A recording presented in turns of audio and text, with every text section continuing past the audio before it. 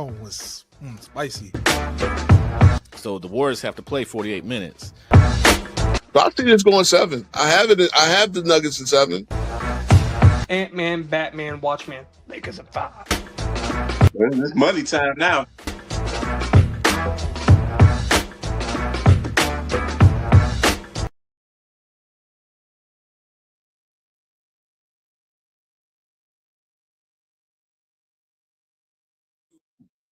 What's going on, man? How you doing, guys? Man, listen, me and CW. Shout out to CW. He just was over there on Lights Out debating Travis. Really, both of us will take responsibility for the stream being a little late. But we here now. Thank you, CW, for always for your participation, man. Like trying to get it together. I want a quick programming note here for the weirdness. So Woodage, man. Shout out to Woodage. What's going on? Shout out to Joe. Shout out to Zay. Shout out to all the guys, man. Just helping this podcast grow. Again, CW, we trying to, we trying to get it out here. So we're gonna do pretty much a redo of we're gonna do a continuation. Because I felt like there was some things left unsaid. I felt like, okay, yeah, still talking about feelings and all this crazy Hollywood. Herm, salute, man. What's going on, Herm? But we still talk about too many. I think it's so crazy, man. Like, and again, I get we in a different generation, man. We in the social media generation. We in a generation where everybody's sharing their feelings, and we got more access to everybody's individual thoughts, right? Back in the day, you would only hear from your favorite player if he got interviewed, right? After the game, rarely you would have a sit-down interview unless, Bob Costas or somebody, or back in the day, Howard Cosell would interview the GOAT, Muhammad Ali, right? You would get a few of those, right? Wrestling, the promos, they were in character, right? So there was a whole thing. You didn't break that, So, at this point now, we got, Cosell and back then, I'm gonna do this old head stuff. Back then, it was, I don't know.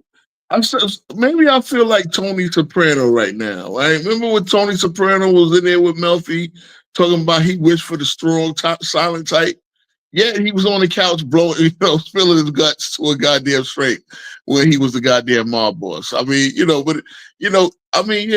maybe we are going back to this, wishing for the strong, silent type. Because again, guys didn't listen. They were performers. They understood this. You either won or you lost. You know what I'm saying? And you had people that loved you. You had people that hate you. I think we need to understand that, right? Everybody's not going to love you. I was saying this about Kevin Durant, because really, Kevin Durant is the guy that deserves the most. I'm not even, listen, LeBron and Mind the Game, he got his podcast out. He's getting his thoughts out. Everything he said over there wasn't garbage. No, he made some really good points, right? As you said, the great ones let their game do the talking. Yep. They just let the game do the talking, because at the end of the day, we're talking about what's on the court. What's on the court is what's important. You know what I'm saying? And I really don't care about people's personal life. That's for the females, man. Loving basketball and gossip. Yeah, all that gossip. Yeah, gossip and basketball wives, they love that. So we were talking about that, man, right? I asked Ma when he pulled up. I said, Ma, you got a shorty, right? What does she watch? Okay, yeah, she watched all that loving hip hop. Loving, I was saying loving basketball. I was combining loving hip hop and basketball wives. Ain't that some shit? Bad Girls Club and all that. And that's for the ladies. Look. Okay, I'll say this. Brothers, we do need to do a better job of sharing our feelings, right? We got emotions too. But we can't afford to be emotional. And again, this is the world of sports. You understand what I'm saying? This is the world of sports. When you took, I had a big conversation with JB after this, right? And again, I said this. We talked about this a lot. Kobe. Again, y'all got to realize what Kobe went through with the Colorado situation. Now, a lot of people still to this day feel he was guilty. You saw what these feminists did the day he died. He wasn't even like him and his daughter. Him and his daughter were in that crash. And some feminists came out on it and then in the news cycle or in the media talking about I can't feel sorry that a rapist, you gotta watch him saying that word on YouTube, died. All his situation was adjudicated. He settled the case, any civil things. The charges were dropped. Kobe didn't spend a day in jail. But I always remember, man, like, again, you talking about media members who didn't vote for him for MVP. Bro, like, it was crazy. As we were pointing out, I heard it somewhere. Yeah, we'll get the link, Mr. Scott, Mr. or is it? I hope I didn't go past your bedtime, Mr. Scott.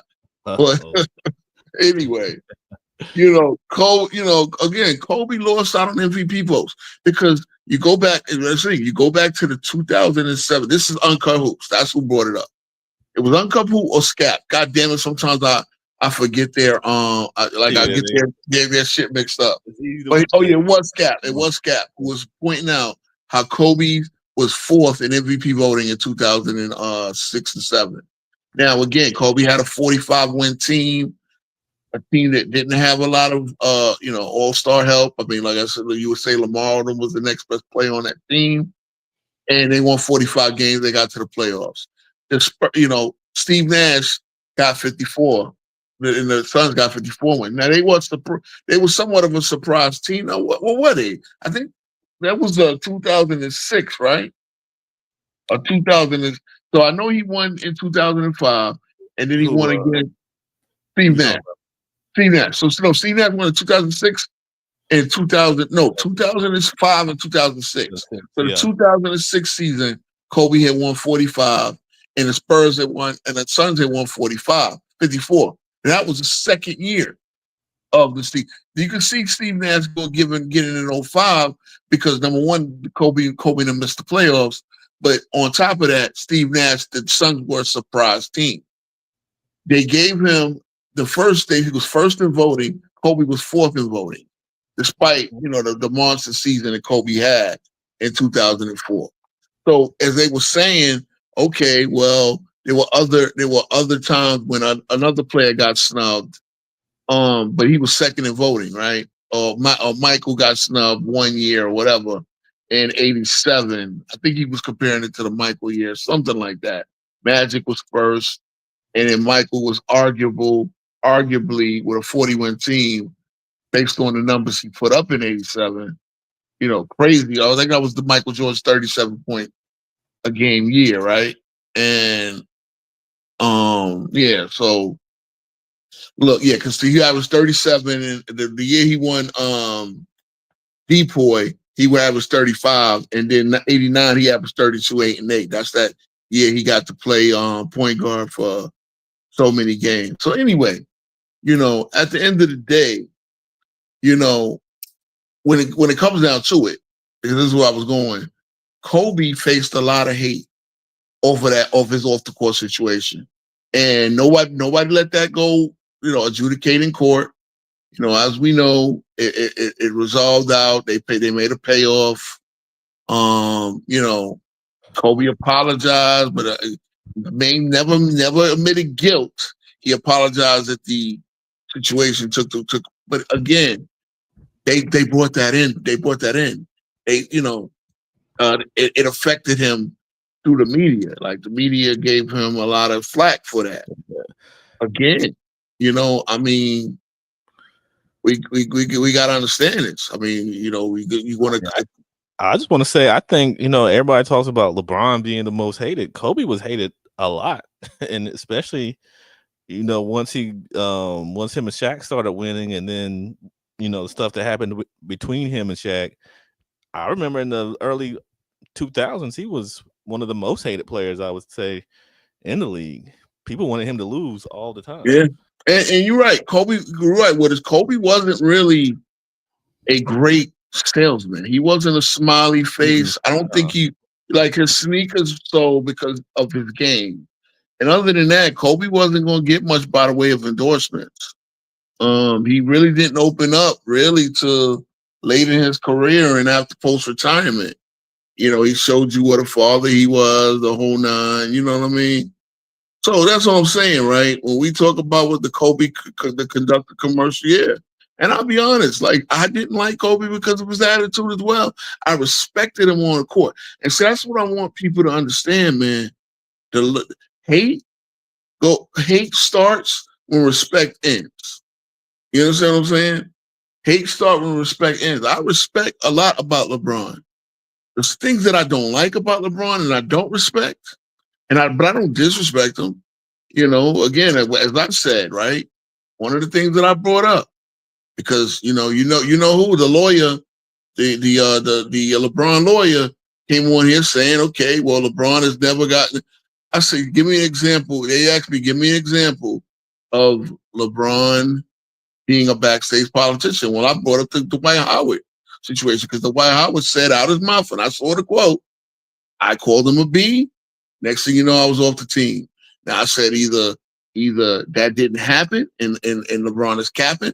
I mean, Dwight Howard's capping, or LeBron had nothing to do with it. The Lakers just decided they didn't need a center in a season where they wound up with Wenyen Gabriel, Stanley Johnson, and LeBron James at the end of the season in the center rotation. This is 21-22, and at the end of that season, because I believe they cut DeAndre Ayton that year. DeAndre Ayton, pretty much up until now, has been with Denver. This is 21-22. DeAndre Ayton wound up winning a ring the next year in 2023. But Dwight Howard did not come back to the Lakers, has not been back with the Lakers ever since, and the Lakers still need a center. So, I mean, look, it's what it is. It's what it is. Again, I don't hate. I put it this way. That's definitely a thing. And I hate that people act like it's not. I hate that people act like LeBron doesn't have power and doesn't wield it. Because it's one of those things, right? So again, when you talk about hate, like I said, I remember I remember sitting there when I heard the Kobe news. I was telling JB this. This is when I used to go play basketball up like 2 blocks from Yankee Stadium. And one day I was just sitting there, and there's a park where the cats play soccer. So there's actually the Yankee Stadium now. Back then, this is the old Yankee Stadium. So the Yankee Stadium now is right across the street from the park I used to hoop in. But then the next block, there's like a soccer field and like shit like that. And I remember, I'm telling you, I was sitting on the bench with my Walkman on. Think about this. There's no iPods and iPads and smartphones back then. That's how long ago this was. But I heard the Kobe news, and it made me. That's when I said, because I bring this story up because at that point I'm 23 years old, 22, 3 years old. Kobe said, I say I hate Kobe. Once I heard that news, I was like, whoa. Kobe's accused of what? You understand, C-Dub? Kobe's accused of what?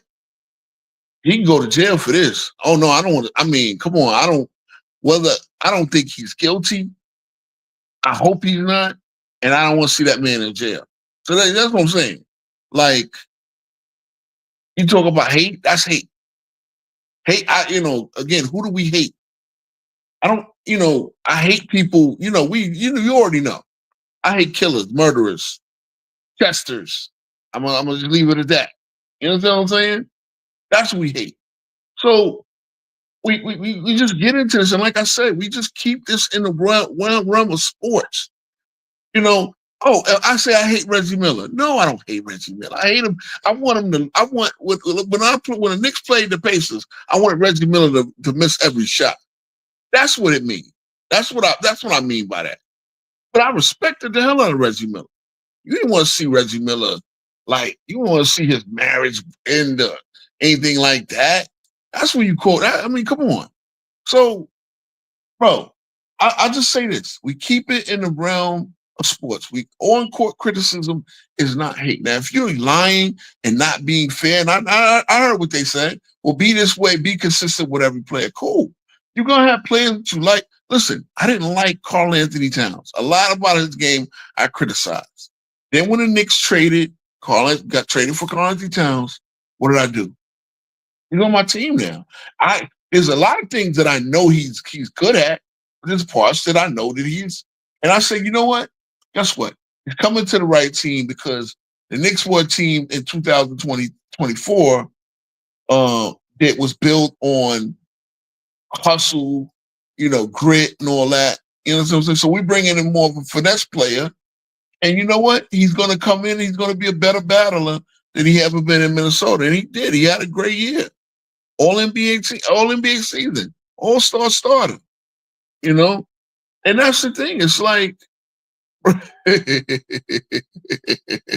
what is you funny? You funny. It's crazy too. And look, the Riot Comedy did a whole thing about the S toys being thrown onto the court. It was pretty funny.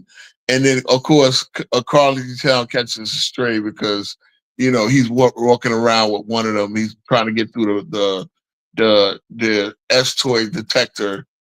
And I just had to laugh, bro. Again, it is what it is, man. I mean, come on, man. See the trolling, the jokes, the parody. We gotta laugh at ourselves, man. We gotta laugh at ourselves. When guys, everybody's had their failures. Everybody's had their successes. I'm gonna sit there. We were talking about LeBron's letter grade, and I got criticized in the comments of the last video by a certain LeBron James fanboy who I know as CW know who I'm talking about. And it's like I gave LeBron a C- grade. Oh yeah. That one got crazy last week. Nah, like I said, I said pull up. Hey, Scott, maybe Scott can pull up where STO again. I dropped the name, whatever. I'll drop the link pretty soon because I ain't got too much to say on this, and we'll definitely get into the my criteria and my GOAT process of how I think about the GOAT. Again, this is just how I think about it, and I try to be as objective as possible. But like I said, it was a C- grade. It was a C- grade. So, because it's like, and I said to CW, I don't know, again, you probably were in and out, but I'm like, bro, I'm the guy that said LeBron should have been the first unanimous MVP that year. Now, if I hate him that much, why would I support him being unanimous MVP? He had an unbelievable season. The Heat won 66 games, and they won 27 games in a row. Come on. Those are things that I respect. Even though that 27-game winning streak, I remember this to the day, 8 of those games were against 500 teams. Yeah, they played against a lot of cupcakes, and they struggled against those cupcakes, but they won 27 in a row. Can't get back. My Knicks were one of them. My Knicks were one of the teams. We beat them the next time after that, but they beat them. That was the one team during the 27-game streak. That was the one time they beat my Knicks because we took 3 games from them that season. I remember when Melo dropped to 50, You know what I'm saying? So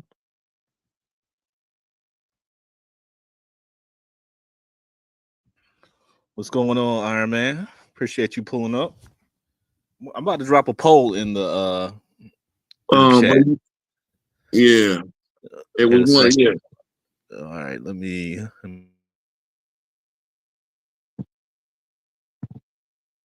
Yeah, I know it's me talking a lot, but I just, again, I appreciate you being here and giving me support. Cause just could be a lot of riffing around. But at the end of the day, like I said, when it comes down to that story, when it comes down to that part, again, LeBron, by his own standards, LeBron shot 57% from that field that year, right? Right, C-Dub?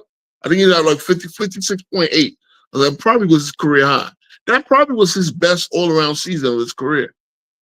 And again, I thought he should have been. I thought he should have been the first unanimous MVP before Steph. That goes to show you, right? You can't call me a hater if I can say that this guy should have had the honor of being, mind you, you know, with Michael Jordan, right? All those great years. No, there was, you know, he played in the league with Magic Johnson and Larry Bird. So if one of those other voters thought that they were the MVP, that's fair. But yeah, I want to ask the chat because we were talking about this backstage. Is criticism hate? That's one thing I want. So whenever anybody comes up here, I want to ask them that is criticism or constructive criticism hate? You know, are we hating if we say, you know, this guy is not a great shooter, or you know, he's, you know, his defense has taken a big hit, he's not playing defense like he could? That's criticism. Is that truly hate? Are we hating on a player or hating on a team or whatever? Yeah. I just want to hear some. I want some feedback like that, because you know, anything you say about a player is not hate, and that's what I don't get, is that how many times people say you're just hating on LeBron, or you're hating on Kobe, you're hating on Jordan, but it's just criticizing. Yeah, and you know, and I'll be honest again. You know, I'm over there playing in the muck in the Go Jays Kingdom Facebook group, and I even got called out by my boy Aziz, who, you know, I don't know if you remember, he pulled up to one of the earliest streams to argue with JB, and it's, you know, it was like I said, hey Jay, I know you're a LeBron fan, but you don't believe he's the GOAT. What are you doing in this group? And he said, "What are you doing in this group?" I said, "Bro, I'm a content creator now. I'm fishing for content." So Scott, what's your name now? It used to be Scott Warrior. Now you're what's if you want to pull up Jeremiah Scott. Okay, so you Scott, Mr. Scott. You used to be Scott Warrior. Now you're, you know. Because I heard you've been wanting to cook me, and you thought you were cooking me on Go Cats podcast, but I mean Go Jays Kingdom, but you know. But yeah, man, that's a valid question. Is on the court criticism hate? You know, again, as I said, my boy D-Lo was pointing out to me, KD is still going at it on Twitter, back and forth. Yeah. And I said, you know, again, like, bro, you are your income level. How do you argue with cats that don't? And he made a fair point. He said KD is just a guy that said, you know what, I'm gonna, yeah, if you're gonna come speak on my name, I don't care how much money I got over you. I'm gonna go back and forth. But then that's fair, right? If you're gonna do it, then do it. You want to put the gloves off, you want to go back and forth with fans on Twitter, good. But then what you can't do is come to the media and whine about you have to do that, because you like to do it. Like, you know what I'm saying? Big bank take little bank, right? Like, these guys don't have to. Everybody, people are gonna hate on KD for his peasy head, his skinny body. You know what I'm saying? What they can't do is say he's not a great basketball player. So at the end of the day, if that's what they're trying to do, they're trying to get under your skin, they're trying to get you to respond. Cool, you respond. You probably like it. You probably go back at them. Like I said, we all grew up with it. And I don't care where we especially especially the African Americans or the Africans sending people in this chat. We all play snaps, and even the white people do it. Even fucking Wilma Valderrama on MTV had the whole "Your Mama" thing, right? He basically stole from us. That whole goddamn NBA. Well, shout out, Cottage. How you doing, What's going brother? on, Autism? What's up going on, Cottage? You know what I'm saying? So we all did that back in the day. Yeah. And that's what I said. As long as it didn't, as long as you know when it got real, when you said something that you did about your friend's mama that was true, that everybody wasn't supposed to know. You know what I'm saying? Like, you were supposed to, if you was gonna snap on a mama, you're supposed to do like, you know, your mom was so fat, something that was like not believable. You know what I mean? Like, That's what you do. That, your mama's so fat, this, that, and third. But when you talking about shit that's real, and no, that's when the fight. Mm-hmm. That's when the fighting starts. I used to love that show, Helly. That show was great. But yeah, that was cultural appropriation. You know what I'm saying? Like, cause whatever country, Venezuela, whatever country Wilma come from, they weren't exactly snapping like that. You know what I'm saying? But but that's what I'm saying, man. But my thing is, like I said, KD, you can't come to oh, look, I have to go back and forth with these fans on Twitter. No, you don't have to. You choose to. You know what I'm saying? Like, you choose to. You know what I'm saying? I see as we bring back all the old celebrity deathmatch. Oh man, and see even the celebrities being made fun of, all laugh.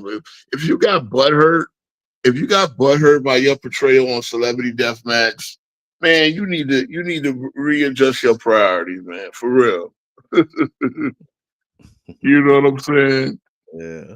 You don't get butthurt by this stuff. You just go roll with the punches. And that's my thing. If you're going to play that game, you're going to, go in the muck and go back and forth with fans on Twitter. But then you can't then say, oh my God, because again, I done showed you real life situations with Jordan and Scotty. I mean, with Jordan, Scotty, and even what's the name? And even Kobe. We go back in the day again, like I was saying, with Bill Russell, bro. Man you don't understand what that man went through in Boston while he was winning that city championships that they didn't even appreciate. Come on, man. That's why I say, man, look. I don't want to get too deep, but y'all gotta realize see, this is when the old heads sit there and laugh at these guys. I get it. You got kids, and I got kids. My son ain't at that point yet. But we will go through it where we got to understand that our children now live in a world where if they got a problem with a kid, based on what the social situation is in social media, they bring it home, and that's cool. And that's something that we got to understand, right? Yeah, we can't just say because at 3 o'clock back in our day, we ain't got to see the people until the next day of school. Exactly. Now, Snapchatting and everything else. Yeah, exactly. All that crazy stuff. And if you got an issue, the issue gonna continue. Now they can keep it in there. Now when they friends, they can keep it going to the point where you at the point where you tired of them and you put the phone down, right? Or just ignore the person. But again, that's kids, right? And we got to be wary of that. But these media, look, the more following you get and the more attention you get, because that's why I say, bro, this is disingenuous. For real. Hey, should I plug this HelloFresh? Yeah, you can go ahead and plug that. Yeah, okay. Guys, subscribe to HelloFresh and use my code POGHF6. You see the code. Yeah, just copy and paste. Yeah, 10 free meals and add-ons for life. And I actually wanted to get into this HelloFresh. I could lose about 20, 30 pounds for sure, and eat healthier. And I said one item per box with active subscription if you're outside of the US. And as we see, HelloFresh that go cast our podcast and put that's hashtag ad. And that's the way to do it. So, guys, like I said, if you want to get the healthy eating, this is one of the ways you can do it. Good way to help the channel, so it'll help us grow a little more. Thank you. I promise if we get some more sponsors, I promise to start reading do it a little bit better. That's all good. It's because it pops up randomly. So yeah, I see that. But yeah, man, you got a segue as well. But yeah, that's what I'm saying, and I get it, man. As I say. Women, they love emotional content. They love stuff like that. Men, we got emotions too. But come on now. We at the point where you got, again, at the end of the day, these athletes now make more money than, and again, I'm not saying money should substitute, like they basically say, well, you can't have any feelings about something. But I mean, come on, man. I don't want to. We don't want to hear how hard it is. That's the thing. The last thing we want to hear is how hard it is to deal with it. Because again, you got ways to get around it. Everybody does have feelings. Katie has feelings. I get it. But you choose. You don't have to. You don't. I mean, you do not have to. Here we go. Yeah, because FY, therapy sessions. Ring culture. I love it. Well, we are. It's funny because yes, we are talking about the ring culture, right? And ring culture is one of the that actually was something that I thought that little thumbnail that I saw. I thought that would actually segue both of the subjects tonight because yes, the ring culture, like right, so. LeBron James made the whole thing about ring culture. And then by the same token, we all know what he famously said on that stage. Not one, not two, not three, not four. Listen, come on, man. Everybody's, you don't play this game to not be champion. If you playing just to get to the league and make your money, well, guess what? I don't care how good you are. A lot of those guys get out the league fast. Everybody's playing to become a champion eventually. But Nick's favorite was ring culture, what is just funny. You know, I see Lamar pulled up. We're gonna let him we're gonna let him up. We're gonna let him up. What's going on, man? What's going on? Man. We over here having a therapy session because again, we really want to talk about what hate is. Since you pulled up, C-Dub asked a really, really good question. Is public criticism about, performance, things like that, is that really hate? Justified criticism. Not talking about outside. Not talking about, somebody's son or what they wore, but anything on court or what they've done, talking numbers and stuff of that nature. Is that hate if we criticize? It's not hate. It's basketball talk. Okay. It's not. But I think just to kind of address what King Rowe was saying, like the ring culture thing. The ring culture is not a player's aspiration to win titles. All players aspire to win titles. That's not ring culture. Ring culture is your judgment of players solely on titles. And especially in a sport where their ability to win titles hinges far more on the responsibility of others than themselves. And what I mean by that is, as we all know and as we all can agree, organizations play a huge role in your ability to win titles. And if organizations make bad moves, that's going to severely hamper your ability to win, irregardless of your own personal aspirations to win. And that doesn't mean you're less than a player because you didn't win. You just play in a sport where other people also play a role in your legacy, unfortunately. Yeah, of course. Now, again, you pulled up, right? And I know you saw the thumbnail. And I'll in full disclosure, bro, I chose the thumbnail 3 minutes before we were scheduled to go live. Okay. No, I don't care about the thumbnail. Okay, but yeah, the show is not necessarily about ring culture, but ring culture is a part of the show because being that you brought it up, I forgot I even put that thumbnail up there. But ring culture being on that little meme that I put in the thumbnail. It's like, yeah, that you're right. A lot of guys, like again, Patrick Ewing. I think Patrick Ewing is unfairly judged. You're one of them guys that did it. Maybe you're trolling me, but I think Patrick Ewing, like a lot of people, when you look at the numbers, his prime numbers are up there with anybody. Again, I debated Patrick Ewing versus Anthony Davis. I lost that debate, but I thought I brought up a lot of valid points about how he had a really pretty good even as he was declining, he still helped the Knicks be a great team. Again, if you look at his prime numbers, they were great. But if you look at him beating but he's one of those guys that if you want to look, and I'll ask this. What are the all-time great guys you could say as a consistent top 50? Never played with another Hall of Famer, not even another top 50 player, but not even a Hall of Famer in his prime.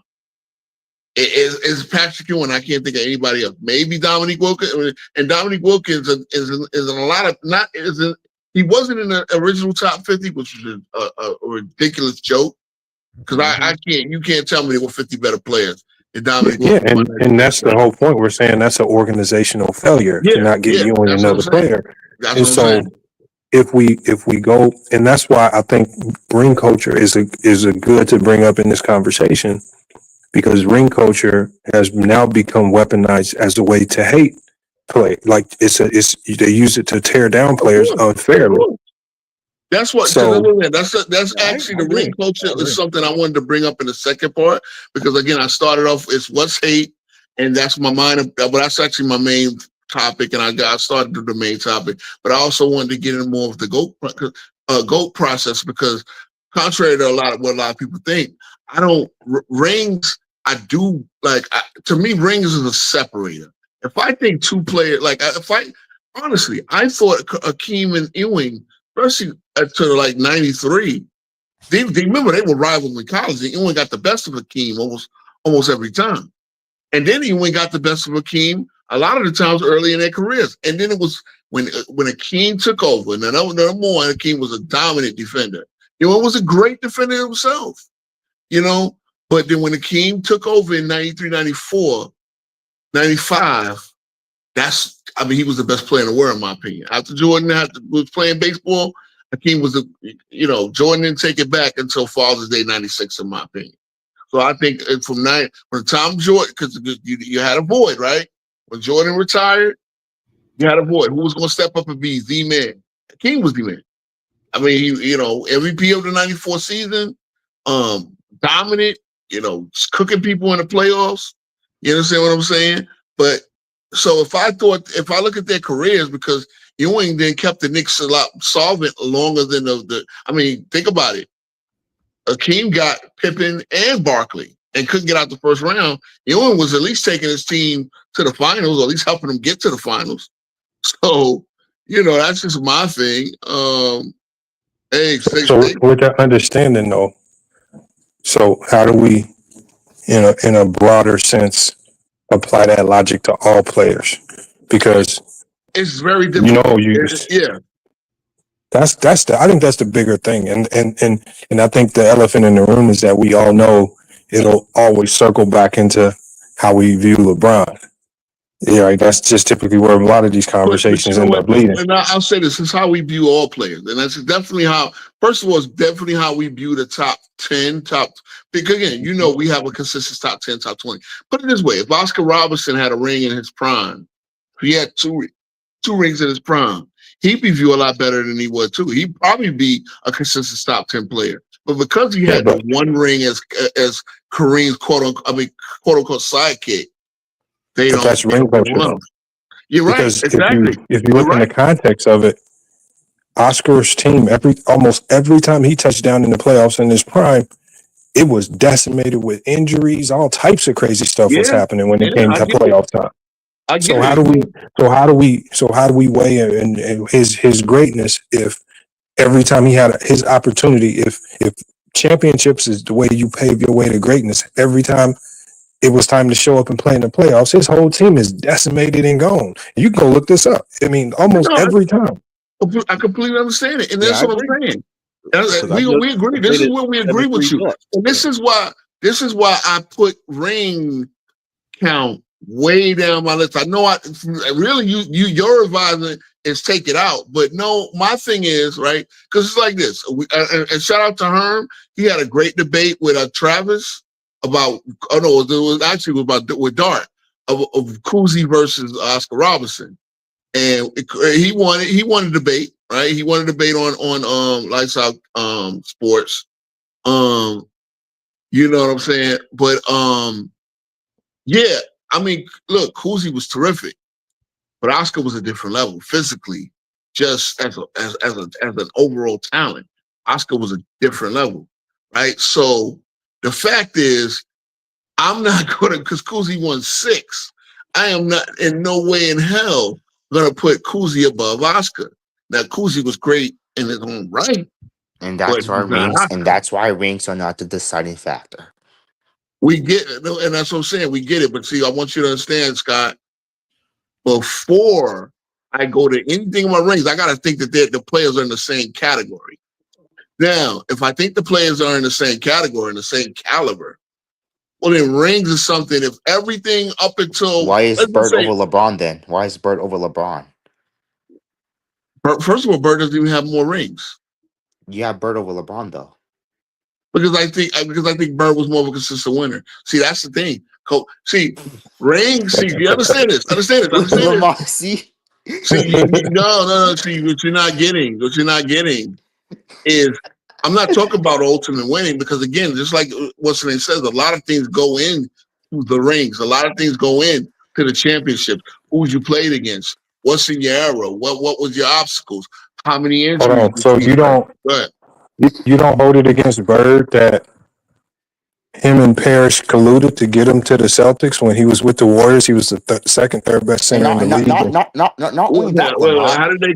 Okay, Not so you're only telling that, me Lamar. Bird? Hold on. He asked me a question. Go ahead. No, I'm saying, like, for example, because, we all talk about how team building and super teams, and Robert Parrish was with the Warriors. He was, he had a case to be the best center in the league at the time. Okay, here's the thing. This is right and off. No, hold on. When I say the collusion, because, Bird, he doing good in the 80s, he got a good team. And so when you collude and you help Robert Parrish force a trade to the Boston Celtics to become even greater, like, do you devalue Larry Bird's chips because they formed a super team there? Question. Where's your source of the collusion? Because I heard. No, well, look it up. That's facts. Just go look it up. No, I'm not. No, the story that I read, and I just watched the Celtics. Robert Parrish came out publicly because Larry Bird told him. He said, if you want to get traded, you have to say it publicly to the newspapers. Robert Parrish came out and said. Robert Parrish actually messed up because he didn't come out and say, I want to get traded. He actually came out and told the media, I want to go play with Larry Bird in the Boston Celtics. That's what I want to do. I'm going to tell you this. I'm not buying that story because, again, this is the great Red Auerbach. It already happened, man. Hold on. Come on now. Red Auerbach outsmarted the league so many years. I mean, you're talking about the same Red Auerbach who traded Bill Russell for the circus. Now, that goes to show you how crazy the league was back then, where the circus was more valuable than an NBA future Hall of Famer. Because all the teams was drafting crazy. The Lakers drafted Caitlyn Jenner. I also got another thing, Lamont. No, it wasn't the Lakers, Lamont. It was actually Kansas City. Some team drafted a chair.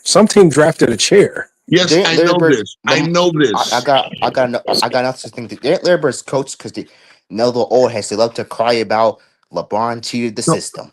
Didn't Larry Bird's coach see, go ahead. cheated the system to get Larry Bird?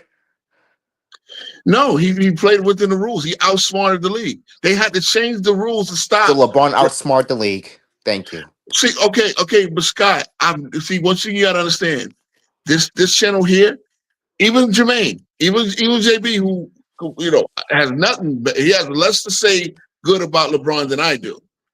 He's never criticized LeBron for actually using his right to free agency to do what he wants. I will say this consistently: free agency is a fought for an important right. It's an important right in sports. Curt Flood is the guy who brought free agency to all sports. He said, "Okay, we are not indentured servants. If our team does not want to pay us, we deserve the right to go to a team that pays us what we're worth." Okay. Now, I don't criticize LeBron for going to Miami or going to Cleveland and then going to the LA. What I criticize LeBron for doing is going to these teams and then not living up to what he's supposed to do, or not. But he still has more rings than Bird and has more finals. More finals appearances. But you've already made a false equivalency. It's not a false equivalency. No. Come on, let's Let's not And he interrupt. wasn't a finals flopper. He didn't fold in the finals as much as Bird. Bird did not And Bird, fold and in the don't tell him about the help finals. because Bird had Mikel and Wait a Parrish minute. and Dennis Okay, Johnson. let's do this. Let's do this because we were talking about y'all. So point of contention is that I gave LeBron a C- grade, right? And we went down game by game, and I could say that LeBron really only had 2 good games. 2 games to his own standard. As I was saying earlier before you pulled up FYF, LeBron that season, right? That was actually one of his finest all-around seasons of his career. Would you agree? What? 2013 was one of LeBron's finest all-around seasons. Would you agree? So what? Bird was trash in 81. Okay, no. So don't give me a what aboutism because what I'm trying to stick to the point that I gave LeBron a C- grade for the 13 finals. And Bird has a D+ in 81. Okay, you're doing a word about Bird. Okay, so you tell me the Bird was a D+ in 81, right? Number one, they won that series and they won it pretty handily. Bird had elite rebounding and elite assist numbers. Yeah, he shot poorly, but guess what? He was not a hindrance to his team despite shooting poorly. Now, Well, I want you to understand. I want you to understand something. And Melo was the guy that got the one other first place vote. I thought that LeBron should have been the unanimous MVP, despite my own guy Melo getting the one vote. Now I understood the guy that voted for Melo, but LeBron was that good in that season, right? Okay. Yes. Go to the finals. What was he? Was he great? I see. Here's the thing. Unlike you guys, I'm not biased. LeBron was average and sometimes above average, but I'm not gonna let you guys tear down guys like LeBron, Steph, CP3, James Harden, Dame. Who else? Rudy Gobert. When your legends back in the day were choking too. Wait a David minute. Why are you Robinson, bringing up he was a choker. Rudy Gobert? Hold on. What you No, you bringing guys- up Rudy Gobert? We're talking about Bird. because you guys tear down. No, you guys tear down these great players for no reason, and you guys glorify. I just have one. See. Okay, sir. So, I mean, Mr. Scott, you were born in 2007, right? 2008. I was born in 2009, and also one more thing. Don't 2009. tell. Okay, so you were like, I remember the day Obama got elected. I cried. I'm at the point 29 years of my life. I never thought I'd see a black man. And I'm just all due respect. You weren't alive then. And I get it, bro. I get it. You're going back and you're looking at these numbers and you're saying, I'm watching the games too. I'm watching the games. Okay, you too. watch the games. Did you watch documentaries? Did you I don't usually see watch. anything I about? watch a little bit of documentaries, but not No, that much. again, Bird struggled. See, one thing I can say about when a guy struggles in a certain area of his strength, well, does the rest of his game suffer? Bird was killing on the rebounds. Bird was killing with the pass. Again, I'm 2. So when that happened, I'm 2. You weren't alive for the Obama election. I was 2 when Bird was in that finals. Okay, cool. It is what it is. I can go back, look at the numbers, look at the That context. just means you didn't watch either. You're right, but I can look at the numbers, context, and what was said. Lamont, At least I'm doing that. The Celtics won a game by, let me get this, 90 by 19 points when Larry Bird had 12 points on 31% from the field. What was his? So, but Scott, what is that telling you? That's telling me if that was LeBron, Steph, Kawhi, or Harden in today's game, they're getting killed. They're getting. But you know what? The true sign of a great player is I can struggle and help my team in other ways. See, that was Larry Bird. But y'all didn't say that for LeBron in 2011 when he had a triple double, even though his shots weren't going down. Okay, 2011. Which game was that? I believe it was game 5. I can't remember which one it was. LeBron had his shots wasn't falling, but he had a triple double. But nobody said good job on the rebounds and passing. Cool. All right. So great. But it was late in the series. They lost the game now, right? Scott is telling me about a game they won. That's the point. That is the point. So see, what you want to do is then tell me, oh, okay, the Celtics were. I think this right again. One of those numbers. That's fun. Family brought. I think when I was debating Travis, the closeout game, the Magic in San Antonio, he had 2 points on 1 of 6 shooting. He had 15. He had 15 rebounds and 16 assists. They literally won a game by 23 And points when Bird got 8 points. Let's be for real. Let's be for real. Come on. See, without knowing anything, that tells me that Bird, despite not being the great scorer, did other things to help the team win. See, again, I think a guy's true greatness is he can have an off night and still do other things. I think without even looking at if I look back, I bet you if I look back at the film, I would see Bird doing those things. Now, again, you're telling me what about LeBron when he had a triple-double and they lost? Well, he had a triple-double, the 8 points or whatever, or the 8-point game was just, he was, again, people who, and I'm allowed to see that. He was bad.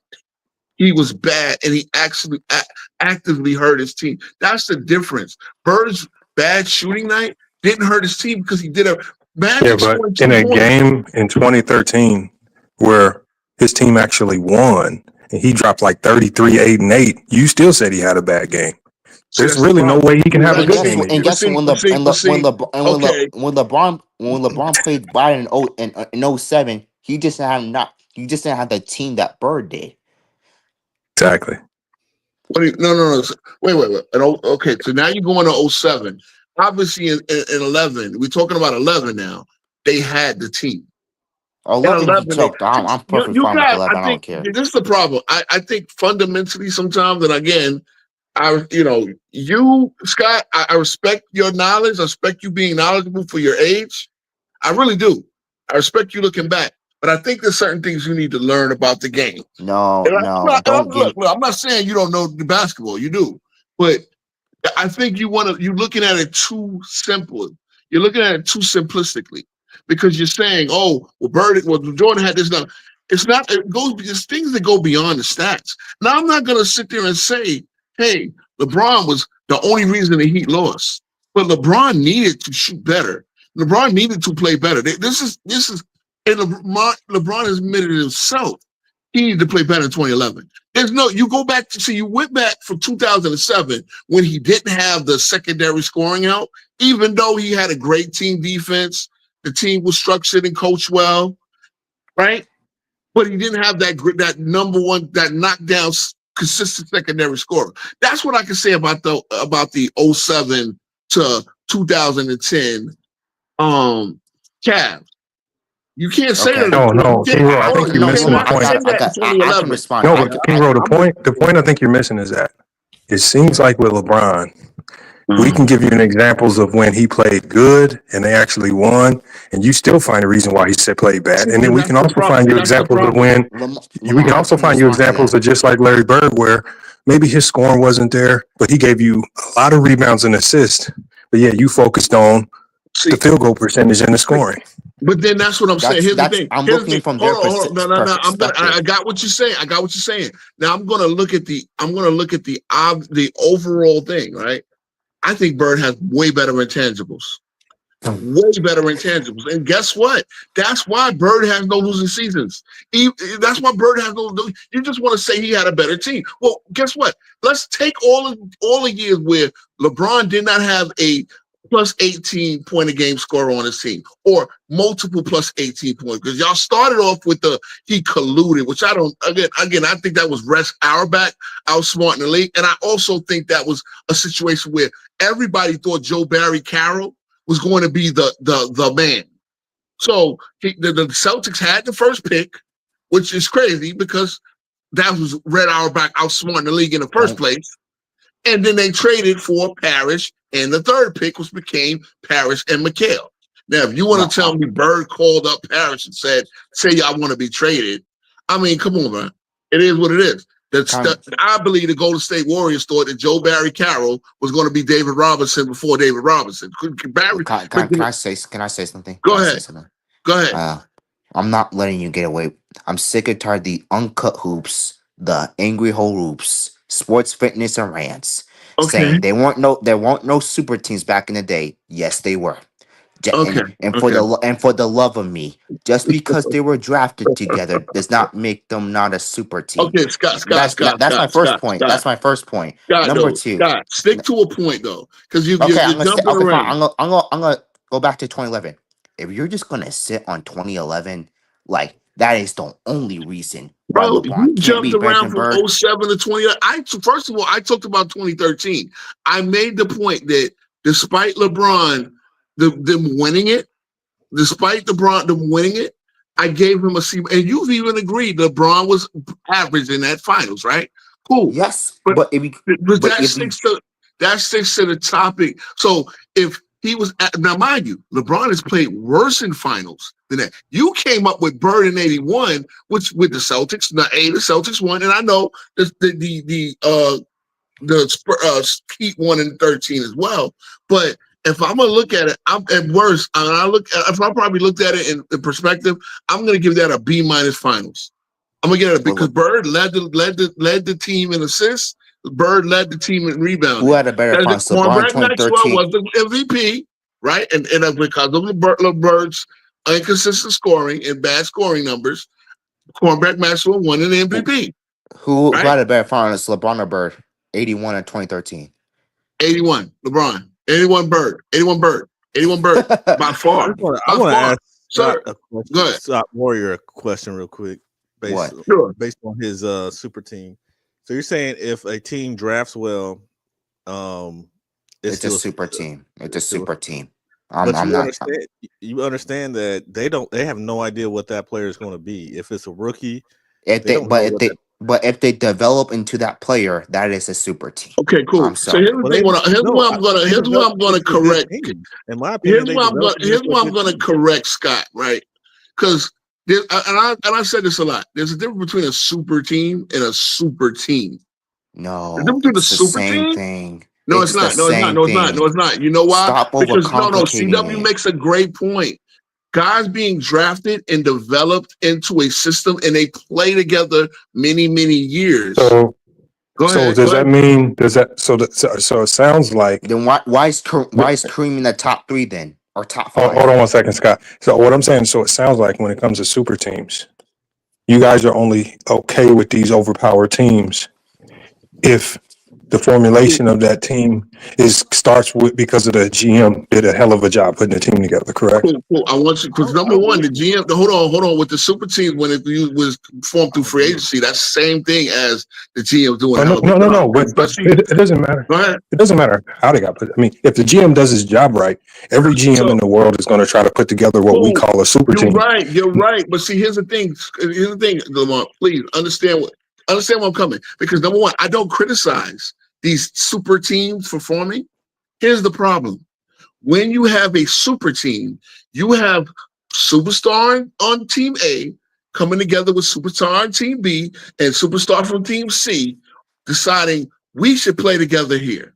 Now, they have every right. Here's the thing, 10 toes down. I don't criticize people for doing what they want in free agency. Here's the problem. A lot of these super teams, like the Nets, let's look at the recent ones. The Nets, the Phoenix Suns, even the Clippers to a point. Super team. They are not. Bro, they had. You're not gonna sit here and tell me that the '80s Celtics were not a super team, but the Suns were. Ask a question real quick. Go ahead. Let's be for real, guys. Come on, Scott, FYF, whoever. What's your definition of a super team? A super team. I don't believe in them. Neither do I. I think it's fake. See, and that's the thing. That's the thing too. I mean, look. Again, hold on, CW. What's your definition of a super team? I don't think they exist. Thank you. I think because the thing is, like, when I think back into the 90s, when Barkley, Pippen, and Olajuwon got together, the first thing that popped in my head then wasn't super team. I thought it was like, okay, a couple guys towards the back end of their career, they still got some left in the tank. Maybe they can make one last hurrah. But I didn't think anything negative when they won or lost. I'm just thinking, okay, let's see if this works. And we can go all throughout NBA history because what I've always said is that what these things that we define as super teams, they most times fail. Most of the times they don't win. The Thank Chicago Bulls And this had is, yeah, had go ahead. Vucevic, Zach LaVine, and DeMar DeRozan. That's 3 All-Stars. Didn't work. Is that a super team? Do we criticize them? You know, there's plenty of teams that have put together this plethora of All-Stars, and it just seems like y'all pick and choose which super Okay, teams to so really please, jump on and which ones I'm not. look, we're gonna If go you- around the and panel. I Hold have on, no hold on. problem. Scott, It's I have another no. reason Like for I them say to something. All right, all I right. got One mic, no. guys. One mic. I want to address it because I agree with CW, and I agree with see the 3 up top. We agree. We just like see it a little differently, but we definitely agree. Here's the thing, right? What is been dubbed super teams are these situations where you got star on team A come together with star on team B coming. But see, here's what happens. I didn't Right? start hearing super team to LeBron. Okay, cool. You're right. There's a reason. There's a reason, to be honest. What happens is, hold on. What happens is these teams wind up getting together with no real thought towards chemistry, or the chemistry might not work or whatever. And that like number one, And you then need a another- strong coach for it to work, right? You definitely need a strong coach for it to work. But you also need continuity. You also need a system, a team around them that makes sense. And so a lot of like, let's go with the Phoenix Suns, right? They were destined to fail because they did not have a point. And I saw this early in the season. They didn't have a point guard. They would play great. But we know why they failed. But Phoenix I Suns were see not so a many super team. issues. Instances where they played great for 3.5 quarters and just blew the lead down the stretch because they didn't have a point guard really to set the offense up. And then on top of that, yeah, they were suspect defensively. They didn't have a center.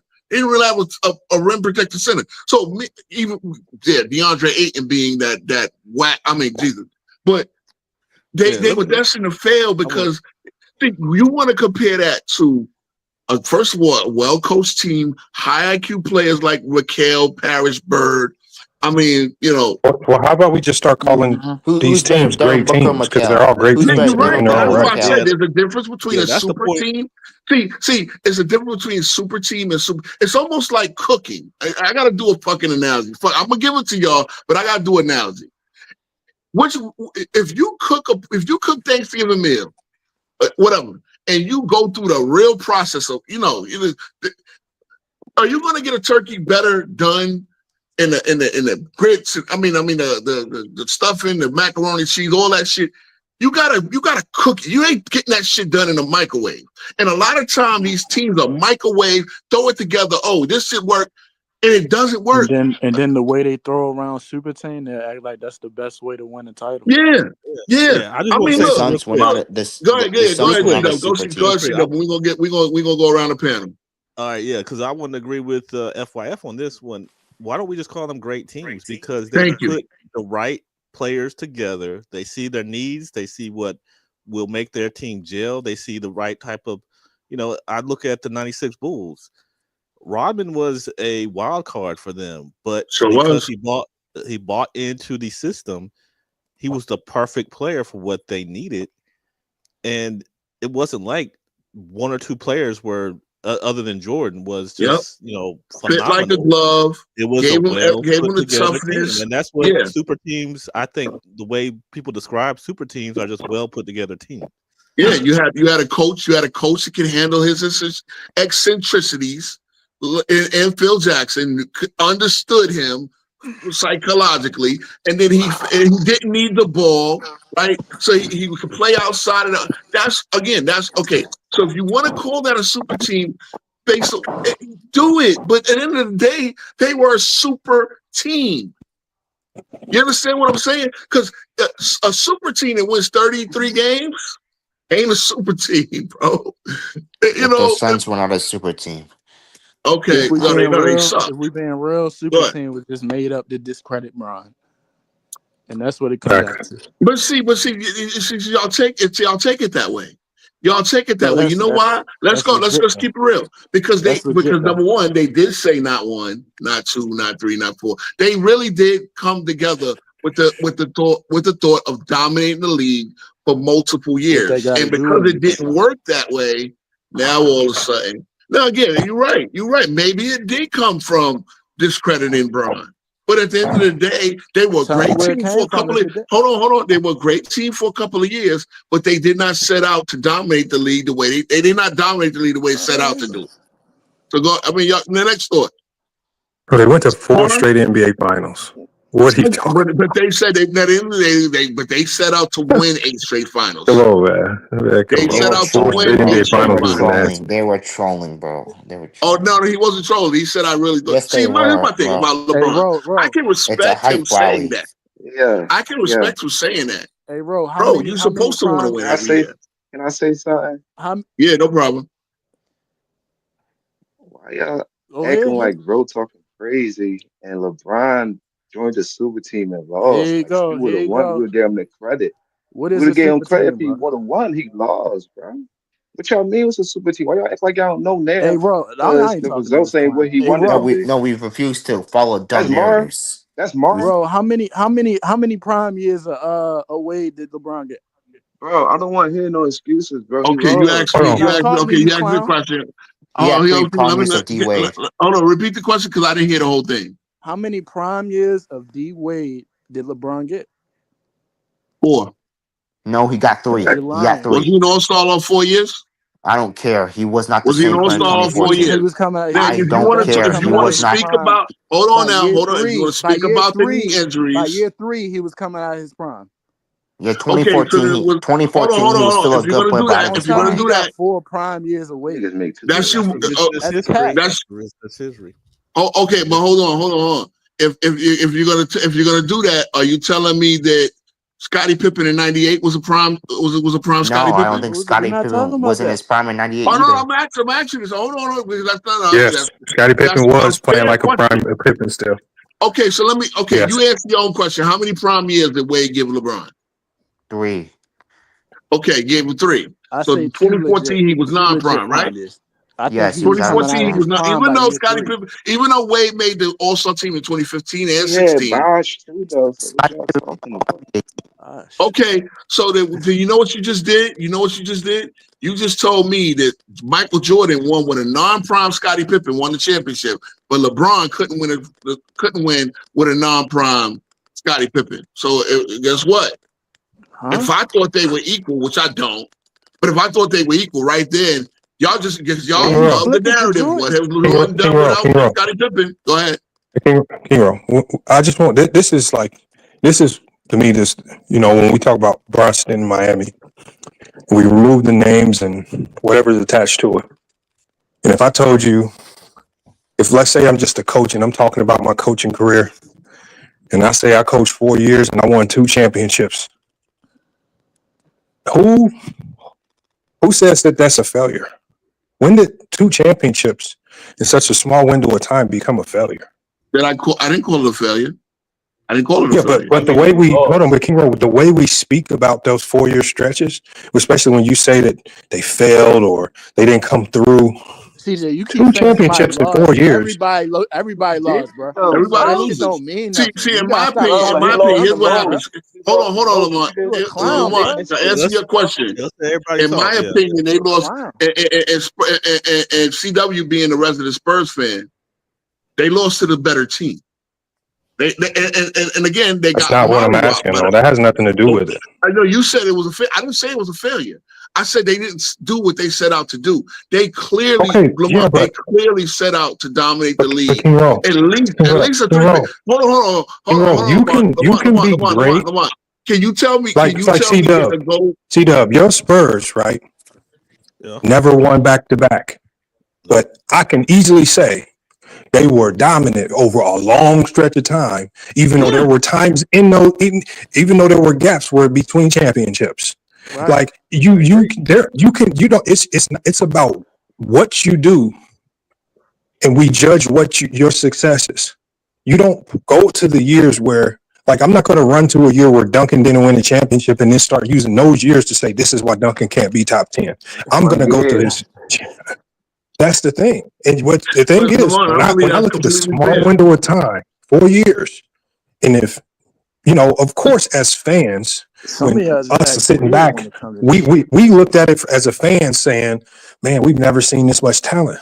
But what you also have to realize is when that much talent gets put together, it also has an impact on the people that you play. So now everybody that you play, they have 10 times more motivation to beat you, 10 times more Wow. motivation to get better. So how And can that's you say that? ultimately, that's why I said these teams, it makes everybody better because everybody now has to step up their game to compete with you. And we saw Dallas and what they were able to do. We saw the Spurs and what they were able to do.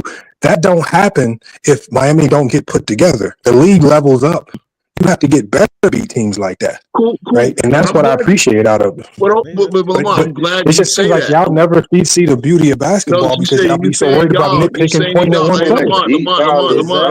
Lamont, that's a really great point you make. Lamont, that's a great point you make. But you're right. Here's the thing. It's like it was like an arms race. And it's almost like the Cold War. Like who could build up a stockpile of superstars. And see, what happens is then you say, well, these other teams, they build up. Not everybody builds their greatness that way. If the Heat were going to be the standard, and hold on. The pinnacle of the Heat greatness was 2013. That's something I say. Hold on now. The pinnacle of Heat greatness was 2013. They blapped the league, right? 66 wins, 27 straight wins. Okay, cool. But you made a great 2 championships in 4 years is elite. See, you're trying to not see what's the problem is. You're trying now to say, here's the problem: the team that beat the brakes off him in 2014 were not a team. Hold on. If he wins 4 championships in 4 years, would you be willing to call him the GOAT? See, you're trying to get back to a point that I'm not making. You're trying to say that the Spurs, the team that beat them was the Spurs.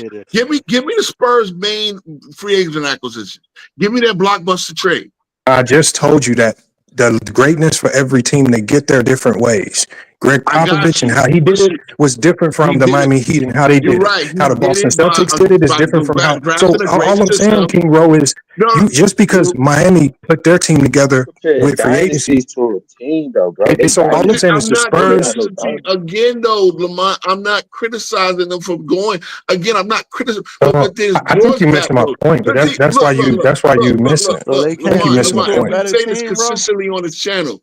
Hold on, Lamont. We say this consistently on this channel. That's why the era of the quote-unquote super team is over. Because now, if you understand the business of basketball, I said that 3 years ago on a video. That's not a very shocking statement.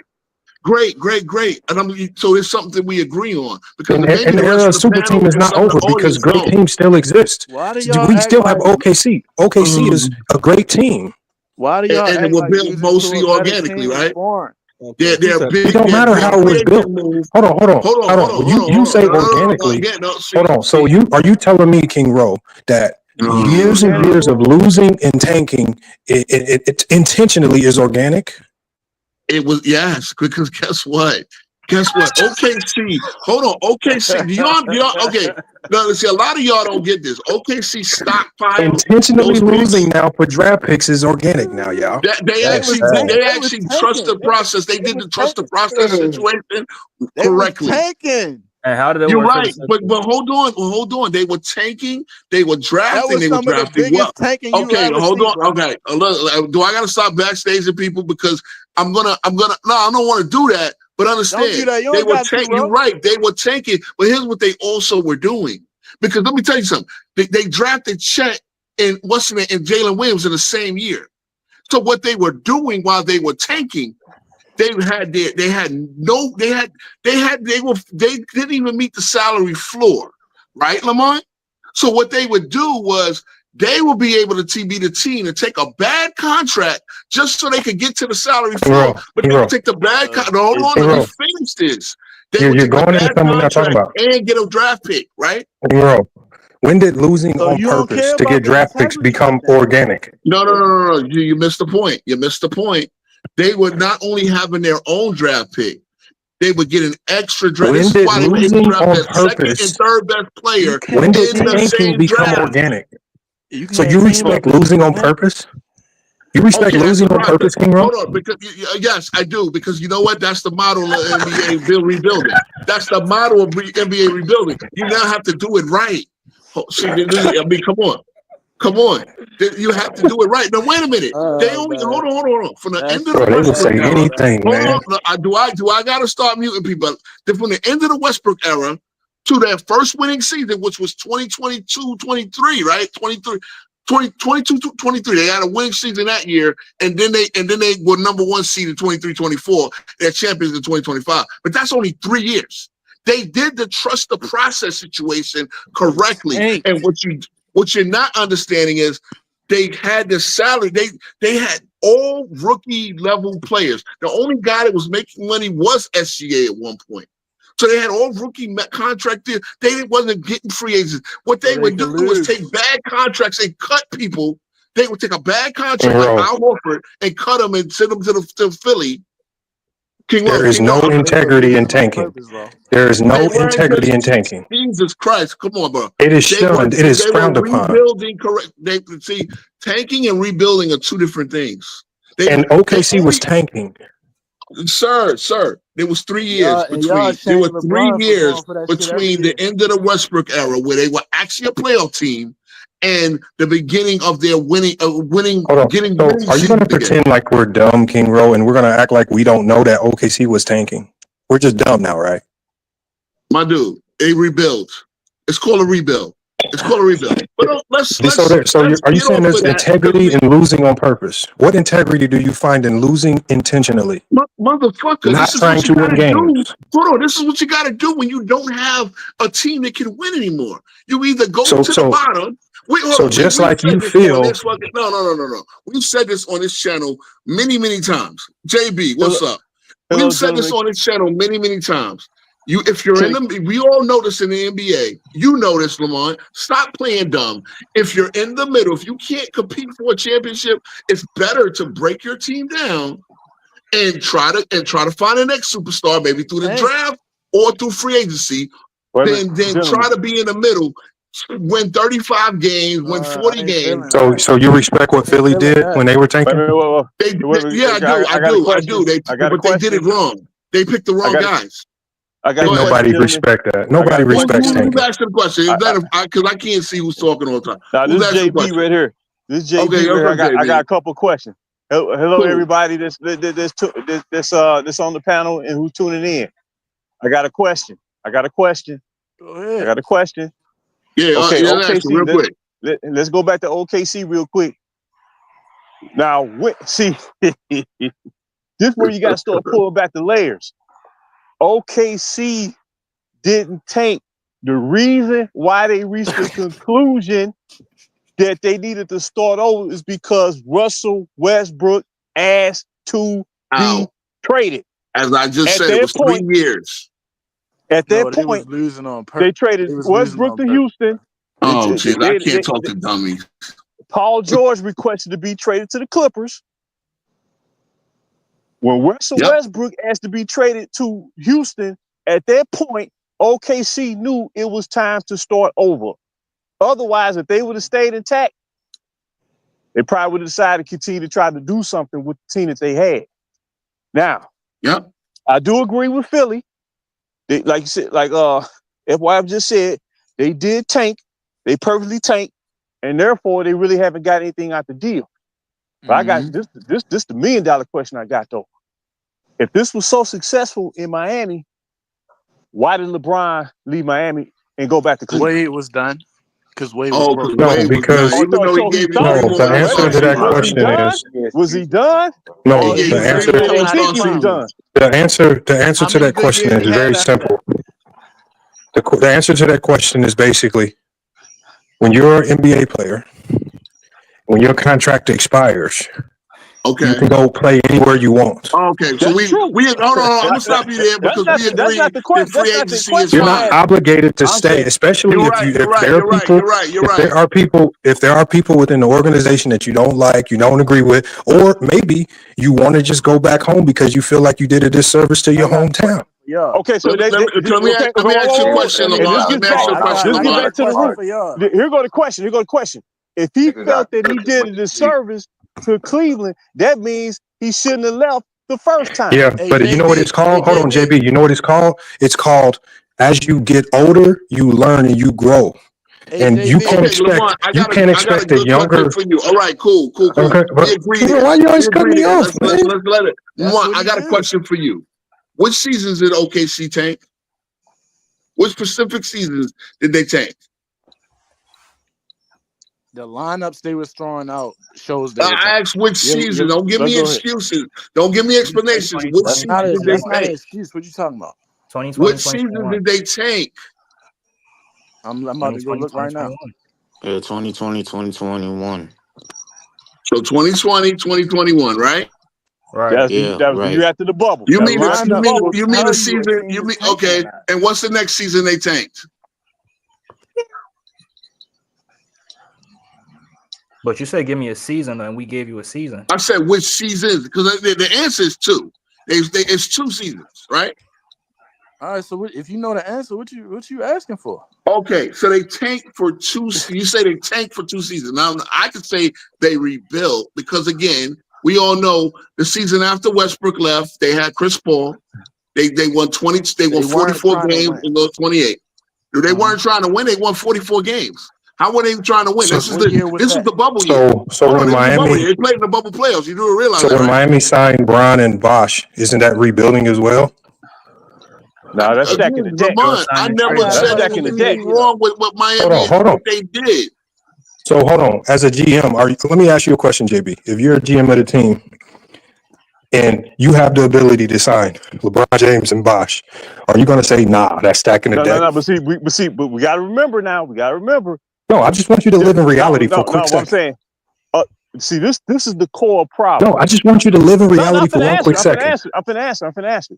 The core problem is, it's not a natural occurrence for 3 franchise players to join forces anyway. I didn't ask you about what's natural or what's not. I said if you are a GM, if you are a GM, would you have signed Bosh and Wade? Bron?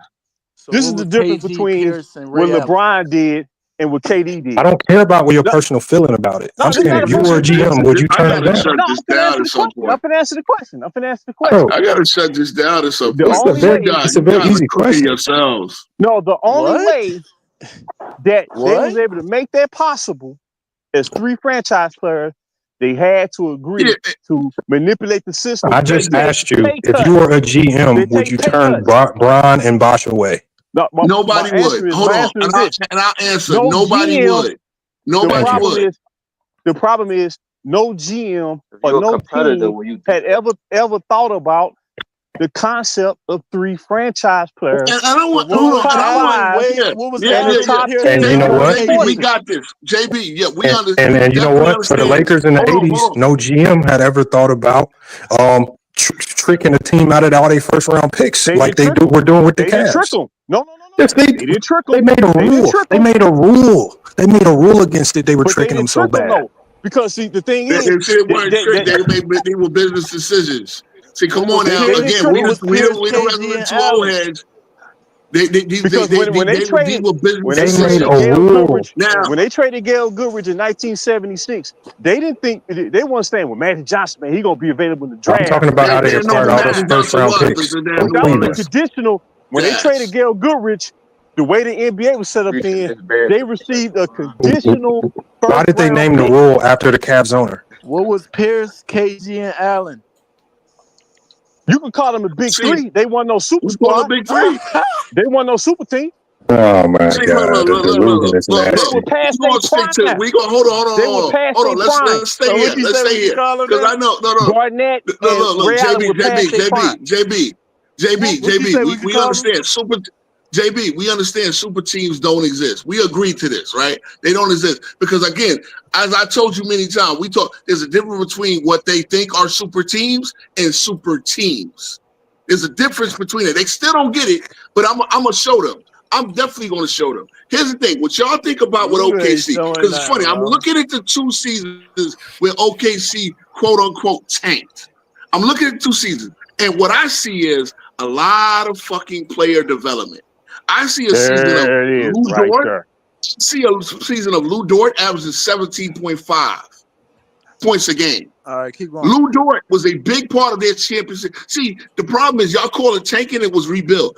Obviously, when Chris Paul was traded, they traded Chris Paul away as he got diminishing value. They got value for him, and then they were able to spend the debt and get a lot of good talent to surround the jewel they got out of the out of the Paul George trade, which was SGA, the current MVP. So what I see is a lot of player development, and that's the thing y'all don't get. Y'all don't understand that the Boston Celtics of the 80s was player development. Now, Bird, talking about a championship team is year 2, but Bird was a second-year player, and McHale was a rookie. McHale was a rookie coming off the bench. Robert Parrish was a vet. Cornbread Maxwell was a vet. Obviously, Tiny Archibald, these guys were vets, but they were acquired through the means that they were acquired. But you're talking about the 3 guys that y'all think was super team? Well, 2 of them were rookies. One of them, Parrish, had been in the league since 75. Okay? So it wasn't like, all of a sudden we just threw these franchise players. And Parrish had a bad reputation of being lazy. And unfortunately, the crazy part is that Joe Barry Carroll, if you look on his sports reference page, basketball reference page, one of his nickname is Joe Barely Cares.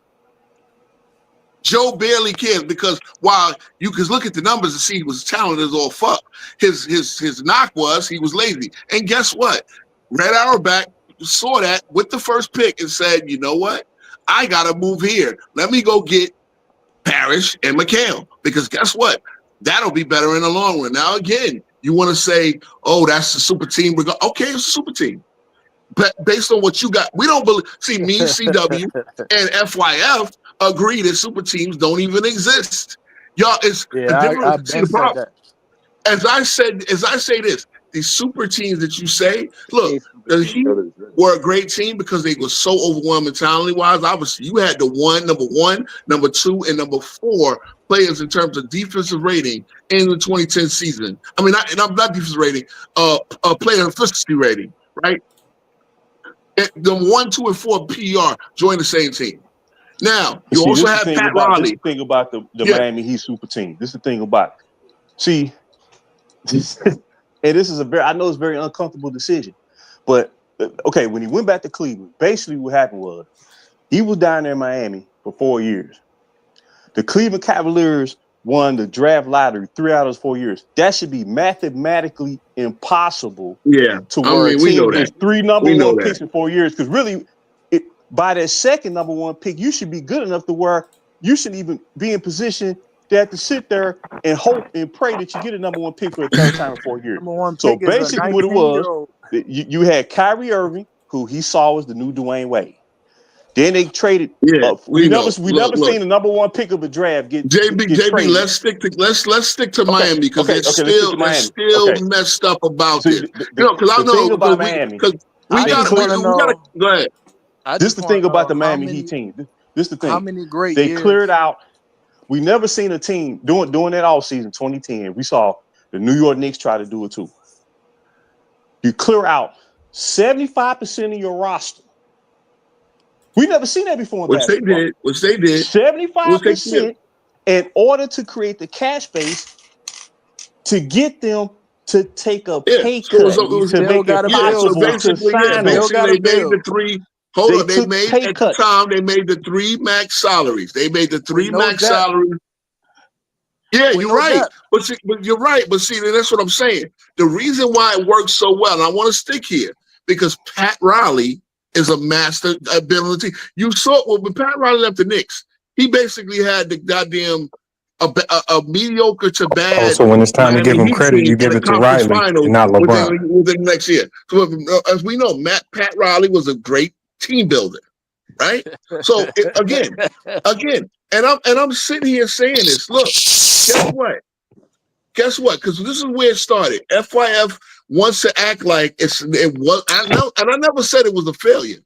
What I did say is They set out to dominate the league. They set out to at least get a three-peat. Can you tell me? Can you tell me that the goal wasn't at least a three-peat? And fine, I'm asking you this question directly. Hold on. Let's do this. I'll ask the question. We'll go around the panel. Can I just ask one question? Hold on, I'm gonna ask one question. Did the Heat not set out to at least get a three-peat? They set out to win championships. That's what they did. Yeah, they set out to win 5. But let's 5 at minimum. Championship is more than most teams. Wait a minute. Hold on. But did they at least try to get a three-peat? Yes or no? Let's go around. CJ. Were they trying to? Were they trying to get a three-peat? Of course they was. Like everybody. Okay, hold on. Nick Apocalypse. Were the Heat trying to get a three-peat? To answer your question, King Rowe, yeah, it was. Okay. DFJ Hoops, were the Heat trying to get a three-peat? I would say they were trying to win multiple championships. But a three-peat, at least a three-peat. I thought they were trying to get an 8-peat. Oh, yeah, I think so too. I thought so too. Okay, yeah. Because I'm glad you admitted that, because I'm sure Mark will say the same thing. Yes, you're trying to dictate the conversation by because you said I said it was a failure. I said they did not do what they set out to do. Hold on now. But hold on. This is words matter. Lamar, words matter. As you know, the late great Kevin Samuels said words matter. So you mad because he has the balls to say it? That's the difference. So you mad because he has the balls to say it? Do it. And if you don't do it, you're gonna get criticized. He won 2 championships. That's more than your favorite player. This is a very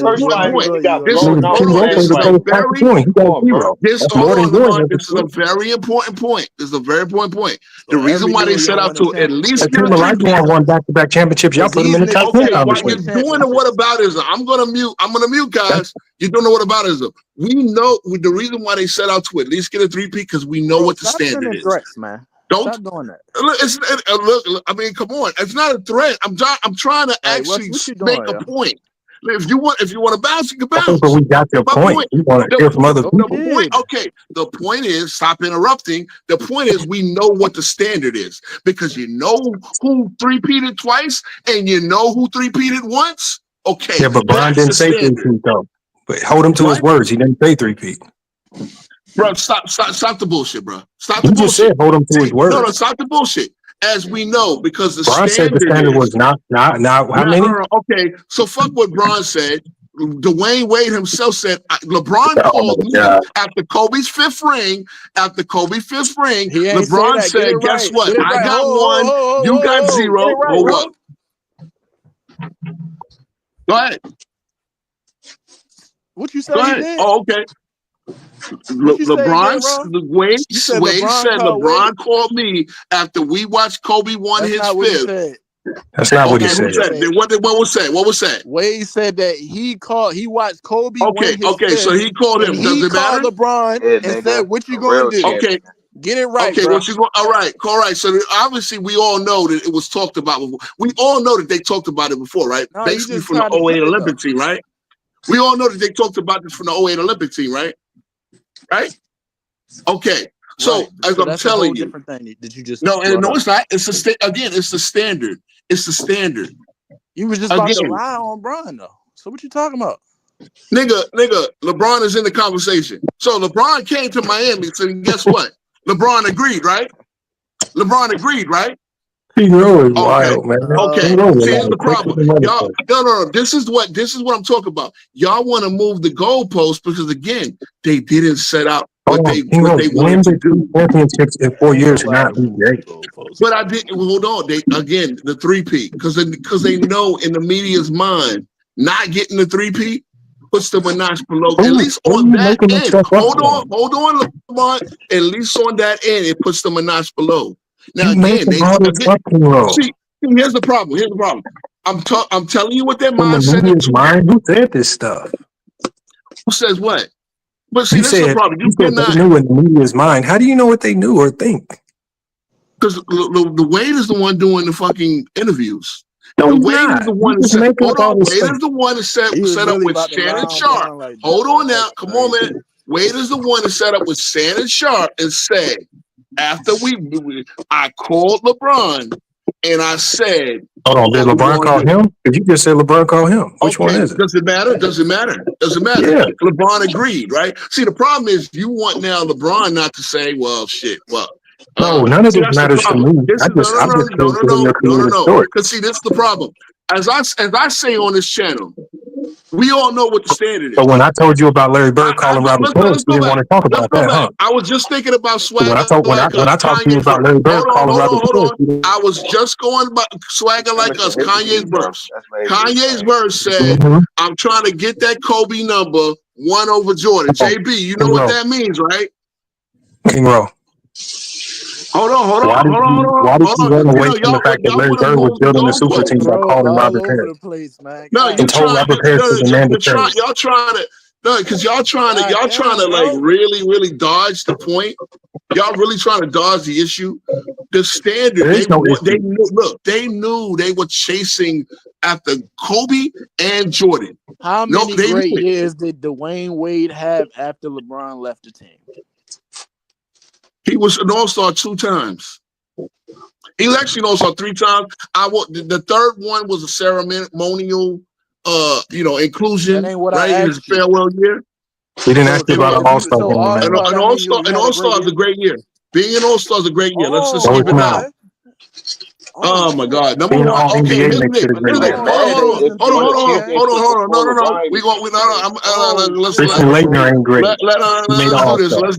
Let's do this. And also, it's so funny how you guys glaze Scottie Pippen for taking the Bulls to the 7th game of the second round in 1994. Guess what Dwayne Wade did without Chris Bosh? Because Chris Bosh was pretty much retired now. Guess what Wade did in 2016 after LeBron? Oh, he took him to the 7th game. He didn't have the reps going up against him. Hold on, he won 52 games and took him to the second round, game 7. So you're gonna tell me Wade wasn't great? Y'all think Scottie was great with the same parameter, right? Oh, no, I know. Now they're running away from it. I never made that argument, King. This is the problem. How can I make that argument? Because y'all make the argument. No, I'm saying I never made that argument. I don't know what you're talking about. But here's the thing, Lamont. What we're not going to do here is like you don't know there's a lot of guys that subscribe to your channel that make that argument. You're gonna act like there's a lot of guys that come on your channel. Okay, it's not you. So a lot of guys do. But at the end of the day, if Scottie was great for doing that, and that was really, Scottie could be a number 1, right? Scottie was in his prime still. D-Wade was no longer in his prime. Okay. There was no expectation of him to do that. Because I could have shut it just down back then. Obviously, D-Wade was not Jesus Christ. Not all NBA first team level, but D-Wade was still a great player. Still good enough to compete with. Now again, all you're doing here is justify him leaving the Cleveland, and that's fine. I don't justify anything. He's a free agent. He can do whatever he wants. Exactly. So we agree there. There's no justifying nothing. Leave. I mean, he could have went to China for all I care. Exactly. Then we fundamentally agree there. At the end of the day, why do you guys act like he's tied by a chain to these teams, even though his contract is expired? You keep doing it. I just said we agree that he can go wherever the hell he wants. Okay, so why all the questions about why he go to Cleveland? We don't know why that man left. Just like you don't know. Lamont, what you just did, you never asked. First of all, I knew why he went to Cleveland. Obviously, that was the best. They ain't won no 52 games, bro. For him to leave Miami. After he fell, because we're gonna stay here. We're gonna stick here. He fell short of the goal in Miami. They wanted at least a 3-peat. LeBron's legacy is a lot different, and I don't give a fuck what they say about Miami and how they did it. If they would have beat the Spurs in 2014, they would have. He went to Cleveland and did the impossible. It enhanced his legacy. Are you slow? LeBron, I get it, but again, after LeBron fell short of his goal, which was at least 4 years. You said after LeBron fell short of his goal. We're gonna see, Lamont. This is the problem you can't get. You say I said it's a failure. How do you know his goal wasn't like to keep the lights on and went back to back? Why are you talking about Hakeem Olajuwon? No, I'm saying because LeBron went to go train with Hakeem. How you know he wasn't trying to be like Hakeem and go back to back, and that wasn't his goal? Bro, nigga, please stop. Nigga, please. Because nobody calls Hakeem to go. I don't know. Nobody I'm calls making Hakeem to up go. stuff. Hold on. If he was trying to be like Hakeem Olajuwon, hold on. If he was trying to get a bit like Hakeem Olajuwon, he would try to lead become the all-time NBA leader in shot blocks. No, he went back to back. He would have upped his block game. No, he went back to back. Brian said he wanted to go back to back. Come on, bro. No, Brian, I saw on the website. Brian said he wanted to go back to back. Nigga, please. He was not trying to chase Hakeem. Look, I got LeBron. I got LeBron ahead of Hakeem. And I saw him. He wasn't training with Jordan. He was training with Hakeem. Of course, because he needed a post game. Yeah, because he's trying to go back to back. He needed a big man post game. He didn't need a perimeter post game. No. He was trying to be like Hakeem. He was trying to go back to back, King Ro. Hakeem was Hakeem was a better post-up player than he lived up to his expectation. He went back to back. No, stop it, LeBron. You're full of shit. You're full of shit. We all know.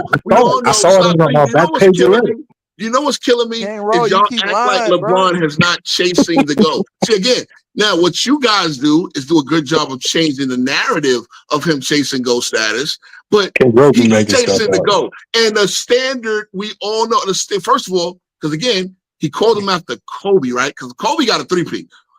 Say what you want about him being the Pippen of that 3-peat. He still got a 3-peat. Oh, Shaq has a 3-peat. Okay, so Shaq got a 3-peat. So guess what? He's at least trying to chase that. Because he knows to get to that. See my point. You ain't past this boss. How you gonna get to the final boss? When did Brian say that? We all play like double draft. You shit with that goddamn. I'm dating myself, but we all play. You can't beat.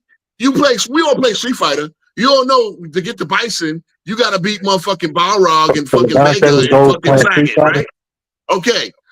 You ain't play Street Fighter? Nobody plays Street Fighter here? LeBron James said his basketball goes playing Street Fighter and Mortal Kombat. Nigga, you know what I'm talking about. I'm making an analogy. You don't get to the final boss without beating the underbosses.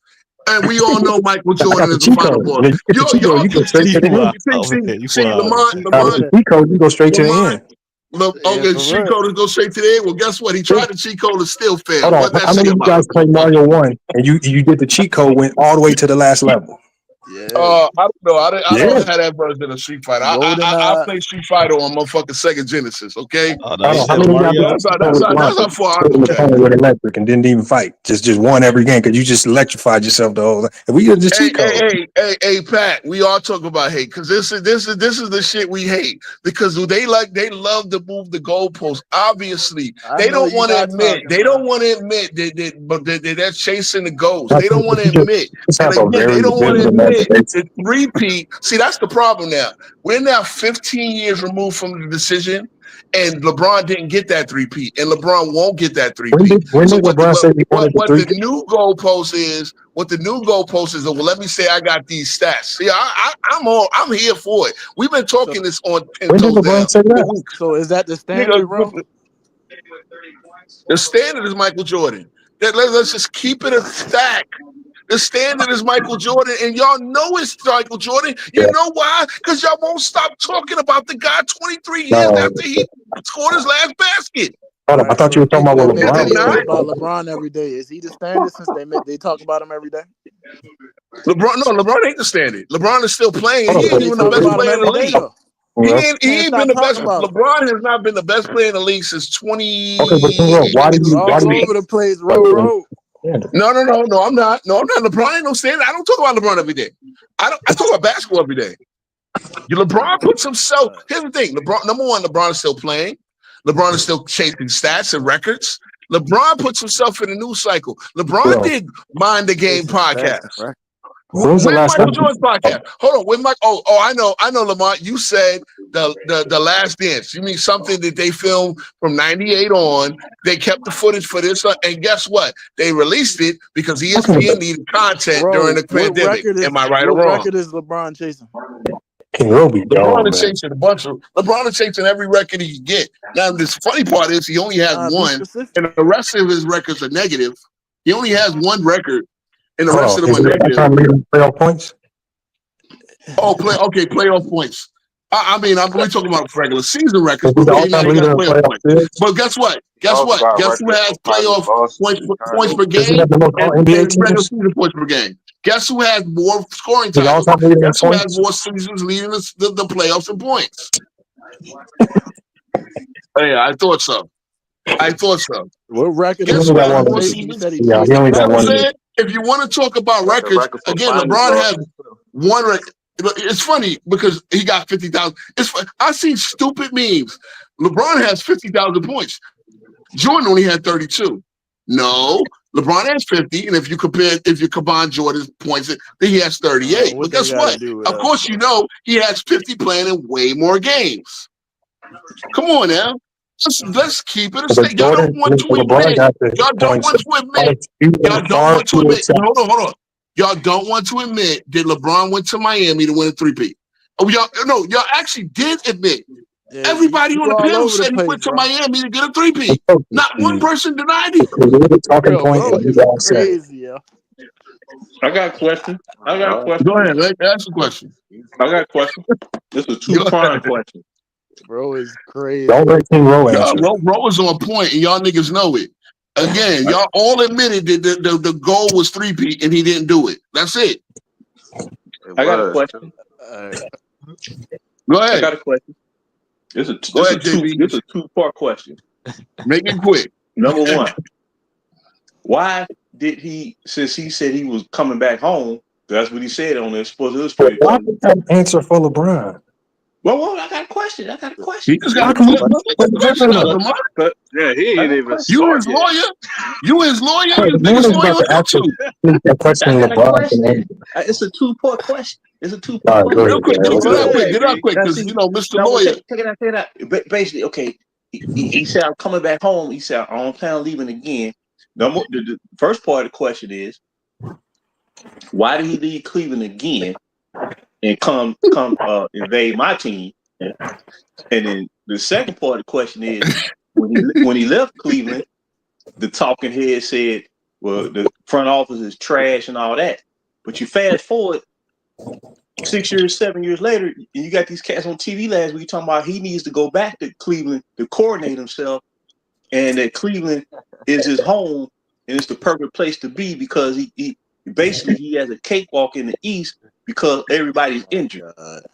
So why did they trash the front office back in 2018, but try to get them redirected back to trash the front office in 2025?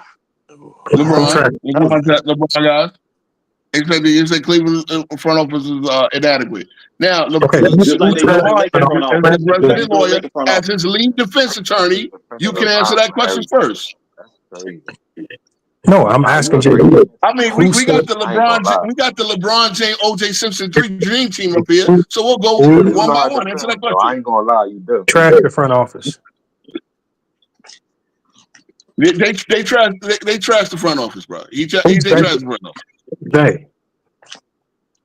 Every day, man, the talking heads on these shows, they would trash David Griffin. They would trash David Griffin. Who trashed the front office? Man, you want to say what network do you want? What network do you want me to roll out? ESPN, Fox Sports. Okay, so if ESPN trashes the front office, what does that have to do with LeBron? Specifically? It has to do with LeBron because he's on the team. They always trashing. Okay. So what are we supposed to do about that? Let me ask you this. Did LeBron go out Hold of his way to trying to answer the question. Hold on. No. Did LeBron? No. I'm asking a follow-up question. Did LeBron go and Clutch Sports go out of their way to praise Cleveland for the effort they did to get them a winning squad when they left LA? I think Roe been drinking, man. Roe ain't been drinking. Roe right on point. Answer. Okay, so my question to JB is just so I can get clarity before I answer. Did LeBron trash the Cleveland front office, or did the media trash the Cleveland front office? When you send out cues, when you say we need an effing playmaker, that's what he said. That's what Charles Barkley went on the rant and said. What does he want? All the good players? Do he not want to compete? And then a week later, they snatched Kyle Korver from Atlanta for like a bag of potato chips. So I'm trying to figure out. So if they actually got what I wanted, why would he trash? Why did they want him to leave Cleveland so bad again in 2018, but they want him to go back to Cleveland to be coordinated? That's what they said last week. Okay, Chef, who is they? Who wanted him to leave? See, Lamar is going contract to. was up. He left. His contract So he was okay. up. So He great. left. You're not allowed So to do that. that's what they're gonna do, JB. No, because They're going to raise the reasonable doubt that LeBron was satisfied You with had everything that Cleveland did for him. You had 4 people on First Take last week. They did a segment, and they said the perfect place for him to go back to is Cleveland because he's not going to win in the Western Conference. That's what they said last week. What does that have to do with anything? Well, I'm asking you a question. Why did they want him to leave Cleveland 2018? I thought the media wanted him to stay. Why did they want him to ditch LA? Plays for championships. Hold on, I thought the media said they wanted him to stay. This is my point. My point is this. From what I was hearing, the media said they wanted him to stay in Cleveland.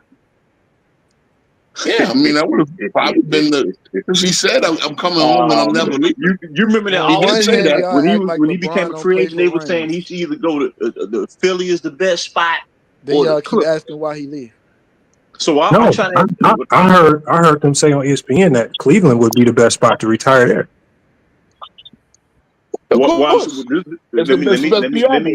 Let me break this down maybe a little bit more. Let me kind of. I know it's hard to rehash What's this your stuff. point? I would love to know what your point is. It's been so much deviation and fluctuation and roster changes that it's hard to keep up with this stuff. You want us to answer? They hire the best coach in international basketball in David Blatt, right? He was the best coach in international basketball. He gets fired a season and a half later, and they said that he wasn't coaching in the way that guy wanted him to, even though when he got fired, he was in first place in the Eastern Conference. And you had 5 head coaches. And Gilbert already came out and said that wasn't true. And you had 5 coaches who came out and spoke on his behalf that they was upset that man got fired. So Dan Gilbert already came out and said it wasn't LeBron. JB, hold it down for a minute, right? Don't say that. Why Dan was Gilbert made no sense? Just recently came out and talked about how David Blatt had came to him and he talked about how he was missing his family, he was getting homesick, and he basically said it was a mutual decision between him and David Blatt. Okay, man. Why was you want me to just ignore it? Why was Luke Walton? Why was he canned for? Why was Luke Walton canned? I don't know. He was trash. Because he was trash. Nah, he wasn't trash. In Sacramento. You seen him give it another job? Yeah, he got another job in Sacramento. What happened after that? He was the worst coach in the league. Didn't get another job. No, see, this is where what happened after that? This is where a Lakers fan has to come in and interject and quench all that nonsense. When Luke Walton was hired, time out. When Luke Walton was hired in 2016 by Los Angeles Lakers, all the people who were covering the Lakers organization, everybody said it was nepotism. Time out. They all said that was the best hire, bringing in a coach like that to be young player. Hold on. I got the articles, LA Times, whatever you want. I got it. I know articles. Hold on. They hired him because of when he took over as interim coach for Golden State. When Steve Kerr had that back issue, he missed half the season, and Golden State got to like a 22-0 record, and of course they went on to win 73 games. He was an integral part of getting them to that fast start. When he was coaching the Lakers, before all this started, all this mayhem, he led that young core Lakers to a 10th ranked defense. We talking about 19, 20-year-olds playing 10th ranked defense. But the problem was, so many people want people to turn water into wine overnight instead of staying. Just like that coach down there, Renegade. Well, time out. That coach down there at OKC, Mark Renegade. When he took over OKC, when he became coach of OKC, they was winning 22 games. But you know what the ownership and front office said? We're gonna stick with this young man. And look where he's at now. So I'm not trying to get off course here. I'm sorry, I apologize for getting off course. My point is this. Where is he now?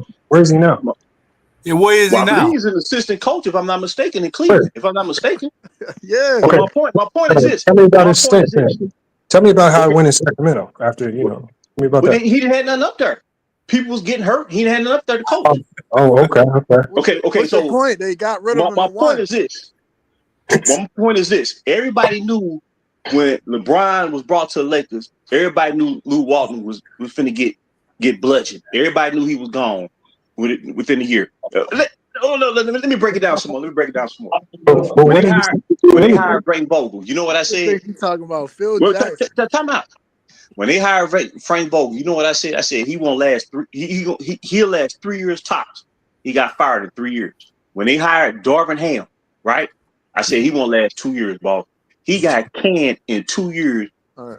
And this coach they That's got the now, league. That's the league. the coach they got now, he can erupt at any moment. He showed you that in the postseason. So hold on. So the hirings were on the team, but the firings on LeBron. And I'm gonna let y'all have it. I promise. I'm gonna keep my mouth So when a shut. coach gets I'm fired, gonna it's listen because to of the everybody. team. But when a coach gets fired, it's because of LeBron, right? Check it out. When they hired Ty Lue up there in Cleveland. Oh my God. And time out. When they hired Don't Ty talk like Lue, somebody uncle just telling break it down. Hold on. Sound like some give him a bat on Mad Dog 2020. When they hired Ty Lue, and when they had a little run, and when they came back from 3-1, right? He didn't really get no credit for what they say. The only reason he won because he got LeBron. Okay, but check this out. Nobody said that. Time out. When he went to LA, when the Lakers brought this dude to my squad, the first coach they was looking for was Ty Lue. Right? Yeah, and ever since he's been with the Clippers, every time they fail, and the coach gets sacrificed, like Vogel did, he got sacrificed. Ham got scapegoated. He got ramrodded. That's false. They calling for Ty Lue right now, but when he was in Cleveland, he got Every no Laker credit. fan wanted Darvin Ham gone. What you talking Facts, about Darvin Ham? facts. It didn't make no difference to me who they. Everybody wanted his ass gone, man. No, but whoa. That first year though, when he got hired, now I'm not even saying he should have been hired, but the problem was no established coach wanted their job because they knew who was going to come with it. They said, I'd rather coach a team at the very bottom. So my point is, it don't make no difference who's the head coach. I don't believe in the situation at all. Turnover for My point is this. My point is this. Yeah, hell, My he point was is this. signed to Clutch Sports. Hell, shit. What I'm saying is, it's too many coaches that's getting shafted for some reason, dog. And the common denominator seems to be the same individual. No, the Like I common said- denominator is that's the NBA. No, I ain't think no, because I just That gave ain't an the example. NBA. Hold on, I that just ain't the gave an NBA because there's a example. lot of coaches with tenure. Miami got tenure. Miami's coach got tenure. Really Now I wanna know go there's a down the lot of list. That's right. yeah. So Most my okay, you're point is right. this, my Well, I point can is this. agree with you. Do you really Hold on, want what to go I down can the agree list? with you though. No, okay, we know most coaches don't get more than 5 years. That's true. Most coaches, that's the win now culture that we're in. Again, 5. I don't even think it's 5 at this point. I mean, most guys get see Thibodeau. My They'll coach get a just got 5-year 5 years, deal. right? They'll get a 5-year deal. But what I'm saying is, what I'm saying is this, man. 3 years, really, LBJ. Well, let's keep it At real. the end of the day, Hold on. like FYF just Go ahead, acknowledged. BJB. I'm gonna jump on your point. Now, FYF just acknowledged that more than likely, LeBron really should have just stayed in Cleveland, boss. And a lot of these conversations we having, man, you know, whatever we believe, Be in a better situation now. This is what I believe, and I'm gonna shut it down. This is what I'm believing. I'm gonna let y'all have it. I promise. I Y'all putting believe stuff on Bron that that's not fair. LeBron could have led the Cavaliers to the title without ever leaving the franchise. When you win in 60 games, 66 games, you got the best record 2 years straight, right? Your defense is pretty much on point. They bringing players in young for you, disciple dog. in the building. You got one of the We best. got a celebrity young disciple in the building. My fault, So- I'm not so what gonna I'm step saying on your is- shit. We've never seen a superstar leave a team that won 60 games. Never. Ain't nobody ever seen that. So I believe he could have did it without ever having to leave and his fans would have to be sitting there every day trying to defend what has went down. See, he shouldn't even be on the Lakers. That's my whole point. He should be in Cleveland. He should be a superstar like that, which everybody knows he's a superstar like that should remain. It wasn't like he was in his 15th year, right? He was in the 7th year. He was in his 7th year. It wasn't like he was in year 10 and you knew the handwriting was on the wall. It wasn't like that. He was in the 7th year. Isaiah Thomas took 8 years before he won his first title. People talk about Jordan every day. It took Akeem Olajuwon 10 years. It took Young Disciple. The link is in the chat, bro. Years. So I'm saying, if he would have stayed in Cleveland, I believe he could have did it. And I think the basketball public in large would celebrate him doing that for a city who had not won a title since Jim Brown and Otto Graham did it in 2016. So what I'm saying he got it eventually in 2016 after leaving. He did it in after 3 seasons. So what I'm saying. Look. Somebody, hold on. Let me jump on this because one of y'all tried to act like LeBron ain't part of this culture of coaches getting fired. If he ain't, why is Frank Vogel not the head coach of the Los Angeles Lakers today? The turnover rate for an NBA coach is 2.4. No, but wait a minute. Okay, you're right. You're right. We at the point now. Hold on. Right. You're right. But he's part of it because let me tell you something. That Frank Vogel is the coach he won a championship with. Is he not? Yes or no? I ain't gonna blame him for the coaching. See. That's the thing. This is the thing. Again, I'm not saying it's all him. I'm not saying it's all him. What's your point? I'm not saying it's all him. Man, y'all getting cooked. I ain't gonna lie, bro. My point is because of the volatility. He would have fought for his championship winning coach. Michael Jordan fought for his championship winning coach. You're a funny dude, I'm a funny dude, but am I lying though? Am I capping? No, because we don't. JB, I want you to understand something. This whole show was about what's hate, right? And then Lamar pulled up. He saw the thumbnail where I put the 1, not 1, not 2, not 3, and then the reason we on this a 16-year-old kid, Hey, bro, he came. giving it to you. He wasn't. He wasn't. He really wasn't. Because damn. Okay, y'all believe Bar. I know you love to believe I'm talking about the first time I heard him pull up. Oh, you talking about on Zay? And again, me and Zay were doing the show. Listen, we were. Lamar got cooked. That's why he left. That's why he ran up out of here. Every little Lamar. Hey, listen, Lamar. You LeBron's Johnny Cochran, motherfucker. I'm fucking Ben Matlock and Perry Mason in one. Nigga, get out of here. Oh shit, the dream team. It's the dream team of lawyers. See, my thing. We are. Listen, it is wild. But it's the funny thing is, a 16-year-old, a fucking kid that wasn't even alive when Obama got elected president, put us on this thing. His mother he told him to brush his teeth, and then he proceeded to cook your ass. Listen, but I'll tell you, I'll tell you this. I respect Scott more than I respect a lot of these cats. Hey, you got Young Disciple in the building. CW. I don't know if he watched it from your stream or my stream, but if you can put the link in the chat, man, I would love Young Disciple to pull up here because we all know Young Disciple's famous LeBron. Come on, Young Disciple, pull up, bro. But as I said, Young Disciple, man, if he would have stayed in Cleveland, man, it wasn't like they weren't going to continue to try to build a team. When you win 60 games, that mean you on the cusp. I'll say this, JB, and again, part of it was ownership. We could use the time stone and go. Hold on, we could use the time zone. We could use the time zone and go many ways. At the end of the day, he went his path. I want everybody on the panel admitted that the goal in Miami was to at least get a 3-peat and really a 4-peat. Because again, I'm gonna go back. It's funny because this song came out the year Scott was born. Motherfucking Swagger Like Us. What did Kanye say? I'm trying to get that Kobe number 1 over Jordan. Kobe's goal was to get 7. What happened? How's you LeBron said in his press Why am I conference, quoting not Ye? one, Because not two, that not bar was three. fire. Like, Because Kobe changed to 24 because he knew the goal was to get the 6 or the 7. And when Kobe didn't get it, Kobe retired in peace. What LeBron has done. He was done. You right. No. Not in was 09. 09, he was still winning championships, dude. What are you talking about? The song came out in 09. Kobe was still working on it. Bron is his own player, bro.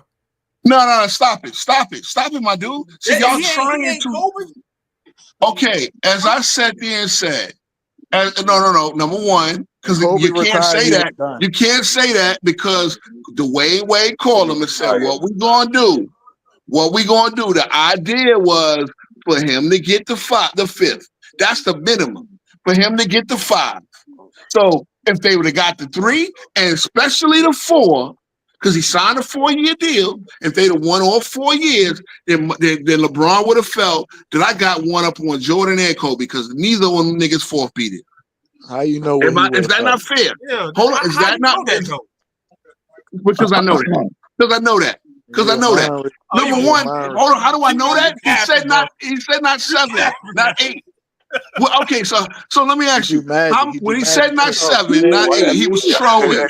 But how long did he think he was going to take to win 7, 8 championships? No, he wasn't trolling. He really believed they was going to run the league. Exactly, because he literally said, and I really believe that. And I respect LeBron for believing that he was going to do that. Here's the problem. He's still a great player. He just didn't get it done. That's all. Thank you. See, the problem, see, let me say. In the words of Marlo to that security guard that caught him stealing the blow pop, you want it one way, but it's the other way. It's the other way. It's you 3-peat. That's standard. If you now let's say if they got 6. Hold on. What if they got 3 back-to-backs? Maybe, but did they do that? No. Oh, it's not fair. The Golden State Warriors. Okay. You beat who's in front of you, right? Ain't nobody won more than LeBron since he been in the league, bro. Ain't nobody won more than LeBron what? Since what? Ain't nobody won more than LeBron since he been in the NBA. Bron got more. I'm sorry. Is Steph Curry and Klay Thompson not won exist? more than Does LeBron Draymond Green James not since he exist? been in the NBA. Nobody has impacted winning more than LeBron James. No, that's not true. That's not true. Curry did. That's not true. Curry did. How Steph My Curry nigga did? got 4 finals MVPs. Oh, so we talking about finals or we talking about championship? He got less. He added KD to a 73-win team. He has more playoff appearance than Curry too. He added KD to a 73-win team. He played 6 more years than Curry. When you're constantly playing with multiple franchise players at the same time, I love these debates. One more than remember what I said, JB? Hey, JB, remember what I said? They trying to get to the final, boss. They trying to get to the final, boss. He ain't past Curry. More than Bron since he been in the NBA. Hey, Bron is so y'all can cut this shit out. Kobe. How about that? All right, Curry 3-1. Like my nigga not a winner. He's 16 against Kobe. The fuck? Curry being winning matters. Yeah, I'm talking about regular season. I'm talking about championship. I don't know that. He's talking about championship. Kobe had 5 before he went to Miami. Nigga, he ran to Miami. He get ran. More assists, more rebounds, more blocks, and more steals than Kobe. That's fact. He also got more turnovers and more losses. Those are numbers. Those are numbers. Hold on. Wait. Who said that? He ain't better than Kobe stayed with one team. Okay. Kobe stayed with one team. Wait. Stayed with one team, nigga. Wait. 40%, nigga. 40%, nigga. And he still ain't better than 40%, nigga. Numbers. Can't pass the numbers. You see that arguing numbers over here. 40%. Retake this class, young man. And Bron still bust his ass. It ain't close. You mad I got a about question. it. You upset. You I got a upset? question. that he's And still- Bron still bust that nigga ass. He got Yeah, 6 losses. What you mad about? I got a question. I got a question. And I'm mad Bron about still Kobe bust his performed on ass the with the biggest 6 stage. I got a losses. question. He's fine. I got a question. I got a question. Yeah, 'Cause real if you quick. know, Wait, I don't ask your sit here. I question. don't do all this comparisons and stuff. They This is what I got. they, See, they crash it out, bro. See, this the thing. This the thing. I gotta sit here and talk about and listen to critique about who's better, but this is a team over the past 2 years that's predicted to go to the finals with this dude on the team, and they get dead in the first round. They got knocked See, out in the nobody first want to talk round. about right now. We don't want to talk about. You losing in the first round. You losing in the first round of 2021. Thank you. You losing in the first round of JB, 2024. You losing in the first round. Thank you. You losing in the first JB. round of 2025. You didn't even make the playoffs in year one when they said you was gonna lead them to the Western Conference Finals, and then you create an all Voltron squad with top 75 players, and you lose 49 games. Let's talk about that. JB, just Right. keep. Let's talk- They let's talk fell about right what's in. real. JB, they fell right into our trap because they don't realize the whole point is that they moved the goalposts. He's now arguing stats and this, that, and the third, and how he got more of this and more of that. And Kobe could sit there in heaven realizing I got more wins than this nigga. Period. He's still chasing me, thinking Ain't nobody going to 8 straight finals in the Western Conference. Kobe and Shaq won 3 together. They didn't go to 8 straight. Tim Duncan didn't go to 8 straight. Ain't nobody honestly, more impressive to me. Hold on, more impressive to me is the 5 straight that Golden State went to. Hold on, more impressive to me is the 5 straight Golden State went to because they did it against way far superior, better competition. Do you realize it was a 67-win team as the 2 seed when they won 72 games? 73? What's the problem? Y'all pick and choose when to add context. Niggas like me add context on everything. Okay, show me the context. What the context I'm missing? Let's talk about the losses, bro. We don't got to add no context. We talk about the losses and wins. Let's just talk I about want that. to know why they keep on picking this dude to go to the finals. They getting dead in the first round. That's all I want to know. I don't want to talk about greatest. The media, the the voters, the bettors. They supposed to be in win now mode. They told me back in 2018 that You this is mean win now to tell mode. me? You mean to tell me And that they would keep the Lakers as favorites if people weren't When was the betting? Lakers the favorite to go to the finals? Tell me why. The Lakers are favorite multiple seasons. Come on, now I need to sit there and look it up. When were they favorite to go to the finals? Okay, how about this? 2021. Hold on, JB. 2019, 2020, 2021, They weren't 2022. favorite to go to the finals. 2019. Stop. Yes, they were. At the beginning They of was not 19, favored. 20 season. Yes, they were. No, they wasn't. Stop. Okay, at worst they were 2. Hold on, JB. Hold on. We gonna fact check. You got them. Why fact check? Go ahead. 19. That's LeBron's first year in LA. What year you talking about? No, that 18 was his first year. 18 was his first year. In 2018, 2019 season. 2019-20. I'm talking about ESPN, 1920. Before the 1920. They said that he was going to lead them to the Western Conference Finals. The year after the bubble, when they traded for Dennis Schroeder, right? And they brought in Marcus Gasol. They said they're very delusional. They said they was going to repeat. He's not talking, bro. 21-22, when they got Westbrook, they brought in Melo, they brought in Dwight Howard, they brought in AD. JB, I'm gonna give. Hold on, JB. The injury report. JB, let me have it. Let me have it. Paul got injured. That you do know that. Can we get the injury report for that year? The injuries don't change the facts. Nobody is talking about the injuries don't change the fact. Hold on. When Scottie Pippen got injured, I will. Tell me the year. Nobody's talking about. Let me have it. Okay. Fact checking. 2019 to 2020, the Lakers were the second favorite team to win the NBA title after the Clippers. A slightly second favorite team. What year you said it was? 2019 to 2019. This is the bubble year. Remember, this is the bubble year. You said 19 and 20. So they did win, right? You're right. I'll give them that. When they LeBron got there, they was the favorite. Hold on. Okay, I'm gonna go again. They were favorite They were plus 275 to win the championship in 2020 before the 20 season. What happened in 2021? You asking me? Yeah, what happened in 2021? Which round did they get beat? You talking about against the Suns, right? Against the Suns, yes. Suns. And yeah, they was up 2-1. They was up 2-1. Okay, but you're making excuses. AD went down. You're making excuses. They were okay, so they lost, right? Well, I mean, they lost, right? What the fuck is that an excuse? That's a fucking explanation. No, that's an excuse. He lost the next year. I'm gonna say, okay. You know who were the favorites in 2021? Hold on. You know who the favorites in 2021? That's crazy, bro. Do you know? Okay, do you know who the favorites in 2021? No, go back to when the Brooklyn Nets. The Brooklyn Nets. Hold on, Brooklyn Nets. I don't know. You said they was the favorite when Bron got there. No, I said 2019, sir. 2019 is the season of bubbles. That's when they got AD. You said 18. He came there in 2018, sir. He came there in 2018. Sir. The preseason odds are done at the start of the season. Therefore, 2018, no, they weren't favorites because they didn't have AD yet. When they had AD, they were favorites and they won. Okay, cool. 2019, they were favorites, second favorite, and they lost. They were Western favorites, and they lost in the first round. 2021 now. Who was the favorite to win the West? You tell me, bro.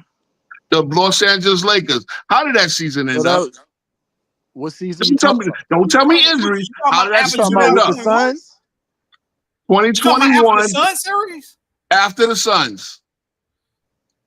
I'm not. I think AD got injured. I think that year too. Was that when they had Westbrook? Are you giving me excuses or results? AD got injured. AD played 42 games, and AD played 42 games. Yeah, he played 42 games. Yeah. Yeah, I forgot. Out of what? 72. He was hurt. All I know is whenever Bron missed the playoffs in LA, it was 82 games. I'm sorry, it was 82 games. Yeah. When Bron missed the playoffs in LA, it was injuries involved. Yeah. Okay. Was Scottie Pippen? How many games was Scottie Pippen playing in 1998? He's not good enough just to get to the playoffs. Yeah, exactly. How many games did Scottie Pippen play in 1998? Different conference, huh? No. How many games did Jordan play? Can we get an answer to the question? You know the answer. In the West, CJ. Bubble rain. Hold on. Scottie Pippen. How many games did Jordan play? Come on, bro. No, he Jordan played all 82 in the West. All right, so there Jordan you go. played all 82. Oh, so you're telling me? What you talking about? Bubble boys. Bro, you understand that the Bulls? You got Jordan. These guys are cooking themselves. I love it. I love it.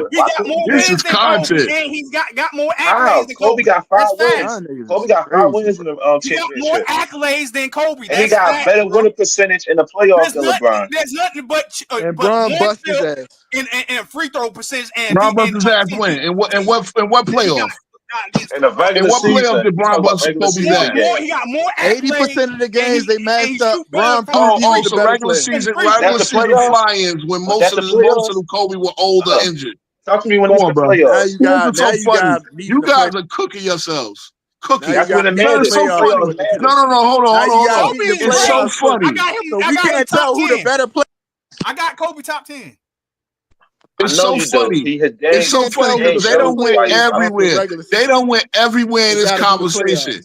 They don't win everywhere in this conversation. And when I go back to Jordan only getting 44 games out of Scottie Pippen and the Bulls winning 62 games and the chip, despite the fact that Kobe obviously was in worse condition than Wade was in 14 and 13, way worse. Scottie Pippen's back was stiff. This nigga all over the place. The Bulls, what now? What now? Here's the thing. 80 played half of the games. Okay, 80 on. Okay, you're right. 80 only played half of the games. Hold on. How many did Bron play? He played 53, 54, okay, 50, there you he played 56. God he played damn, 56. Yo. 56 out of 82. Hold on. Here's what I'm gonna fucking kill you. I'm gonna destroy you. What was the record? Hold on. I'm gonna ask a question. I know the answer. What was the record when AD and LeBron played in the same game in 2021 through 22? What was the record? Do you know? Anybody know? I'll give you a hint. They played 22 games. What was the record? 22 games you were got both the numbers available. on deck, so just read it off. God damn, yeah. They were 11 got this and shit on deck. 11. They were 11 and 11 when they both played. Now, mind you, they got Russell Westbrook as the number 3. Now, I know you're going to jump in. Russell Westbrook fucking sucked that year. Again, as our fantasy pointed out, his numbers were as great as his numbers were almost identical to Scottie Pippen's in 1993 when the Bulls completed the first three-peat. The numbers were identical. His numbers were identical. Hey, tell me something about defense, because I remember the same Russell Westbrook locking up KD the year after when they traded him. Actually, yeah, the year after when they traded him, he was locking up KD in the goddamn playoffs in the first round. So let's tell me more about defense, because Russell Westbrook was done, right? Tell me more about that. What is y'all doing right now, bro? What am I doing? Hold on. Here's another fun fact, right? Remember how the Bulls were 32 and 50? Doing, bro? No, the Bulls were 30 and 50 in Michael Jordan's second season, right? And they still made the playoffs, right? They made the playoffs. They made the playoffs. Okay, cool. We all know that Michael Jordan was hurt with the Liz Frank his foot broke, right? There were 11 games where Michael Jordan either started or played more than, for the whole season, he played 11 games where he either started or played more than 22 minutes in that game. Cool. You know what the Bulls' record were in those games? 8-3. So wait a minute. You mean to tell me a Michael Jordan on a severe minutes limits made the Bulls an 8-3 team? That means they were pretty much in the games where he was on a minutes limit or didn't play. Hold on, no. You gotta listen. Y'all love stats and facts. Here's a fact: the Bulls were 22. Hold on, the Bulls. Yeah, I know you don't want to hear the bullshit now. The Bulls were 22 and 49, where Jordan was on a minutes limit or not playing, but they were 8-3 as long as he played as little as 23 minutes. All right. What? He never did nothing without Scottie Pippen. Well, damn, he at least made him a win. About 8-3. I'm going to bed, bro. Your ass is crazy. Okay, bro. that's cool. I know. Fucking torch. Get out of here. You want to cry about injuries? Wait a minute. The Bulls were injured Michael Jordan was injured that year. Injured. And again, all I need was that small sample size, but all he had to do was play 22 minutes. They were 8-3. Come on now. Oh, what were they overall? I think the rest of the games he played, because he only played 18 games. I believe they were 9-9. Again, if he was on a minutes restriction. So, I mean, goddamn, you expected him to win coming 15 minutes off the bench? Come on, bro. They don't like the facts. They want to use the facts that only support their bullshit narratives. Cook them. You want to use excuses. See, again, we started from the fact that the Lakers were overwhelming favorites, and he want to use injury excuses. But guess what? There were 22 games where they had both players, and they were fucking average at best. So guess what? They were never a good team in the first place, and that's what we start off at. Fanboys. Come up here and get cooked, because you're gonna use facts and all this fucking excuses. I don't want to hear excuses. They were favorite. Again, Jordan got his team to the playoffs playing. And again, the reason why they could make the playoffs with a 30-win team is because you had 8 teams making it in an 11-team conference. They had just expanded the playoffs to make the top 8 out of 11 make the playoffs. So, okay, a losing team is bound to be the 8th seed. And, of course, what do they have to do? They had to deal with the goddamn 67 wins. Did y'all give him credit for getting swept by? God damn it. What would you expect? Well, what? You're sitting there with Westbrook and 44 games of 42 games or whatever it is of AD is better than 0 games of AD, because they wouldn't damn sure want no AD on an 86 Bulls. It was David Corzine, right? Come on, man. Come on. I'm gonna ask this question again. That's all I want to know. Inquiry minds want to know. The last 2 years, entering the postseason, the team has been healthy. Oh, yeah. What happened there? What happened there? Why are they losing? The remaining fanboys, the ones that didn't run. Hold on. You said the team was healthy? The team was healthy. The Lakers weren't healthy this year. AD the Lakers. They Hold on. healthy this year. They were one of the most healthy teams in the league. Except for Luka. Luka was out of shape. So I mean, he was out of shape, but he still averaged 30 points a game in the playoffs. He still averaged 30 points a game in the playoffs. See, this is JB, please. They make excuses for everything. Luka was out of shape. He averaged more than LeBron in shape. So that was. He averaged 30 points a game. I'm asked this again. A lot of people had the Lakers going to the finals too. They said they was Lakers in 5.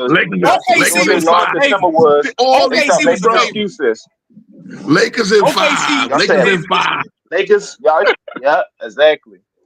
I'm asking this again. When it didn't happen, when they lost in 5, they ran away from it. I'm gonna ask this again. I'm really trying to be patient. Bro, you know what they're gonna do, JB. You know what they're gonna do. Anthony Davis played 76 games. The 23-24 season. Everybody what happened? Was healthy. LeBron was healthy. Austin Reeves was healthy. Vanderbilt you know what's healthy. Next? You know what's next, JB? I'm asking this question. Yeah. Why, when they was picked going into the season, they said that they had the roster to overtake Denver and avenge that loss in the Western Conference Finals. Everybody was healthy going into that playoff series versus Denver. Why did they lose in the first round? Why did they lose in the first round? They were healthy in 2024. They were healthy in 2024. Why did they lose in the first round? I can give you so many. I didn't have them beating Denver. Well, I'm saying is, did you have them beat Denver in 2023? But they said going into the series, they said the Lakers had the two best players. They said the Lakers had the two best players. Oh, so you knew Denver was a better team. Why are they losing? So you knew Denver was a better team in 5 games. Denver was a better team. Okay, let me ask you this then. Why was Denver a better team? Hold on. Why was Denver a better team? I mean, again, you got LeBron and AD. Why LeBron is still a top 6 player, top 5 player? What do you have, LeBron? I don't have him top 5. Bro. Okay, where you have him? I have him like probably around maybe 9 or 10. Okay, and what do you have AD? Hold on. What do you have AD? Where do you have AD? Where do you have AD? I had AD top 5. Okay, so you got 2 top 10 players. That doesn't mean that 2 top 10 players going to beat the Nuggets. But you got 2 top 10 players. Why can't they even win a game or win 2 games? Why are they 1-8? Team sport, bro. You have so now, JB, I'm glad he's admitted. So why are the Lakers such a bad team with those two guys leading the way? Well, you ask my opinion. I think that I think Denver was more athletic than the Lakers. In my opinion, I think it was a better rebounding team. Well, yeah, with a Prime Gordon, they are pretty athletic. With a Prime Gordon, they are pretty athletic. I think, that's funny. Here's what, hold on, because we're not just here to cook everybody. Here's what I agree with you. Here's what I agree with you. Hold on. And I'm going to give you props. Especially with Christian Brown, underrated athlete. But here's what I agree with you. Because one of the reasons I believe that they beat Denver in the conference finals in the bubble is because at that time, Denver didn't have much athleticism. Now, me and JB was the time, as soon as that Aaron Gordon trade went down, we said, oh shit, Denver's for real. That's the athletic guy they need. That's the athletic lob threat they need from Joker. So you're right. They were also better coached. They were also better run. They also had a superstar who played off his other teammates better. I mean, again, many reasons. But yeah, they were a better team. Yeah, they were a better team. Denver's a great team. Denver's a great team. I mean, but see, the thing is, I want you to get into the minutiae of this. Little by little, the Lakers have been a out and out disappointment in the LeBron James era. Anybody could have. He won a chip in 2020. I'm gonna tell you this. They also been. Hold on. Again. Man, be quiet. Yeah, see, they won that because he won a chip in 2020, and they don't. And again, they don't have a team that anybody. That shit don't count, bro. Yeah. Everybody say I that. mean, look. Even if my perfect world, I believe it did count. Guess what? They were not able to repeat on that success. They got knocked out of them for you when you can use all the injury excuses you want. Number one, AD missed one game. Hold on, because this was used against me in the debate. AD missed one game, and he missed one game. One. He missed one game against Phoenix. Why they lose? One game? He missed one game, sir. He missed one game. No, Chris but Paul got hurt last the last game, he basically tried to come back, and he played, right? Yeah, he played, right? Hey, Willis Reed only gave you a few minutes in Game 7 against Will. That nigga played one possession, man. Willis Reed gave you. Willis Reed gave you a few minutes against Will. Them niggas lost, man. No matter what y'all say. Wait. Let's keep it real. AD, you right. AD did re-pull the groin. But wait a minute. Y'all, hey, JB, you remember that final? You remember that game, right? What wasn't Phoenix up 42-12? Wasn't Phoenix up like 30 points early in the second quarter of that fucking game? It was 47-18. The Lakers was up 2-1, bro. When AD got hurt, bro, they was up 2-1. AD missed the rest of the game 4, missed game 5, and then tried to play game 6, nigga, and lasted. But he missed one game, right? But he missed one game. No, he missed half. No, he missed half of one. No, he missed one game. He played in game 4 and he played in game 6. That's a fact, right? No. Okay, see, okay. I'm not saying it was used against me in a debate, so I'm being petty. Obviously, we know. Hold on, sir. No, I got you. I agree with you. I'm being petty because it was used against me in a debate. But guess what? You're right. Obviously, AD. Hold on. Sir, I'm agreeing with you. I agree with you. They missed the playoffs. No. Here's my point. My God, these motherfuckers got mollywop, bro. They were there. You tell me. If you thought they were, first of all, the Lakers, what they shouldn't have been as a 7th seed, they were overwhelming favorites against Phoenix. But you mean tell me just losing one motherfucker, one guy? Is going to take you from a team that hold on. A team that should have won that series by the experts until getting beat by 30. Hey, bro. One thing I'm not gonna do, bro. I don't answer for no experts who picked who. I look at basketball, bro. Oh, you look at basketball. So tell me, AD brought that much. They could not replace any. Mind you, hold on. Hey, young disciple. I'm glad you up here. I'm so glad you up here, young disciple. You mean tell me Andre Drummond couldn't bring anything that AD brought? He was one of the best rebounders of this era. Oh my goodness. Bro, young disciple, what's good? Bro, LeBron was hurt. You remember LeBron? LeBron was hurt too. Oh, we got it. LeBron. I mean, where I'm from, if you play, that's the year that Solomon Hill dove into his ankle. I get it. You know, okay. So Jordan won hurt against. So Jordan won hurt against the Celtics. But then the Lakers missed the playoff the next Jordan was supposed. Hey, young disciple, be fair. Young disciple. Hold on, young disciple, be fair. Hey, I've been wanting to debate you for a long time, Mr. Disciple. Okay, bro. Hey, young disciple, it's a yes or no question. Was Jordan hurt? What age was Jordan? Huh? What age was Jordan? He was 22, but he was also supposed to be shut down. Wait. So no, actually, Jordan was 23. So now, wait a minute. Are you telling me? What age was LeBron? Bro, they missed the LeBron was 36. Why you arguing? LeBron was 36. So,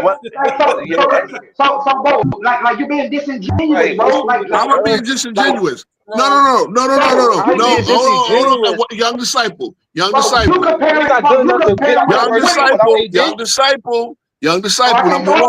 Hold on, young disciple. You can talk. Go ahead. I'm gonna add because you asked me a question. I was trying to answer.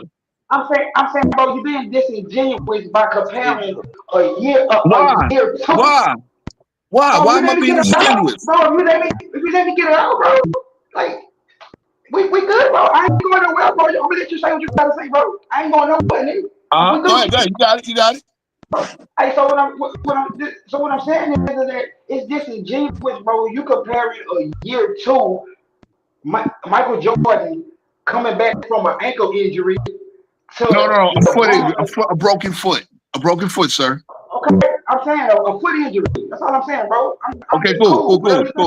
I'm saying, you comparing that to LeBron coming back in year. What was that? That year It was 17. Year 17. No, Wait a minute, fellas. because he won a chip year 17. So this is year 18, LeBron. No, he won a chip in. Okay, hold on. I don't even. Goddamn it. I guess it was 18. 18, because he was 36. That's year 18, bro. That's why it's disingenuous, bro. As defending champion. Hold on. But as defending champion. Now, let's be fair. Do you hold the Wizards year against Michael Jordan, or you give him an excuse? I judge the whole career. Okay, cool. Do you understand before Jordan tore his meniscus? Hold on. I don't hold anything against any player. I judge your entire career. Okay. So in other words, Jordan didn't have. I just want to set a precedent. Jordan should have a pass for not getting the Wizards to the playoff. Because the reason why I brought that up is because before he tore his meniscus, Jordan actually had the Wizards on a 13-4 run, where he was actually putting up 28. He put up real vintage Jordan numbers up until that point. Despite the fact that we know that Jordan at 39 was not. I'm saying, bro, I got Jordan to go, bro. Okay, good. I'm glad you do. But again, then I'm going to ask you: is it fair criticism? Then is it fair criticism the whole Jordan not getting? Hold on, because remember the Wizards won 19 games. That's why they had the #1 pick and picked Kwame Brown, right? So is it fair criticism for Jordan not leading? And again, I'm going to ask you this too, because Jordan had a broken foot, but Jordan also gets criticized for getting swept by the 67 win, and he was injured. So I just want to set the precedent. Bro, them airheads then, bro. Say again? Like whoever, I'm saying, those are airheads, bro. Okay. So young disciple, you will stand against me against these stupid airhead talking points because you know there's a lot of them, right?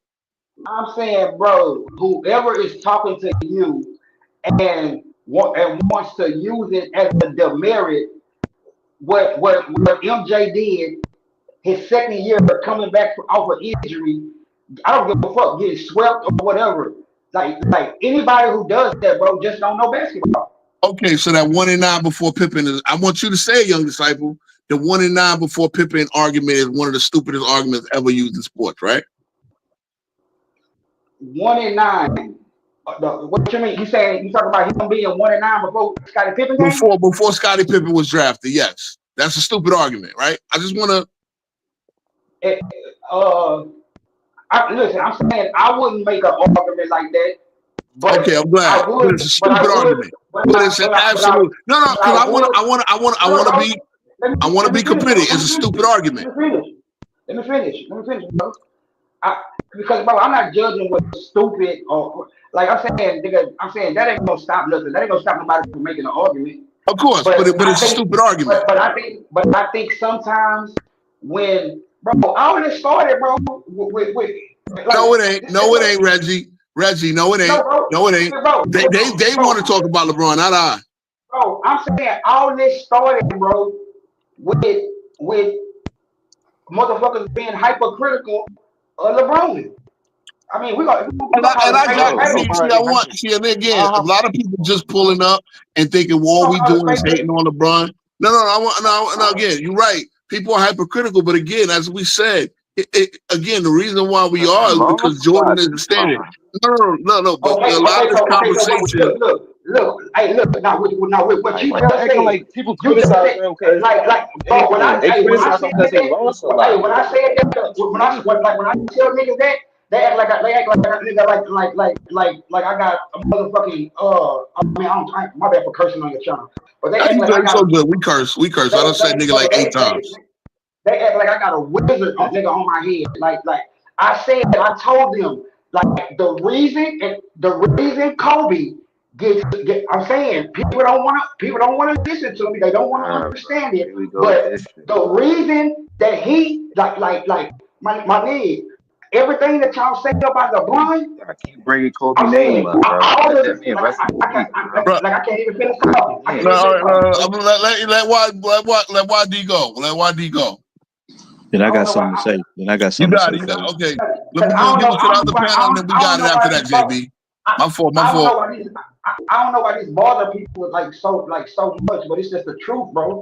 It's the truth. Like I said, I got MJ as my GOAT, bro. But at the end of the day, everything that y'all put LeBron through, I'm saying every time he accomplished something, it was compared to Jordan.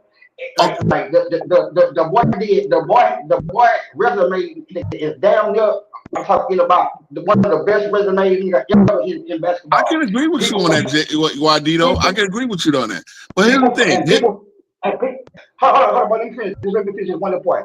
And people find fault with that. So what I'm saying is that I don't know who thought that they were gonna present all these obstacles to put in LeBron's way, right? And then people was gonna sit back and just let other players not be presented with the same obstacles. Like so if I tell you, King Ro, if I tell you that, hey, MJ, he's 6-0, 6 for 6, 6 Finals MVPs. King Ro, how long have you been hearing that, King Ro? I've been hearing it long, and I'll tell you this, JB. I mean, I'll tell you this, YD. I think it's a dumb argument. I say it's a dumb argument because you know why I say it's a dumb argument? Hold on. Why I say it's a dumb argument? Because it understates Michael Jordan's greatness. It understates. That's not the best thing he ever accomplished. He accomplished a lot more than that. See, hold on. When you spread the 6-0 out, go ahead. What'd you say? I'm saying I know that you heard that argument though. So of course, and I will hold on. Hold on, and I will consistently say, YD, you asked the question. I'm trying to finish one point, bro. I'm just trying to finish just one little point, bro. And y'all can have it, bro. I ain't going nowhere. We Gucci. All I'm saying is that in turn, like I'm saying, in lieu of that happening right there, right? You got fans, bro. Like that's on the other side, right? I got where you going. They want to make sure other players that y'all trying to put, now y'all can't put players over the run who don't got finals. Okay, and I got you. I got exactly where you're going. Now I'm gonna stay consistent. Hold on, because this is the 10 told that I see all people think this is the LeBron channel. Number one, the subject of the Matt Night is What's Hate Part 2. What's Hate Part 2? That's what I did. If you go back and watch, we said What's Hate because we want to talk about what's hate. Now again, LeBron, the whole situation. Number one, LeBron and Jordan. First of all, LeBron makes millions of dollars. LeBron makes everybody millions of dollars just being mentioned in the same breath as Michael Jordan. Let's keep it real. LeBron, hold on. LeBron got his first. LeBron got his first, I don't know how many million, based off the fact that, this guy from St. Vincent, St. Mary's was going to be the next guy to challenge Jordan. We all know this, right? So right at the bottom line, you can you can call this a LeBron hate channel all you want. Nah, nigga, we talk hoops here. The subject is what's hate. This is hold on. This is not honestly, the first two callers, FYF, the famous Lamont being one of them, wanted to stir this conversation about hate. Because guess what? When I opened the stream, I was talking about KD. I was giving KD some smoke. Because KD the one still playing on Twitter in the motherfucking summer. LeBron did his LeBron is out there with his family. At least he's not dropping no more episodes of Mind the Game broadcasts. But I was talking about KD. But they brought it up about LeBron's legacy. So guess what? I don't went to it. Again, I don't criticize LeBron for going nowhere in free agency. I don't criticize. What I criticize him was for moving the goalpost. Because again, you want to keep this LeBron versus Jordan shit in the algorithm, that's fine. You can do it. But guess what? What you're not going to do is skip steps. Because again, as I said, when everybody on this panel was 9 people on the panel, they agreed that the 3-peat was the goal of the Miami Heat. And when they didn't accomplish it, okay, well, guess what? When you don't succeed, what do? You brush yourself off. You try again. He went to Cleveland. Now, Cleveland. Now, what he did? Hold on, I'm going to speak. I'm going to speak. Hold up, King Rose. Okay, let me. Okay, you weren't on the panel, YD. You weren't on the panel, YD. Are you telling me when they went to Miami? When Wade Bosh, it was an informant. They did. You mean tell me that the goal was not to at least get a 3-peat? At least. You gonna tell me that, why Young Disciple? Bro, I don't know what the goal was, but if you saying looking at hindsight, should they have won 3 in a row? Young Disciple. Let's get. I mean, come on now. And I let you cook for a long time. We all know that the goal was to get a league 3-peat at minimum. And actually, they were trying to get the 4-peat. Because again, the thumbnail says not 1, not 2. We all know that. And see, look, Young Disciple, that's not a knock. Obviously, any great player, especially if he's joining other great players, their goal should be to win and dominate. But they didn't do it. And that's fine. Bro, that's fine. As I said, if you don't succeed, brush yourself off and try again. He tried it. He almost did it. He tried. The name of another team that won back-to-back championships that you would say that was a failure.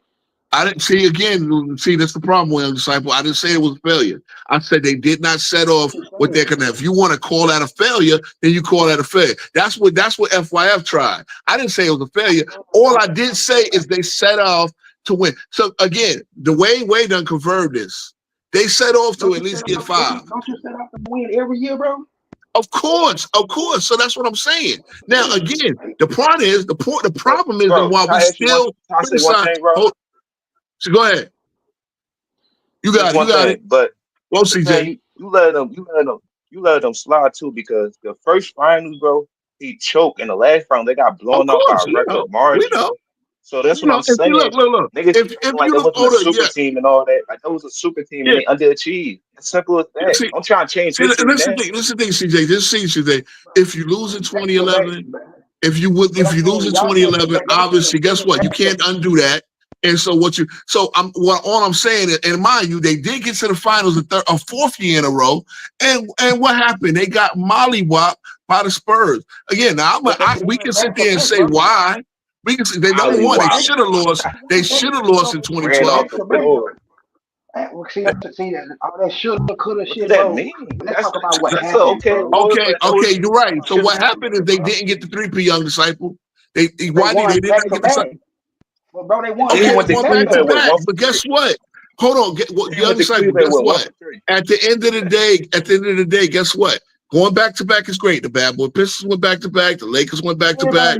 The Spurs even didn't go back to back. All right, cool. But the thing is, the goal, we know that the goal was to go at least get a 3-peat.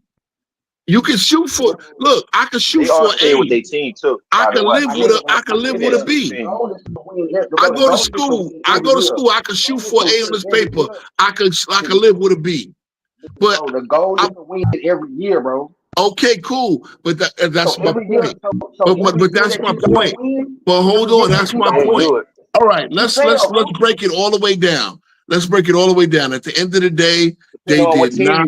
Depending on what team you want. And at the end of the day, they did not set out for the goal. Look, Young Disciple, you want to tell me that you the one person on the panel that didn't believe that they've set out to at least get the 4-peat? At least get the 3-peat. Because when you say that, bro, to me, it sounds like they came to an agreement and said, hey, we got a 3-peat. Yeah, they did. The Wayne Wade confirmed this on Shannon Sharp's couch. On Shannon Sharp. What did he say? He said after Kobe won his 5th. Not 1, not 2, not 3. He said, I called LeBron and I said, what we gonna do? So that right there confirms that the plan, because he said this guy got 5. No. Because again, I want you to understand, we're talking about standards. We're talking about standards. Bro, I don't want to talk about nothing that Dwayne Wade said, bro. Them narratives, bro. The narratives. Okay, so again, see, it's funny, but YD, see the funny YD. It's funny I why know it's something that's saying. it's funny why if it wasn't Did me and you hear that conversation, bro? okay, YD, you saying about narratives, but then no, YD. We're talking about narratives, but if you are going to tell me it's not about narratives, then why does LeBron James have Mind the Game podcast? What is he doing on that podcast? LeBron James, bro. I don't got an answer for him, bro. Oh, okay. Then guess what? We can talk. We're not haters for talking. We're not haters for talking about narratives. Who said that, bro? Who said that? All right. Well, what's your beef? I said What's your I don't beef? want to talk about. Bro, I say I don't want to talk He about. do this all the narratives, bro. time, bro. That's what he do. I don't want to talk about what happened. Reggie, I'm a Knicks fan, and I do a segment called the Optimistic Knicks Fan where I talk about the Knicks. I might have to do a show where I talk about the Knicks at least 30 years. But as we grow, trust me, I talk about all basketball. Unfortunately, the algorithm and everybody else that come up here want to talk about LeBron. I started off on KD. I was giving KD a bit for KD. How much has KD got in the bank? He got more in the bank than all of us in here fucking combined, right? Why is he playing on Twitter? And as I said, you playing on Twitter, but then you want to come back to us later and then cry about the hate you catch on Twitter. YD, don't you think that's like a fucking? Don't you think that's some bullshit? I got a question, fellas. I got a question. I got a question. Okay. So again, I mean, look. Bro. I'll keep it. You gonna get it, JB? You gonna get your question over? I start off, I do this podcast. I don't write no notes. I don't do shit. I just pick a topic and I say I come up here. I start riffing, and then that's it. This stream that came to the LeBron because the LeBron fan lawyers came up here defending LeBron when we weren't even attacking LeBron. That's the crazy part. That ain't what I heard. When I heard it, that's what it sounded like. I know because you pulled up when FYF, again, as you know, a notorious Kobe and LeBron and Jordan attacker and LeBron defense attorney, who I believe works for Clutch. I think Clutch Sports write him a check to, him and Gilbert Arenas and all the rest of these cats. Okay, they came in and stirred the conversation about LeBron. So I just followed suit. Hey, so, bro, we can talk about what you want to talk about. I wanted to talk about my goal criteria and how I compare all players to the other. But so King, bro, like what you got, like what's your top five? My top five is Michael Jordan, Will Chamberlain, Bill Russell, Kareem Abdul-Jabbar, and Magic Johnson. Okay, what's your Do you want to know why I have LeBron? No, just tell me your second five. My second five is Larry Bird, Kobe Bryant, LeBron James, Hakeem Olajuwon, and Shaq. Okay. Yeah. What's your criteria? So really, again, my criteria, the first thing I look at is number one, you have got to be at some point in your career the best player. That's the first thing I look at. You have got to be the best player. You have to be the best player for multiple seasons. So that means by my token, the only guys currently still playing, obviously, LeBron is still there. The only guys currently still playing, they're still writing their story. They got a chance to be, in my opinion, into the top 10 are, and I'll give it 4. I'll give Curry, because you could argue that Curry might have, the unanimous MVP year was a bad year, but then LeBron won a championship. But all right, it'll be Kevin Durant, Giannis, and Joker, and probably Curry, depending on what he did. If Curry gets another ring, and I know T Perfect just pulled up. If Curry gets another ring, I'm really going to consider getting him in there. Now, a lot of people got Curry there already, and a lot of people say Curry's better than Magic Johnson. I do. I spit on that shit, but Curry is an amazing person. How is Curry not better than LeBron James, though? Like, why we keep putting Curry behind LeBron? Well, he's not. And I'm gonna be objective. He's not because here's the thing, though. LeBron James. I'll answer this. Curry took about 5 years to be an MVP candidate. LeBron James was an MVP candidate in his second year. Even not making a playoff, he was an MVP type candidate. I just say because Curry had a slower start to his career, and then if you want to, I'm not going to do the technically arguable help thing, but I just think LeBron was a better two-way player consistently throughout his career. Now, Curry's peak does rival LeBron's peak. Now, if I'm going to look at that part, and again, like I said, if Curry gets a 5th ring, I'm seriously considering getting him in that top 10. And technically, I'm considering, like, mind you, right, wherever Curry is, I mean, I think I got Curry around 16 or whatever. But again, Curry still got years to write. If I look at when the smoke clears on his career, if he does a couple more things, which I think it's the ring winning. I don't think Golden State is like, but I'm also going to use the fact that Curry stayed loyal to one franchise as a part, the whole nine. And made his legacy off with a player in front of him. I mean, true. I mean, well, true, but it's more than that. I mean, you gotta be fair. LeBron was winning championships and damn near had the 3 people before Curry even mattered. But by the same token, Curry didn't have that 5 years of taking them to the finals and then getting another championship without Kevin Durant, which I don't even like. Fuck that. With it. Guess what? He got Kevin Durant on his team because guess what? He took less money. And Kevin Durant fit on his team. And guess what? Not only did Kevin Durant come and fit on his team, they were able to play well together. So at the end of the day, you win with who you win with. No, that ain't the standard, though, bro. What ain't the standard? You just said earlier, bro. Okay, the standard, but I don't have Curry nowhere near MJ, so what's the point? Okay, no. I don't just compare everybody to MJ, young disciple. Everybody got their own legacy.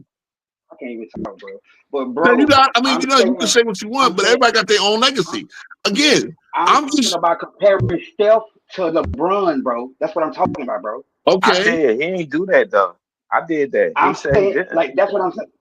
That's why I wasn't talking to him. I mean, I know this is his show, but I'm just commenting. Well, if y'all want to put somebody over, if y'all want to put somebody that changed the game, well, he changed the game and he beat this man 3 times. And he was a part of a dynasty. LeBron wasn't, and he's still not in front of LeBron. Okay, it's okay. Okay, I got you, CJ. So, okay, what you asking me, YD? I'm saying, if these people, right, these same people that's putting LeBron through the ringer, right? I'm saying, how dare they bring up a dude like Steph Curry name, a dude that didn't come in the league with the expectations. And that's how they feel when y'all compare LeBron to Jordan. That's how they feel when y'all compare LeBron to Jordan. I can't even talk. I mean, it's a popcorn style panel, so people are gonna put in, but we can be respectful.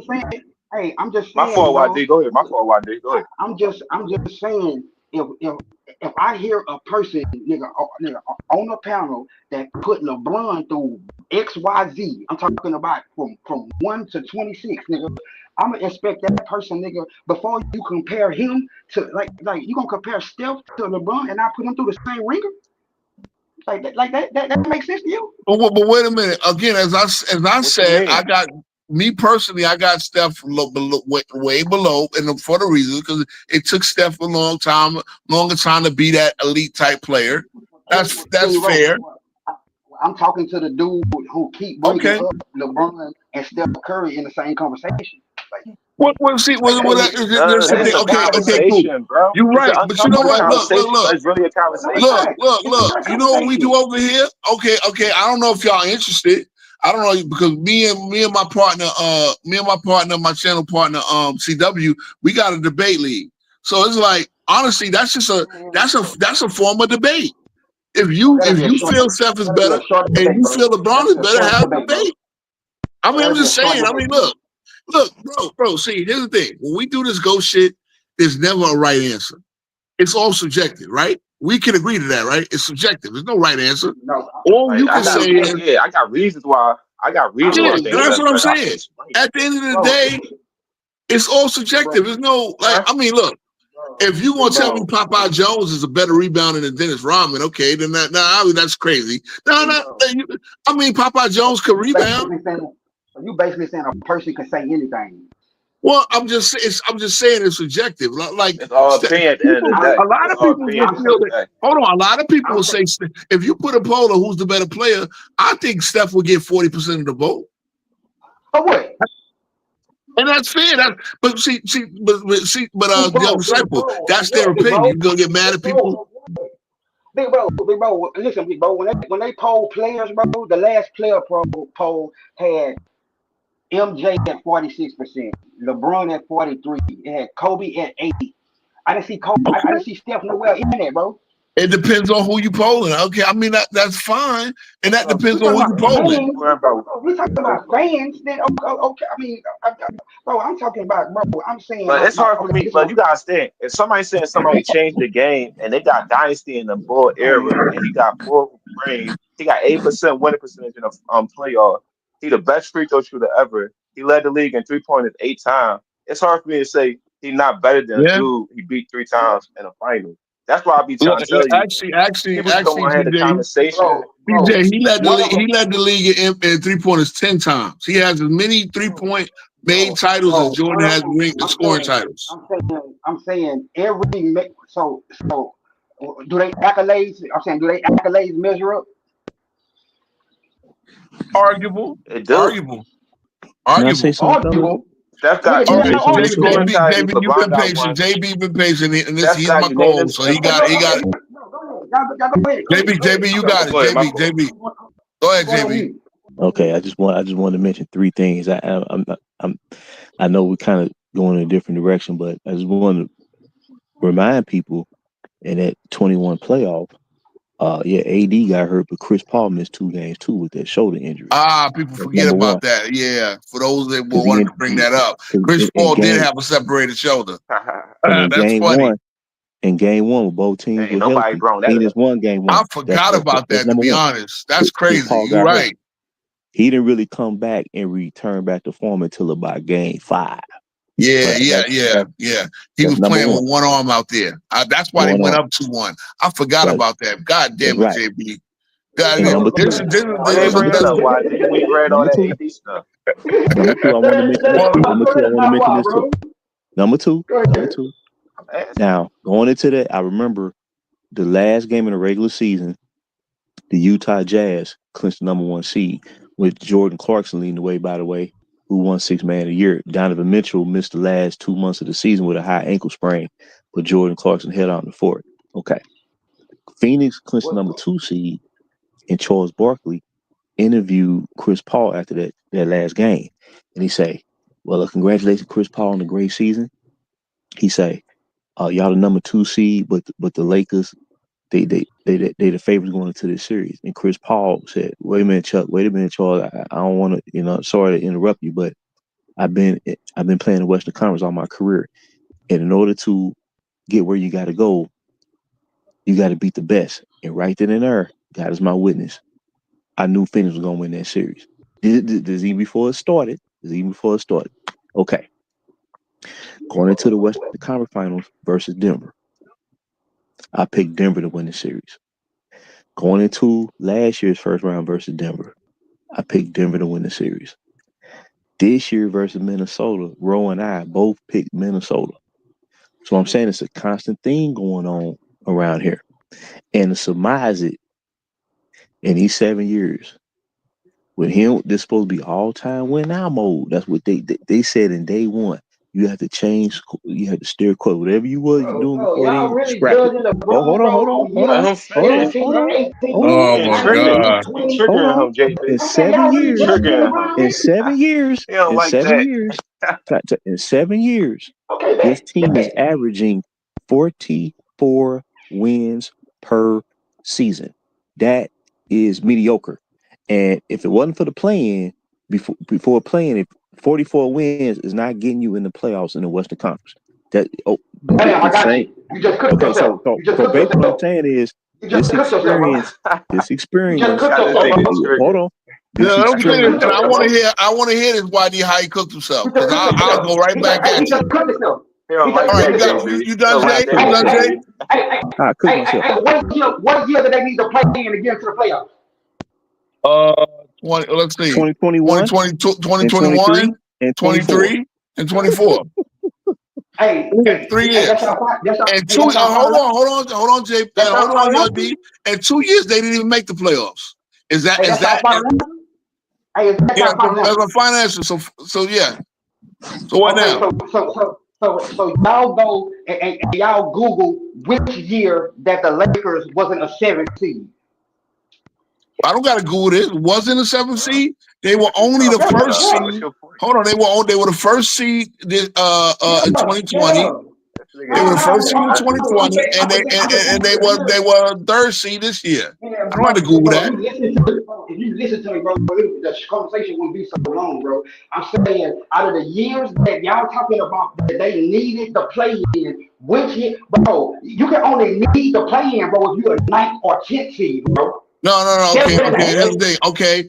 No, at the end of the day, that's the rule of the game. But Young Disciple, that's the rule of the game now. That's the rule of the game. No. I'm saying without the play-in, they still would have made the playoffs. Well, no. Well, the rules of the game is now that you don't qualify for a playoff seed spot without being top 6. Big bro, without the play-in, bro. No, what I'm saying is that no, you mean under the old rules. I get it. You mean under the old rules. Okay, big bro. Hold on, Young Disciple. So it hasn't been a year where they needed to play in to get in the playoffs.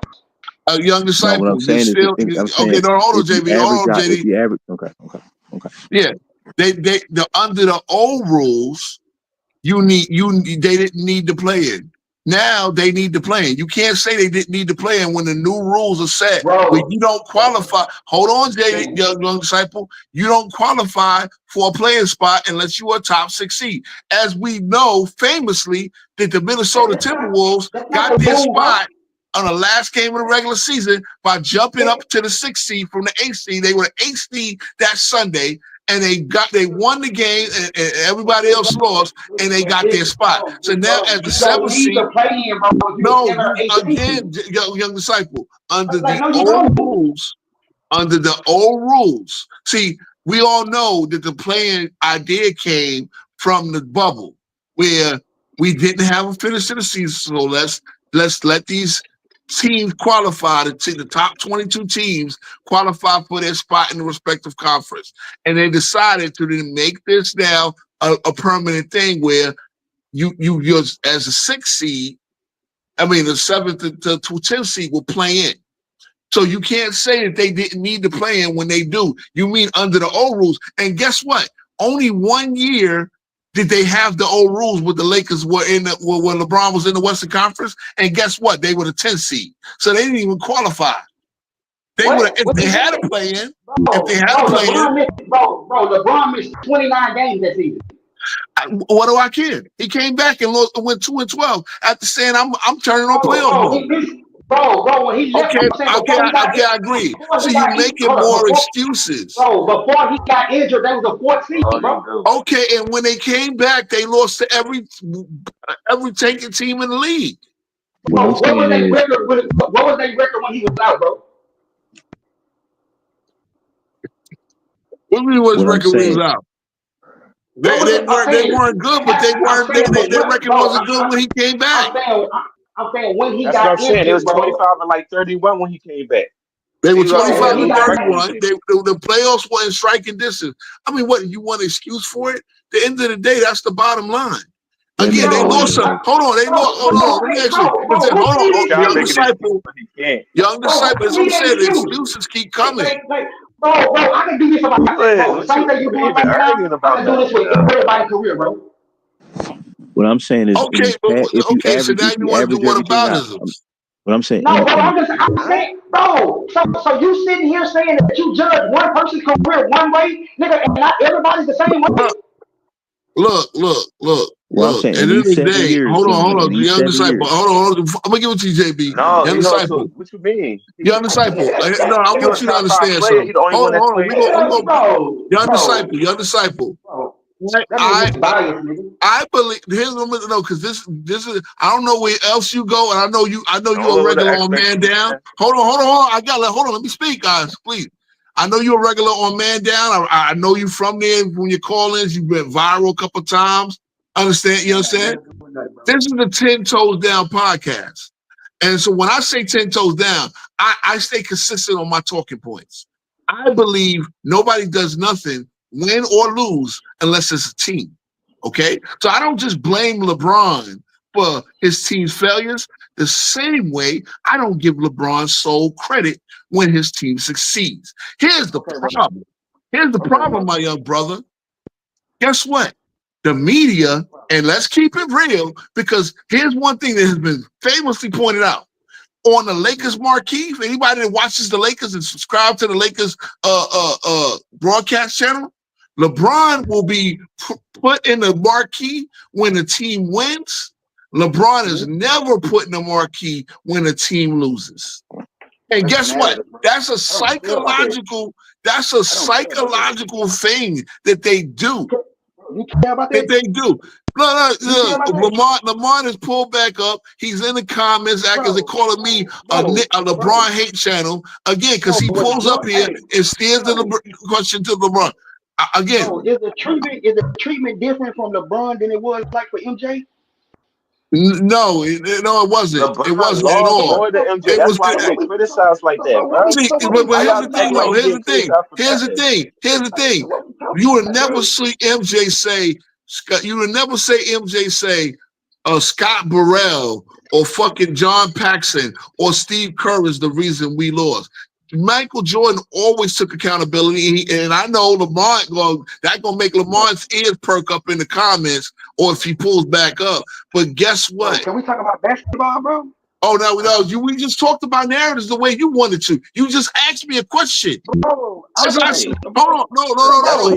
I wanted to make something crystal clear. Young disciple, young YD. I wanted to make something crystal clear. See, you just went to Michael Jordan whataboutism, and I want something to make crystal clear because Michael Jordan. No, come on, bro. I let you get it off. I let you get it off, YD. I let you get it off. You know what? Look. YD, read the screen. Read the screen, YD. Because this is the guy. This is the guy that does everything that y'all say we do to LeBron. He brought up a David Corzine talking point. David Corzine, because this is what they got to do. I think people need checks now. Because I know there's a lot of money in. I know there's a lot of money in MJ slander. The same way it's probably money in it.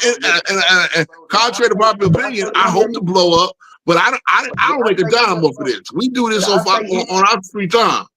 Okay. Did I say any of this, bro? I'm saying, bro, address me with something you heard me say. Okay, see again, but you also bring up now. You brought up I told you what I said, and you went to a whataboutism. Again, we can have a basketball conversation as long as you understand. As long as you understand, I am 10 toes down. I don't give anybody sole credit for wins, and sole blame for losses.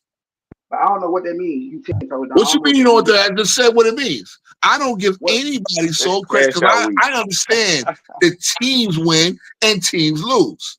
So we can stick there, right? Yeah, I agree.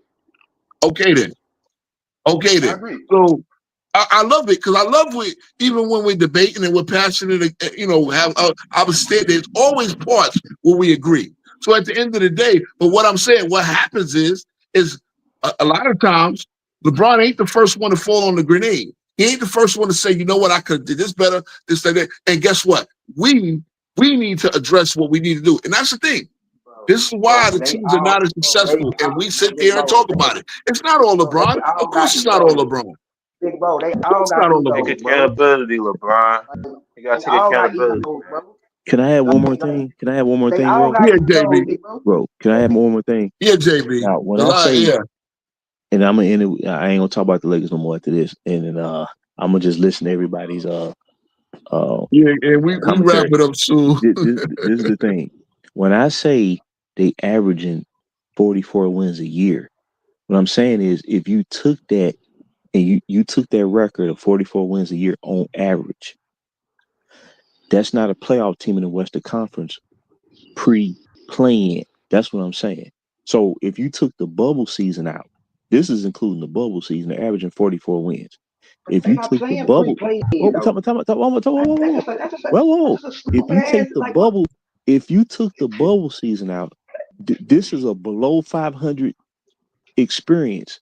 If you add the bubble season in, This is a mediocre basketball team when you're supposed to be an all-time win mode. Why would you take out the bubble season, bro? No, well, I'm just saying. He just did both. He just did both ways. He just did both ways. I'm giving you YD. both scenarios. He did both ways. Even And YD, you gotta understand. You talking to a Laker fan. You talking to a diehard Laker fan. this is So he has the right to feel that way about his team. This is essentially. Why is he taking out I'm giving you He both just gave scenarios. you with I'm and giving you both without. scenarios. YD, come on, Yeah, man. you got this nigga trigger every time you talk, bro. Even if Hey, you we had, all know YD is famous for this, man. YD is a little minor celebrity out these YouTube streets, what bro. I'm saying is, bro, to have all of the players that they Similar brought on to here, Ticket. all the talent that they've had on this team over the past 7 years, they should be winning it in the 50s. They're winning 44 games, and it always takes a midseason trade to boost the team to get them across the finish line. What I'm saying is this. Yeah. This has been 500 basketball. This has not been a winning situation. So the way I look at it is, this has been very in the bubble. We counted for the championship, and guess what? Whether you look, if JB, hold on. I got guys. Hold on. I got guys. Philip Fry is Philip Fry is a LA Laker fan. He ain't get to go celebrate. He ain't get to go to no parade. So guess what? I mean, come on. You can talk about the championship all you want. We all know that championship was not like you couldn't go outside. You couldn't even lick shots off in the air. You know what we do when our team? Well, I don't know. I'm a Knicks fan. So whatever. And that's LeBron, bro. Okay, LeBron takes accountability for it. LeBron has a part of it, bro. That's the part where we gonna depart. See, the problem is you don't want LeBron to take no part of it because LeBron has had say in roster moves. LeBron has had. You sound foolish, bro. How do I sound foolish? No, you sound foolish acting like you don't know. LeBron is the reason. Okay, let me ask you this. LeBron, hold on. One question. Why one question? One quick question. Did LeBron, yes or no, have a say in the Russell Westbrook trade? Yes or no? Bro, I don't know that, bro. Okay. So you don't know. Okay, you don't know that. Let me ask you this: do you think? Yes or no? Do you think if you had to bet your life on it? I don't think nothing happened without LeBron knowing. So see what I'm saying? So you believe he had a hand in it? Okay, then cool. But see, that's what I'm saying. Wadi, please understand something. Because all JD really said is the era has been mediocre. Yes, they won a championship, but it's been mediocre. He said with and without, and the winning has not been consistent. Y'all just come up with reasons why they don't win. At the end of the day, he was brought here to win and win consistently. That's the Laker way. Hold on, YD. YD, who are you a fan of? What's your team? Do you have a team? No, I don't got no team. Okay, I remember that. I remember you telling Mel for that from Man Down. Now, you don't have a team. Who was the first team you rooted for? Or first, like I know you. So you one of them guys that go from whoever was good that year. What's the first time you watched basketball in the NBA Finals, and who did you root for to win the final? My mama was a Lakers fan. Okay, so you want to see the Lakers do well for the sake of your mama. For the sake of your mama, you want to see the Lakers fan do well, right? I want to see the Lakers who? Yeah. For the sake of your mom, right? You know it will make your mom happy. So more than likely, the team that you would like to see win is the Lakers. So now, one of your favorite players. I believe you like. I know you got Jordan as GOAT, but LeBron is one of your favorite players, right? Yeah, I got him top 2. And he plays for one of your favorite teams, right? Or what team you at least your mama wants to see happy win? Hey, my mama downstairs. She loves LeBron. She loves Angel Reese and LeBron. She got an Angel Reese jersey. She wants to see them do well. That's fine. I like Angel Reese too. Okay, so but my thing is, if you objectively look at it, do you think the entire era has been a success? Because I want you to understand, Laker fans, what I know, and I live in New York. There's millions of Laker fans in New York. Half the goddamn New York basketball crowd. Most of us are Knicks fans. Hold on, most of us are Knicks fans, but a bunch of Laker fans live in New York. Okay. So you mean him on the Lakers had ever been a success? Say again. You asking me has his tenure on the Lakers been a success? No. What I'm saying is, what I'm trying to say is, Laker fans, true Laker fans, are spoiled as fuck. Even JB, as a Laker fan, can say that they are spoiled. They expect to win. Matter of fact, what would you expect from a team that almost half of their existence have at least been in the NBA Finals? How spoiled They're spoiled. How spoiled was they from 2010 to 2019? They say were spoiled. They were goddamn impatient. Yes, they were. They were. So but see, here's the thing. Hold on. My co-host is a Laker fan and it's funny because we were talking about OKC at some point. My co-host is a Laker fan who understands the process. He understands the process. Number one, 2013, he understands the process. There's a process of going from. Hold on. What? Say again. You just said they spoiled. He just what? You just said that Lakers fans are spoiled. Okay, yeah, that's in general. My co-host, and I know me and JB have been talking for years on Facebook to person like we become personal friends at this point, right? He understands that there's a process of going from era to era. So I seen him. I talked to him the day Kobe passed away. I talked to him the day Kobe retired. I want a Kobe fan. I let him know I root against his team. I didn't want to see Kobe succeed at all. But my co-host is a Laker fan who understands there's a process of going from era to era. He's seen the the Magic Johnson into the Kobe and Shaq era. He understands that there's years in between where you're not going to be as good. And as he likes to say, the Lakers were on a path of rebuilding with a young core that when LeBron came, he decided to topple over like a goddamn game of Jenga. Okay, where he traded everything that was every young developing player, and he got AD, and he got everything else he wanted. And guess what? They won. They won in the bubble. Ooh, but they have not done anything. They have not done anything since. See, bro. They were the number one team, bro, that whole year. Like you keep saying that bubble shit. They were not the number one team that whole year. They were not the number one. They were a contender. Hold on. They were a contender, but they were a big part of the season where the Clippers were better. No, the number one team was the Milwaukee Bucks. Number one seed too. I said in the West, bro. They were number one. The number one seed was the 1-1 team was the Milwaukee Bucks. That's why Giannis won the. Say again. But okay, what that means though? I said in the West like two times. Well, hold on, you young disciple. We can give you that. But guess what? As I just explained to you, Lakers fans are spoiled. They don't just expect to win 1 year.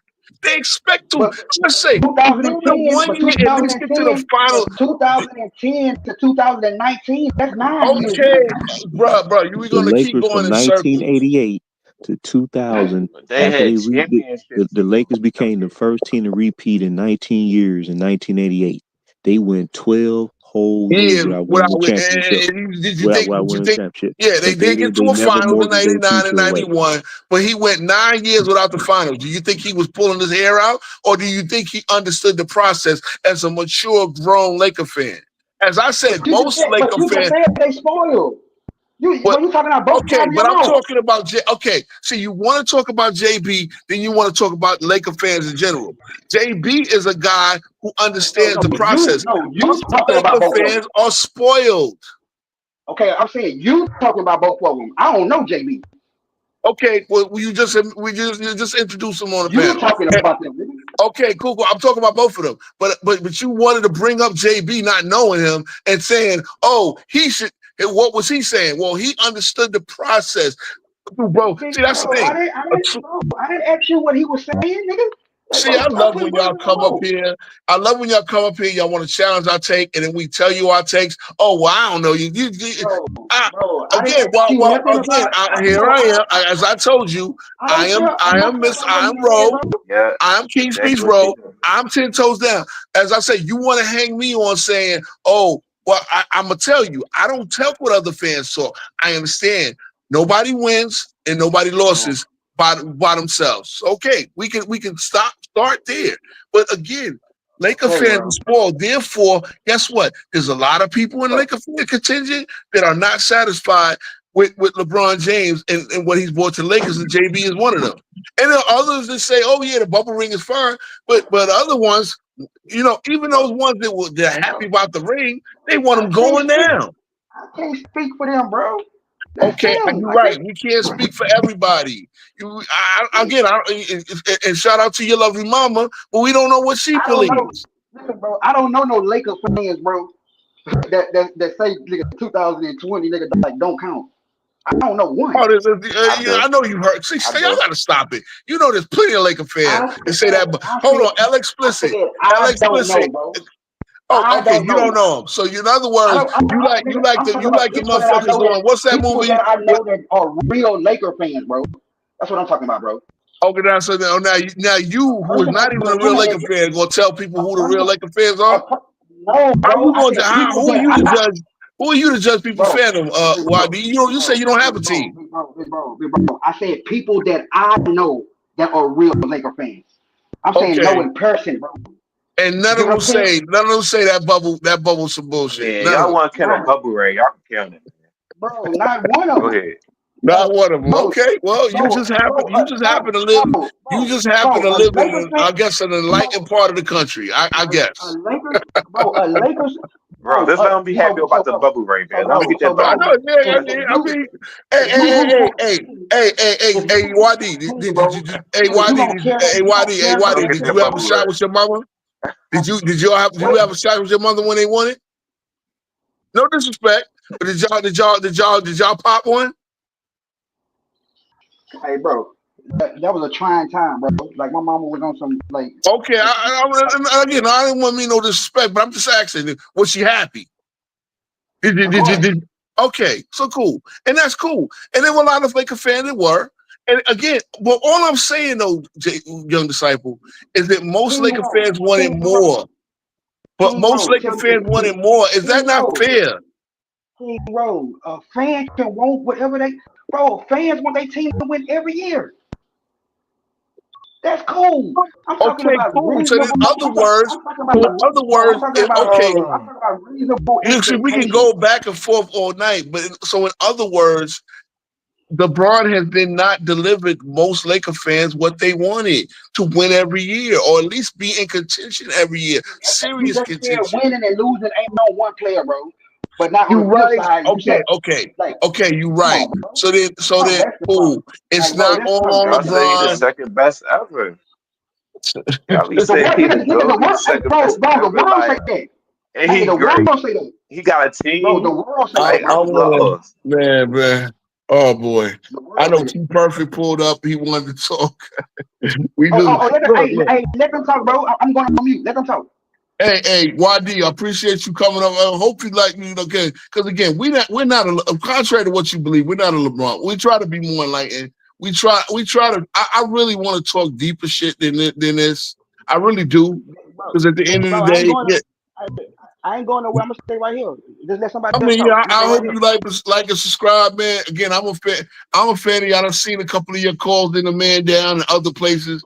You know what I'm saying? Again, you get look. At least you came up here and really had a good back and forth discussion, good debate. I appreciate you pulling up, man.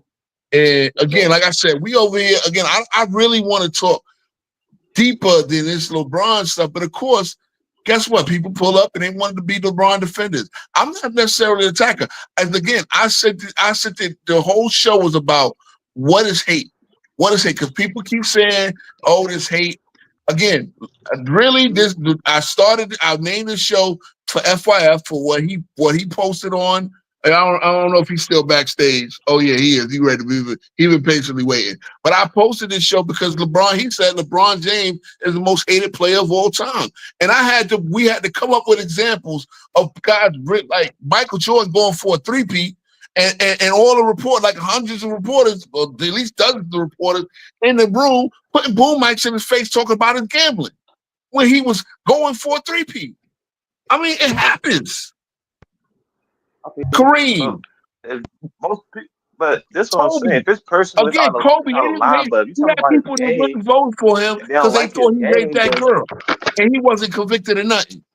He wouldn't get voted for MVP. Yeah, but King Roll, it's not just because I personally feel that LeBron, based on what I've seen on social media outlets, fans. Just because I feel LeBron James is the most hated, it does not mean that other players are not hated. I know that you can give 1,000,001 examples of flame thrown at Jordan or KD, but based on what I've seen, and I feel like anybody that's being completely honest, based on what I've seen, there is an unnatural amount of hate getting thrown at LeBron James he gets literally criticized. Everything that he does, anything that he touches, anything that he says is criticized. I mean, it's so criticized to the point where it's so criticized to the point where people even criticize. People even criticize the school that he opened. How do you criticize a school? Guess what? It's funny because at least that's he not opened funny. I'm saying no.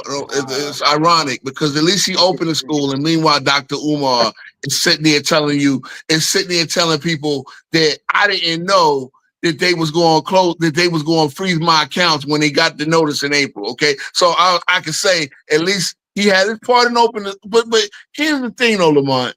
So you can again. I asked you the other day to name me 5 things where he's hated, and because again, I want to check. I want to act because the point is, and again, I started off KD, right? Again, I asked what's hate. CW asked a fair question as well. Is the stuff about on the court inbound? Because I'm not going to go to the school. I'm not going to go to his off the court and his philanthropy. I'm not going to go to all of that stuff. I'm talking about what's on the court. We've talked about most of on the court. I'm not talking about what's on the court. So you said you did this about my post. But yeah, again, my post is not talking about criticism on basketball court. I'm criticizing your post because what I'm going to ask. What I'm going to ask is people that got criticized worse than LeBron, though. But I'm going to ask how much of this quote unquote hate does LeBron invite himself by the things he say and does? Because as I said, I started with KD. And how much criticism did Jordan attract based on what he said and did, going to the casinos, gambling, drinking? You know what kills me? Lamont, you go at Jordan and Kobe. I'm not going at it. I'm just giving you the same example. Hey, wait. Vanessa's not answering your channel. Vanessa and his daughters are not answering your channel. And guess what? For all the Jordan hate, when have you seen Jordan say anything? What Jordan hate? I got Jordan as the GOAT. Okay, I'm not talking about you. But you think every time I talk about Jordan on the basketball court is hate. Lamont. You do that. Going back to you for all the you also go. You said that this is about my post. You should probably ask what were you referring to as hate. That one post you act. You never asked me, Lamont. What are you referring to as hate? You just jumped to a conclusion. I went back to you. Okay, well, number one. No, you didn't. You never went back to me about nothing. Lamont, we had an exchange in the comments. And I no, we did not. Video. Lamont, we did have a King Roll. Hold on. Ask me right now, what do I mean by hate towards LeBron? Okay, what do you mean by hate towards LeBron? I don't. I'm gonna tell you right now. This is not about anything or any criticism that's thrown at LeBron James for anything he does on the basketball court. That is all to me fair game. I believe that the exorbitant amount of hate that LeBron James gets from every time, like I said. In that example that I gave you, I wake up in the morning, I go to my YouTube feed, and the dude, obviously, and some of you guys might know him, the YouTuber by the name of Uncommon Sense. He's literally made a career off of just attacking LeBron James for anything he does off the court. He did a video saying LeBron James is trying to attract all the attention at a Nas concert. What are you talking about? I can't wait to. I gotta watch that because I love Fanboy Friday. Now, look, so what I'm saying is, when I can wake up and I see types of videos like that, and that's just one of millions. About YouTubers, and then on top of the fact, I pulled up on vidIQ, and vidIQ did an article on this, and they said that LeBron James hate videos made over $18 million last year and over 600 million views. That's funny. That's funny because I'm That's trying not to get funny. That's a fact. Hold on, no, but I'm not. Hold on. I'm trying to get a piece of that, but I'm not a LeBron. I want to be objective and I want to be fair.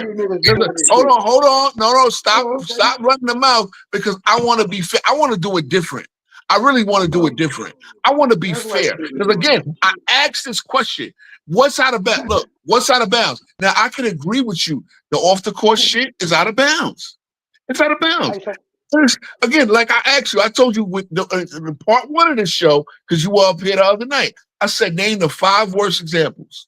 And you started with the LeBron. You said three of them were on-court event. I had 100 examles for you, but you didn't let me get them I off. wanted the worst 5. I wanted the worst 5. There's no such thing as a worst 5. They're all bad. I just give me the 5 because if Remember, you named 100, we're gonna be here all night. No, I'm saying King Roll. I'm saying I don't take my time out of my day to rank the hate. I just know when I see hate, I'm not dumb. I know what hate is and I know what basketball talk is. And if we stop playing coy and pretending like we don't know, anybody up here can admit that a lot of things that we see about LeBron James are simply made out of hate and fake narratives.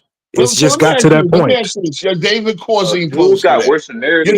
Your David Corzine post today. No, and so the funny thing about the Dave Corzine post, the funny thing about the Dave Corzine post is that you just mentioned it you just had talked about it because you were talking about how the media after a loss, you talked about how the media didn't found ways to avoid making LeBron James accountable. Dave Corzine, let me finish what I'm saying. Dave Corzine did not say anything.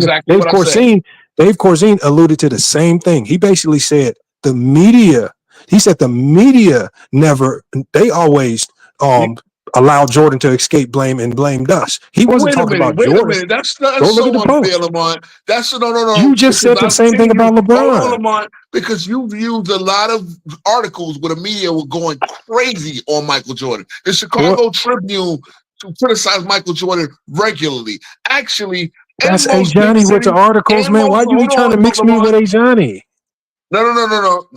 Yeah. I've seen you use Chicago Tribune. You haven't seen me, bro. You have not seen me use nothing with no Chicago Tribune. You know but it's funny because you come up with the Dave Corzine shit. So the media. What is Dave Corzine was talking about the media? Whether you use it or not, you know this to be a fact. The Chicago Tribune often wrote negative. That's a lie. That's not true, bro. I mean, that is 1,000% not true. Oh well, wow. Okay. So and the only reason why I noticed is because for some weird reason, when I was young, I you know how you scroll through the magazines, and me, for whatever reason, I was so big a fan of Scottie Pippen that I actually subscribed to the Chicago Tribune, right? And I had Chicago Tribunes getting delivered to me every weekend, in Indianapolis. And when I'm reading through these articles, looking through the sports sections, clipping this stuff up, bro, they were super positive about Jordan. Yeah. And I even did a show about this back in the 90s. You know what the media did? Even after a loss, the media will find a way to praise their players. Reggie Miller still fights in the loss, right? Patrick Ewing goes out fighting in his loss. If Jordan lost, Jordan puts up a crazy effort in a 2-point loss. Like when they lost back then, the media found ways to turn it into a positive. Y'all don't do that now. If somebody loses now, everybody's saying he choked, he did this, he choked, he missed his field goal, his block plus minus was negative. Y'all don't say nothing. Y'all don't look at nuances or nothing. If you look at media back then, they were super positive about their fans and teams. Sir, Where are you getting this think, negative stuff from? Sir, I don't think. I mean, it's funny because you brought up Patrick Ewing, and I'm I a pulled up person Reggie that Miller. I said hold on. Ewing. You can go I don't look know at the what they did in newspapers. Indiana. I don't know Go what they look at did the in Indiana. newspapers. Don't believe me. I want y'all to go back and look at the whole newspapers. Do not Here's believe what I me. can attest to. Do Here's what I research. can attest to. The media treated Patrick Ewing like shit, and then Patrick Ewing again. It's funny because now they appreciate him being. No, the Knicks Knicks fans treated him like shit. No, the media as well. The media as well. Okay, I know this to be a fact. I grew up. The media in the 90s is what made the NBA so good. Is because the media never spent time shitting on the players, even after a bad loss, even after a playoff loss. The media always found a way to pull the positive out of it and turn it into a glory story. You guys, that don't happen now. That don't happen now. You're sitting up here trying to convince us that one championship over the last 10 years is bad. When you like, let me ask you this. If the Knicks had one championship in the last 7 years, is that a failure? The Knicks and the Lakers are different. If the Knicks had one championship in the last 7 years, is that a failure? Different franchises, different. Yeah. So you have different standards for your team, but different standards for LeBron. See, you talking about LeBron. I'm talking about Laker fans. See, that's man, the problem. like I said, man. That's the problem with you guys. Y'all want the Lord to stand for? Just say y'all want the stands lowered. That's all. I said that Laker fans are spoiled. I said this to Jay. I said this to Young Disciple who don't claim to be a Laker fan, but yet his mom is. He said his mom is a Laker fan, right? And I asked him, do you know Laker fans? And you know that they're spoiled. They expect to win most every year. They expect to at least be in the finals almost every other year. They expect consistent success. And see, what's so funny is you want to bring it back to LeBron. When I specifically said that no one player wins or loses. Now, some people do believe it, and you hear the dumb shit like Michael Jordan won and Jordan lost. You talking out of both sides of your mouth, bro. No, I'm not. I'm talking about on one side of my mouth. I'm talking on one side because you try. It's funny. Y'all are so quick to say, oh, I didn't say that. Well, guess what? I didn't say nothing either. I said that Laker fans are spoiled. Now, when you want to defer to JB is a guy that understands going through errors because he wants the long-term success of his team. He understands there's processes to it. Let's talk about what you think, bro. Let's talk about what you think, Okay, bro. I'm not a Laker fan. I can watch this objectively. I'm not a Laker fan. I'm a Knicks fan. So now, if he asks me, would I be happy? Let me ask you. If the Knicks won in 2020 and then we did shit else after it, I would not be satisfied as a Knicks fan who has not seen my team win a championship. You want to know why? Do you want to know why? As a Knicks fan who has never won a championship, right? Never seen this team win a championship. I'm born in 79. My team won in 73. You know why? But I wouldn't be satisfied. Sir, do you? Can you? You know, I wouldn't be satisfied, Young Disciple, because I want the parade. No. Young Disciple. I want the parade. Not only do I want the parade, then I want the feeling of knowing my team got a chance to win in and out. Right now, no, bro. Don't see his thing. You're talking to me, Young Disciple. You're talking to me. Say again? Of course I know. I'm a Knicks fan. Now, for me personally, Young Disciple, can I speak? For me personally, I want the parade. The thing I look forward the most, I don't care if I'm in Timbuktu. If the Knicks won a championship, I am going to find my way on a plane and I'm going to get to Broadway and go to the Canyon Heroes. You want to know why? Because I experienced this as a Giants fan twice.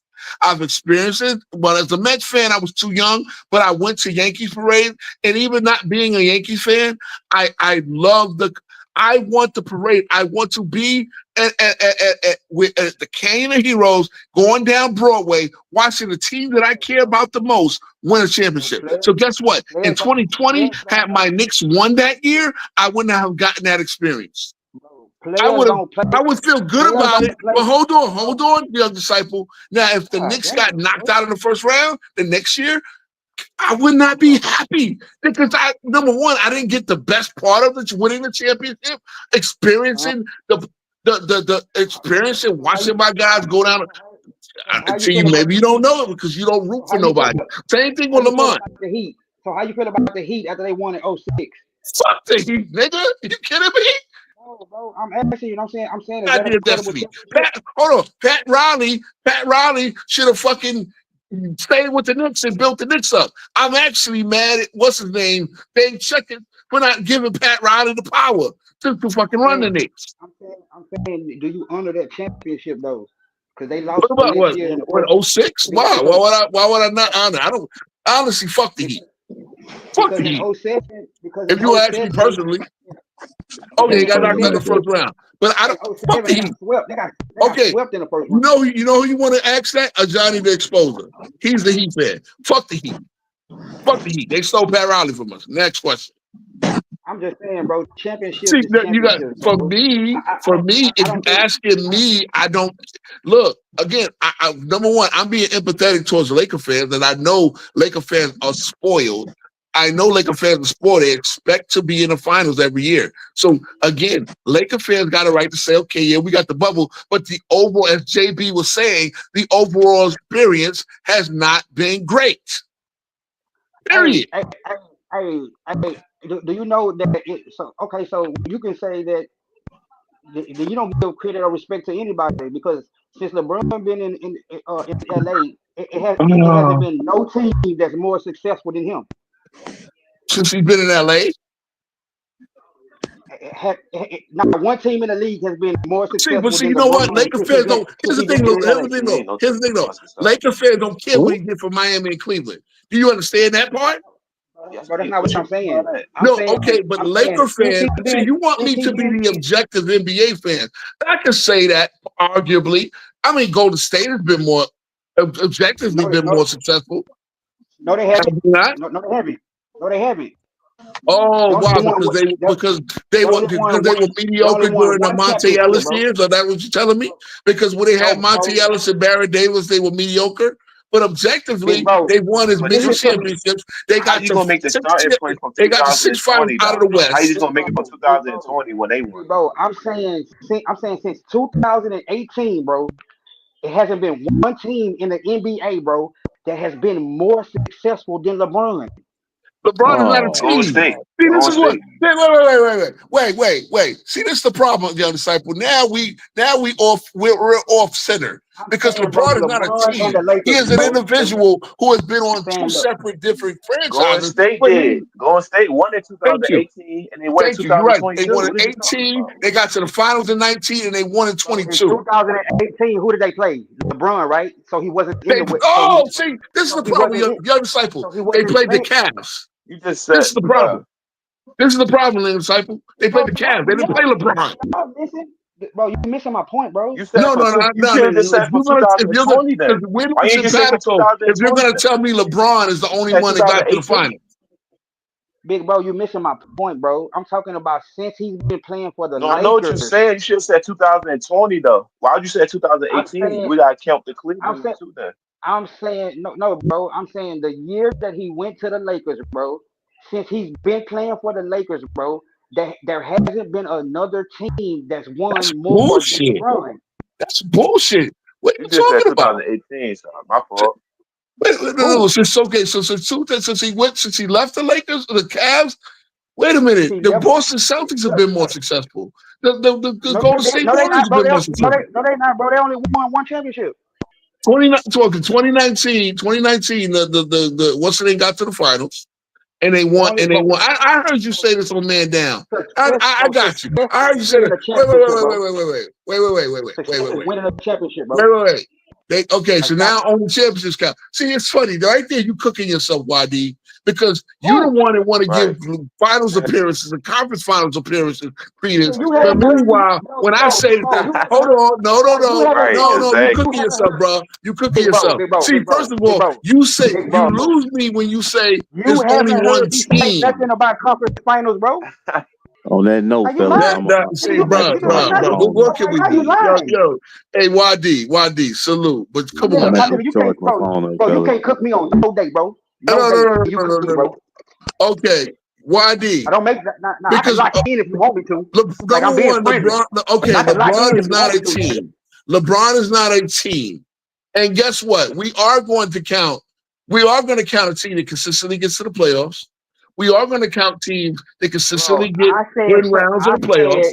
I said no team has been more successful than Yeah, I've LeBron. heard Bro. you make this I'm thought. saying I've so heard you LeBron make has this thought. okay, But so LeBron is nigga, not so a I'm saying team. is that No, okay, but and the Lakers, how about this? okay, No the other Lakers, team has traded more of their future than LeBron team. okay, bro, okay, take LeBron out, nigga, and put the Lakers. No team has been more successful than the Lakers. Yeah, they have. Like I said, Again, On that note, objectively, they fellas, have. I'm gonna listen to the rest of the podcast. I gotta Hey, charge my phone JB, up. man, JB, we about to wrap Yeah, up on that. soon, and I'm having fun over here, but you know what, bro? Salute, man. You Well, know, on that note, we're gonna talk about this tomorrow. yeah, I'm at to chill on that. I heard that right there, but Yeah, everybody man. have Yeah. it. Nah, Everybody and have a good one. I heard Young Disciple say this before. Because again, he's gonna say that the one championship, mind you, the one championship is unlike the other. The one championship that didn't get a parade, the one championship that didn't get that was the least watched finals. No fans, no traveling. Okay, hold on. You know, okay, hold on. I know one player that's been more successful than LeBron since 2018. I know one player. Hey, I know one player that's been more successful. Who? Actually, I know two players. Who? Two players. Hold on, I could probably come up with more, but Who? KCP has been more successful. Man, stop it, bro. Alex Caruso. Whoa. Come on now. Bro. Alex Caruso. Alex Caruso not been more successful? You just said it. Has Alex Caruso not been more successful than LeBron? He won a real championship this year. Bro. What we doing? Hey, bro, we do. So are you telling me Alex Caruso? Hey, bro, is that your tool? Like just the overtime? Is that my tool? You say, first of all, you lost me when you call LeBron a team. You call LeBron a team. You call LeBron a team. Bro, you call LeBron a team. So now I can say Caruso Caruso and KCP one of the two best defenders in the league. Do you say that LeBron is 4-6? No, I don't. I don't. LeBron is his teams are 4-6 in the finals, which is an insignificant stat to me. Okay? No. I will say LeBron and his teams have been on the losing end of two of the least competitive finals in NBA history. Which again, that's a Snapple fact.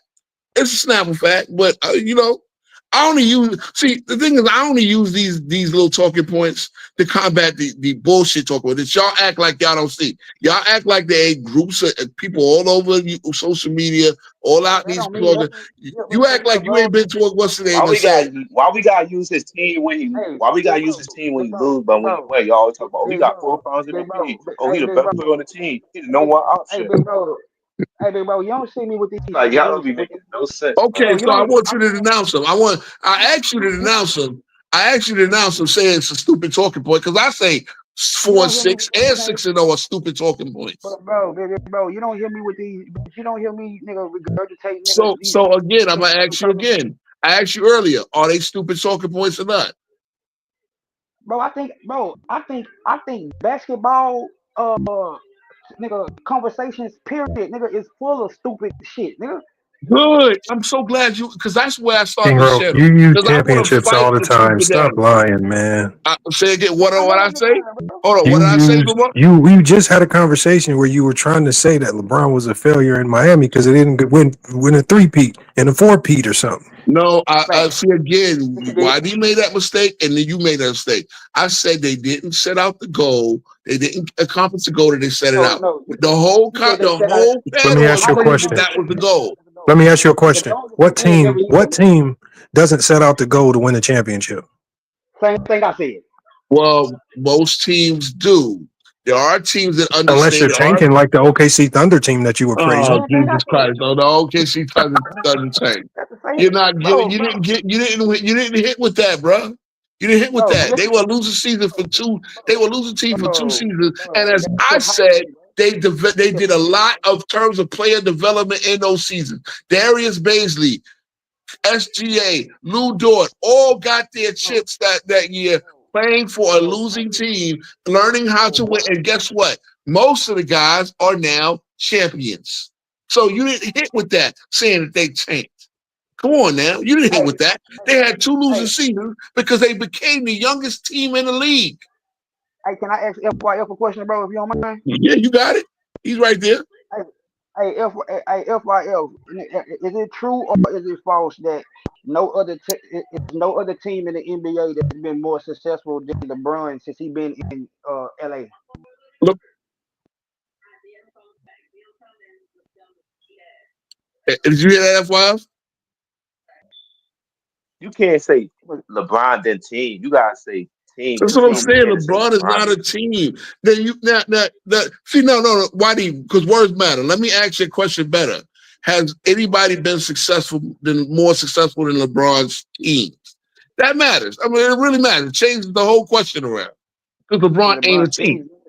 No. Cause you could say somebody been more successful. You can just say Shaq because he got the MVP and the championship, and they won 60 games last year. But I know how you try and put it though, because you try and say since everybody got one championship, he the only he measure up to everybody's success. So I want you to understand something. I want you to understand something, YD, because I remember famously, not famously, because I'm not famous now, and I wasn't famous then. But I remember saying this to JB. I said coming into this decade, I said, guess what? There will not be a repeat championship and for this entire decade. This decade will play out like the 70s. And even in the 70s, you had 2 teams in Boston Celtics and the Knicks that won multiple championships. They actually won, one won 3 years apart, the other one won 2 years apart. But I said this, you will not have a repeat champion for a while. In the 70s, didn't a different team win a championship every year? Well, again, as I said, the Celtics won in 74 and 76, and the Knicks won in 70 and 73. So those are only 2 teams that have multiple. But yeah, nobody repeated. And you had no repeat champion from 1968 until 1980 and not until 1988 when the Lakers went back to back. So as I said, I predicted it, seeing what was going on with the CBA and the way you had to rebuild teams and had to, with the CBA and everything else, and the way that the whole quote unquote super team, we don't exist. I don't think it's super team. Why you don't ask that question? Why you don't ask what player been more successful than LeBron? So bro, if you predicted that then, bro, then that and you saying that it wasn't gonna be a repeat, nigga, and you said that, nigga, when the decade started, that's another reason why you should give LeBron credit, nigga.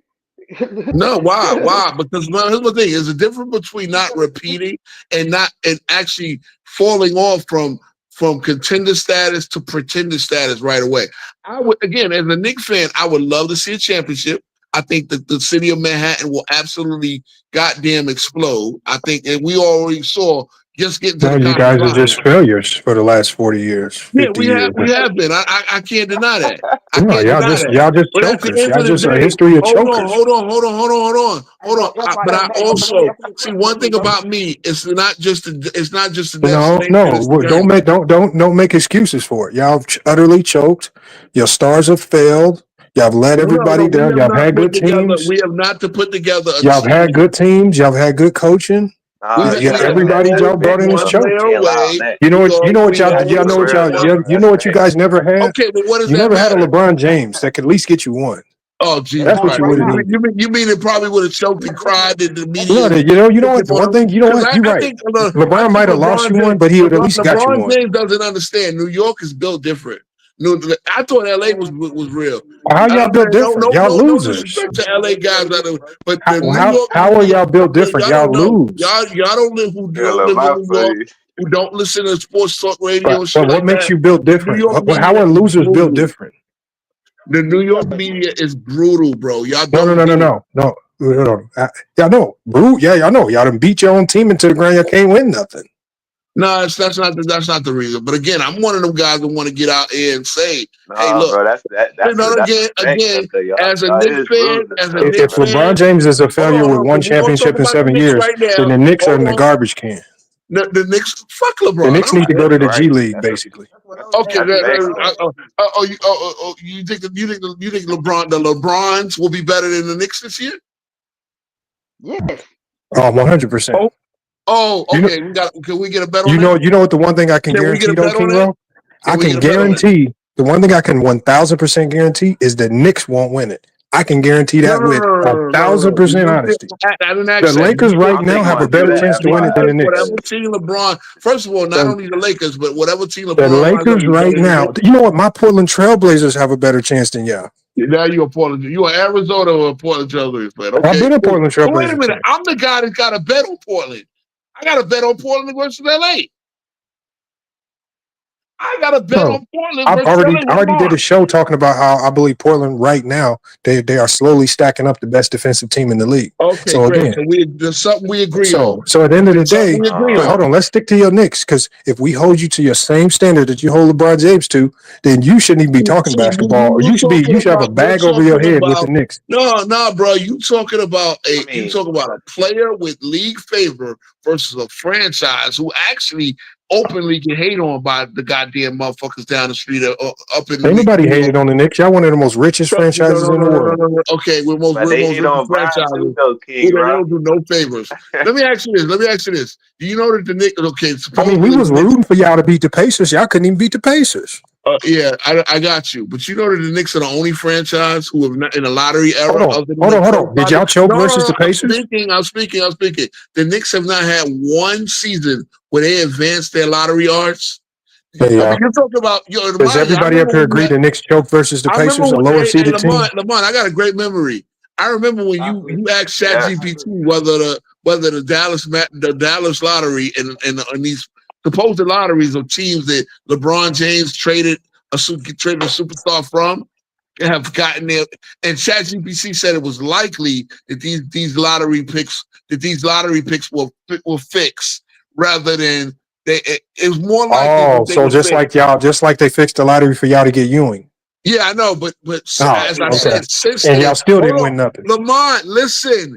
Since then, the Knicks have not advanced in one lottery. 39 years, we have not advanced our odds one time. Why would they give you another lottery pick when y'all screwed up Ewing? That's a big problem because that's why Ewing never got his number 2 because they didn't fix another one. They didn't even You said y'all had one of the best teams in the league going up against Jordan. Well, in 93 we did. In 93 the team that Riley. Oh, now you want to say you didn't have no help. You were just telling me how good this Knicks team was in the 90s. I said 96. You're right. The Knicks in 96. And guess what, Lamont? What did they do in 97 when PJ Brown? Y'all shouldn't have been running around drafting football players like Charlie Ward. Oh, now we should. These fools get a lottery pick. They draft Charlie Ward. Charlie Ward wasn't a lottery pick, sir. Come on now. Charlie Ward won a lottery pick. Charlie Ward was a hard. Now shout out to Charlie Ward. Charlie Ward is obviously. I'm a Florida State drafting quarterbacks to run point guard for you. I'm a Florida State football fan, and he bought me a championship and a Heisman Trophy. So therefore, I gotta love. But the goddamn, how you need a point guard and they draft a quarterback? We did have Derek Harper already. And we needed the quarterback. At the end of the day, you want to talk about this. I give a fuck about. See, I think y'all don't understand. This is me being objective. Y'all think the Laker fans are supposed to bow down because he bought Cleveland? Laker. See, that's the thing. When you go to 3 straight franchises, the fans of that franchise. I know a lot of you guys that just got follow guys around the league, but the fans of those franchises don't care what he did with other teams. Bro, why do you keep talking about fans, bro? Let's talk about basketball, man. Oh, why do I keep talking about fans? You the one crying about the hate. Fans are going to criticize. Bro, I don't give a damn about no hate. I don't give 2 fucks about that, my nigga. Bro, shut up. You always calling man down whining, bro. Stop it, man. Bro, that's what you doing right now, nigga. No, I'm just having a show. I'm having an open discussion, and you joined that discussion, right? And I appreciate you for joining it. Cool, bro. I'm just saying. But this is what I'm saying. This is all I want to come down to, man. At the end of the day, fans are going to fan. People are going to say what they say. The media is going to do what they do. Everybody is getting their enjoyment. Look, if we didn't watch, they wouldn't get paid. So what are they crying about? What are they crying about? I don't care about that, bro. I know you don't, but you up here defending them. Let's talk about it on the court, bro. You want to talk about what? Look, I gave you a chance. I when I told you what the show was about, I said, what do you want to talk about? It came back to LeBron. That's not my fault. Y'all was already talking about LeBron when I put him up there. What we talk about Curry versus Curry in his all-time and he wound up coming back to LeBron. Because I said Curry, KD, remember when I asked you, I told you what my growth criteria was, and I said the 4 guys that can enter my top 10 based on the fact that I think that they were the top best player in the league at one point. We talked about that. There wasn't because LeBron is already in my top 10. And I don't think anybody gonna knock him out. Maybe Luka one day. I don't know. Maybe if Luka and Giannis get their shit up one day. I don't know. Maybe the Joker. I don't know, but not right now. You can't talk about LeBron when you lose that, man. Exactly, because they only want to talk about the wins, and that's the thing, man. This was 2013. Everybody was talking about LeBron, man. Talking about everything. Like he an athlete. Look, like I said, man. People were still talking about Jordan when he was losing with the Wizards. I mean, that don't mean nothing. I mean, but we knew what the situation was in 2002 and 2003. What? No, Jordan. Hold on. Jordan came out and said, "I think we can make a push to win the East." How can you hold him to that? And hold on, I dropped the stat. I dropped the fact that the ball before he tore his meniscus and he had a knee injury. They were cooking. They were cooking. They were beat games over 500, and they were cooking. And he tried to hold on, Lamont. He also tried to play through that injury. He was completely diminished. But guess what? Once he actually had to sit down, then the Wizards went on a major losing streak, and they fell out the playoff contention. But they were actually in playoff position, right? How many times were they in contention? Jordan said they would make the playoffs. For the playoffs, yes, they were. They were. Did you hold them to a standard? Wait. Of course, I was about to say they were 13-4. Hold on, King Roll. But Jordan said they would make the playoffs. Did you hold Jordan to his own standard? Of course, but again, the injury. Okay. So where's the ether? What do you mean? Hold on, bro. I mean, there should be no excuses. You didn't give LeBron an excuse when he was injured that year. But Lamont is different standards. You're at 6-0. Okay. Number one. No, that's even more the reason why if he says we're gonna make the playoffs, you gotta hold him to his word. Number one. I'll say this. If he said Jordan, hold on, both of you. Hold on, Lamont. Let's do this. Let's do this. King Roll make excuses. No. Because y'all did this. See, again, we done delved into another stupid LeBron versus Jordan debate. This is not LeBron versus Jordan. No, Lamont, I'm about to cook you with facts. Guess what? With Jordan healthy, the Wizards had a better record those 2 years. They missed the playoffs both years. Hold on. They had a better record when they missed the playoffs than LeBron did when he was healthy the 2 years later. They missed the playoffs. Okay. Well, guess what? You said I don't give the injury. And then in the last game that he played, he had to. The team had to intentionally foul somebody so he could come in and stat pad to get 20 points, so he could average 20 points for the season. You know what kills me about Lamont? You know what kills me about Lamont? Lamont was on the stream the other night, right? And I was not on the stream the other night. TikTok, and I know he don't do this. But he was on the stream talking about how he don't hate on Jordan, while on his TikTok stream, that at midnight, a fucking Jordan hate video drops on his TikTok. How do I have a Jordan hate video? Bro, you dropped that Jordan hate video dropped on your TikTok on 12 what hate video? What hate video? On your TikTok. We can all go to your TikTok and see it. Okay, but what's the hate in it? Well, why do you say it's hate? You're criticizing because you're criticizing me. What did I criticize? Oh my God! Let me go to the TikTok. Let me get. Was it the David Corzine or was it some other shit? I didn't do a video on no Dave Corzine. I talked about the 92 finals. That's basketball. That's not hate if it's basketball. I talked about his retirement. That's basketball. That's not hate. What are you talking about? Everything He's a stone thrower, hand hider. He was on my stream and I know he does the videos. And he has hate though?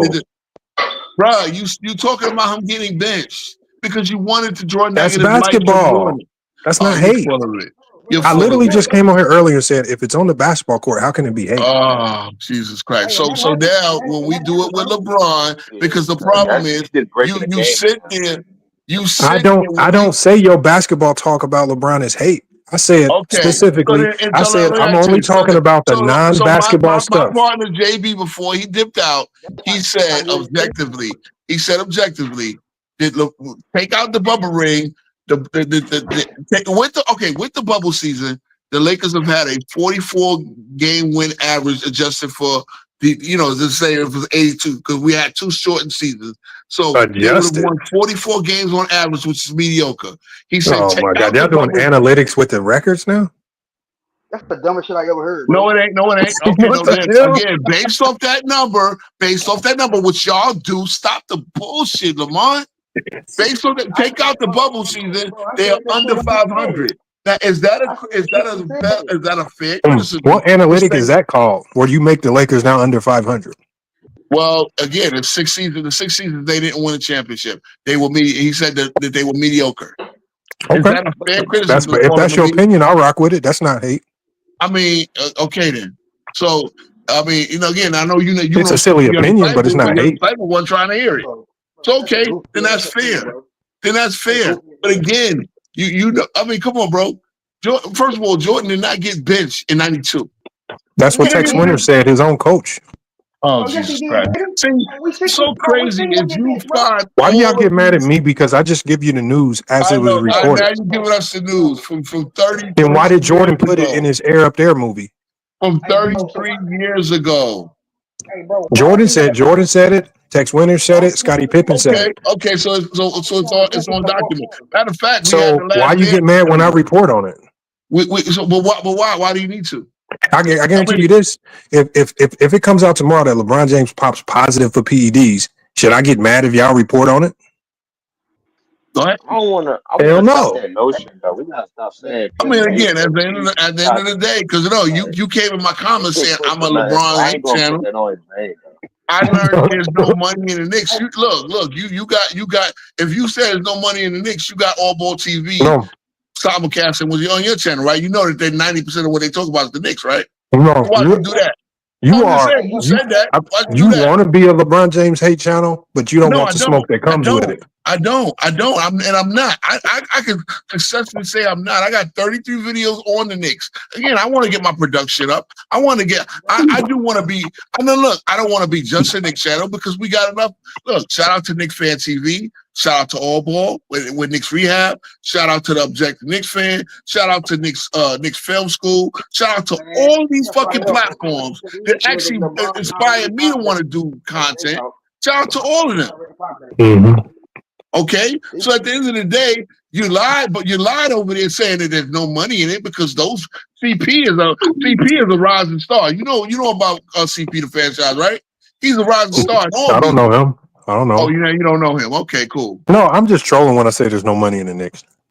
No, I know you did. That's what I'm saying. You troll, but again, as I said, and I'll troll when I use shit like 4 or 6 because I know that bullshit comes. But what y'all get? Look, at the end of the day, bro. At the end of the day, in this sports game, like I said, we got a debate league. You want to join the debate? You want to come up and debate one person? Come up and do one debate for the summer. Nobody on your channel want to debate me. Actually, there's a lot of people want to debate you. A lot of people want to debate you. Who? I can't speak for CW. I want to debate you under the right circumstance. I want the on right what? thing to debate about. Yeah, you got to set the stage. You got to get the right refs. I want something I care about. You better make sure the picks is in. You better make sure it's fixed. I'm like 2-8 in these debates. So I can't. I don't think people see where I'm coming from. So it is what it is. I don't use enough stats. Hold on. Hey, what'd you say? I said anybody can't just debate you. It got to be somebody on your level. They got to be like boxer. You can't just. You feel me? Like. Yeah, I think my level is too high for motherfuckers. Motherfuckers don't see where I come from, but it is what it is. Hold on, let's just start off. We can debate on FYF, King Bro. I don't want to debate on FYF. You got a whole motherfuckers that slander my name. Nobody will vote for me. You got a bunch of sycophants that believe everything you say is goddamn. You can debate him, right? Once you debate him on YouTube, go to a away game, bro. I've actually debated on your channel, and then as soon as I won a debate, next thing you know, I got bars from a goddamn. I don't even know who that. Motherfucker put me in bars. You won the debate? Yeah, you judged it, Lamar. You judged it, Lamar. I beat T Perfect with the Magic versus Shaq debate. Yeah, you won by default somehow. I don't know how you won. Man, see what I'm saying? You give me the win. You judging yourself, and the audience poll voted for me as well. And mind you, this is Travis didn't announce he quit Go James Kingdom. So Travis, people like Travis on your channel because he was still technically a member of Go James Kingdom. And that's proof is not biased. That's proof is not biased. Okay. Who was you debating though? Who was you debating though, bro? I ain't gonna lie though. You kinda, when I seen FYS, look, I don't think FYS lost a debate yet. Well, I mean, look, man, I think he's losing a couple up here. He tried to come over here and say some bullshit. But nah, I mean, look, end of the day, again, like I said, it's a little fun, man. Why do we take this so personally? End of the day, we talking sports.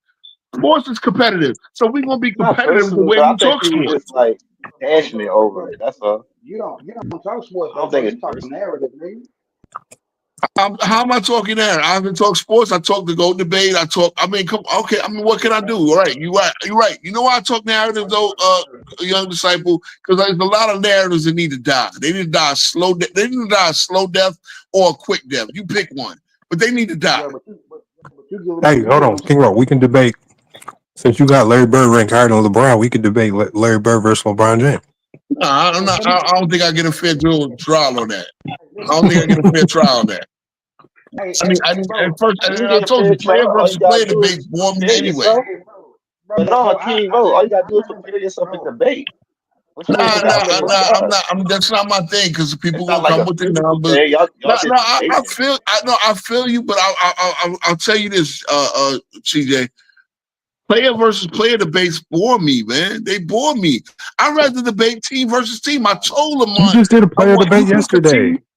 Huh? But you can have notes though. You can have notes. And I did that with my boy. And I did that with my boy CW. That was a friendly fade. I want something I'm passionate about, man. Give me team versus team. I think player versus player debates are boring. Okay, I'll take the 96 Bulls. I'll take the 96 Bulls versus anybody else. You said the 96 Bulls aren't the greatest team of all time. You're right. And again, I already debated and I lost the debate based on I had the 86 Celtics above them. I mean, okay. And again, I'll put it this way. I ask you this too. Take a team that didn't win and tell me, and I'll get a team that didn't win. And we'll debate who I'll take the 2004 Lakers. Okay, now I'll do that. I'll pick a team and I'll get back to you on it, and we'll set up. We'll set it up. I mean, well, you said 04 Lakers, and I think I can smoke you on that. But okay. With who? Shit's so goofy, bro. I'm thinking of what's so goofy? What's wrong? You sound goofy. You gotta pick all that nigga just a debate, nigga. You're right. Yeah, I do. So what? I mean, you want to debate? That's why I have sports, man. You got to come correct, man. He can't play around. Like it's not that. It's a debate. Like you could get. No, because no. I think I want to beat LeBron. I want to beat LeBron. I already know I'm the underdog, but I want to beat LeBron. And again, if I'm going to debate, I want to debate something I really care about. I got the 04 Lakers versus. Okay, so the 04 Lakers as the best team that didn't win it. Okay, the best team that didn't win it. The only way you win this is if you take a LeBron team. No. Kidding me? You can argue Golden State. No, you gotta go in state. He already heard. He just started being not going state. Nah, I don't even want to go for the obvious. I want to go for I mean, look, I'll get back to you on the team, and we'll figure out when we do this. I'm going to Brazil next week, so I'll probably have to wait till I get settled. You can say okay, man, bro. Man, why you keep going out the country, man? What you doing? You trapping or something? What you doing? You moving weight or something? No. I got my in-laws. My in-laws out there. My son and my wife is out there. You just out of the country. No. Well, no, I went to Orlando, man. You was on vacation in Disney. You came back. You went somewhere else. Now you going to Brazil. Come on, okay. No. Since when is Orlando out of the country? Come on now. No. Hold on. I've been to Universal Studios. It's expensive. I went down there. It was just me and my girl. I paid $4,000 just for 2 people, and why that was just I said I had a family reunion type of deal, and we had fun. But I did take the boy to see Disney. To see Mickey, and that's it. Let me find out, King Road, man. They ain't Johnny right, man, about y'all being criminals, man. Not criminal, no. Again, as I said, I got family in Brazil. Like this is all love. You know what I mean? Brazil is an awesome place. I've been there 7 times. So now, hold on. You going to Brazil? You didn't made some comments about having multiple women, man. You was just in Orlando with some women.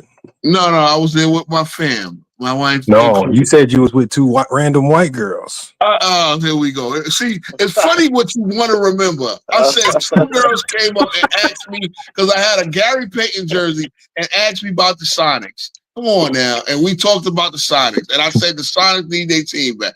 I know you being funny. It's all good, man. No, hold on, King Road. Don't get in trouble, man. Hey, read the screen about it. It's fun. It's crazy. He got Kwame Channel taken down, but whatever. It is what it is. Hey man, look, man, Kwame just go viral again. Just cry about Stephen A. Go viral again. I'm trying to get up. So I ain't playing with y'all on that, man. Y'all about because his reputation got ruined. He can't get brand deals or like that's why. I got understand. And Gil need to keep his nose clean because he's fucking up major bags himself. So even man. All right, I hope so. But look, I look. At the end of the day, man, I'm not trying to be one of these. I'm not a LeBron again. And shout out to Angry Old Hoops because Angry Old Hoops at least say I'm a LeBron hate channel. Cool, and he entertains me. Oh, he might as well just say he a KKK channel, man. Stop. He's a full-fledged racist, man. Let me ask you this. That's bullshit. Let me ask you this. If LeBron, I'll ask you one question and we're gonna wrap it up. If LeBron tore his AC, if LeBron sprained his MCL, but going up against going into Dante DiVincenzo, tell me why and how he was able to use that same MCL to trip.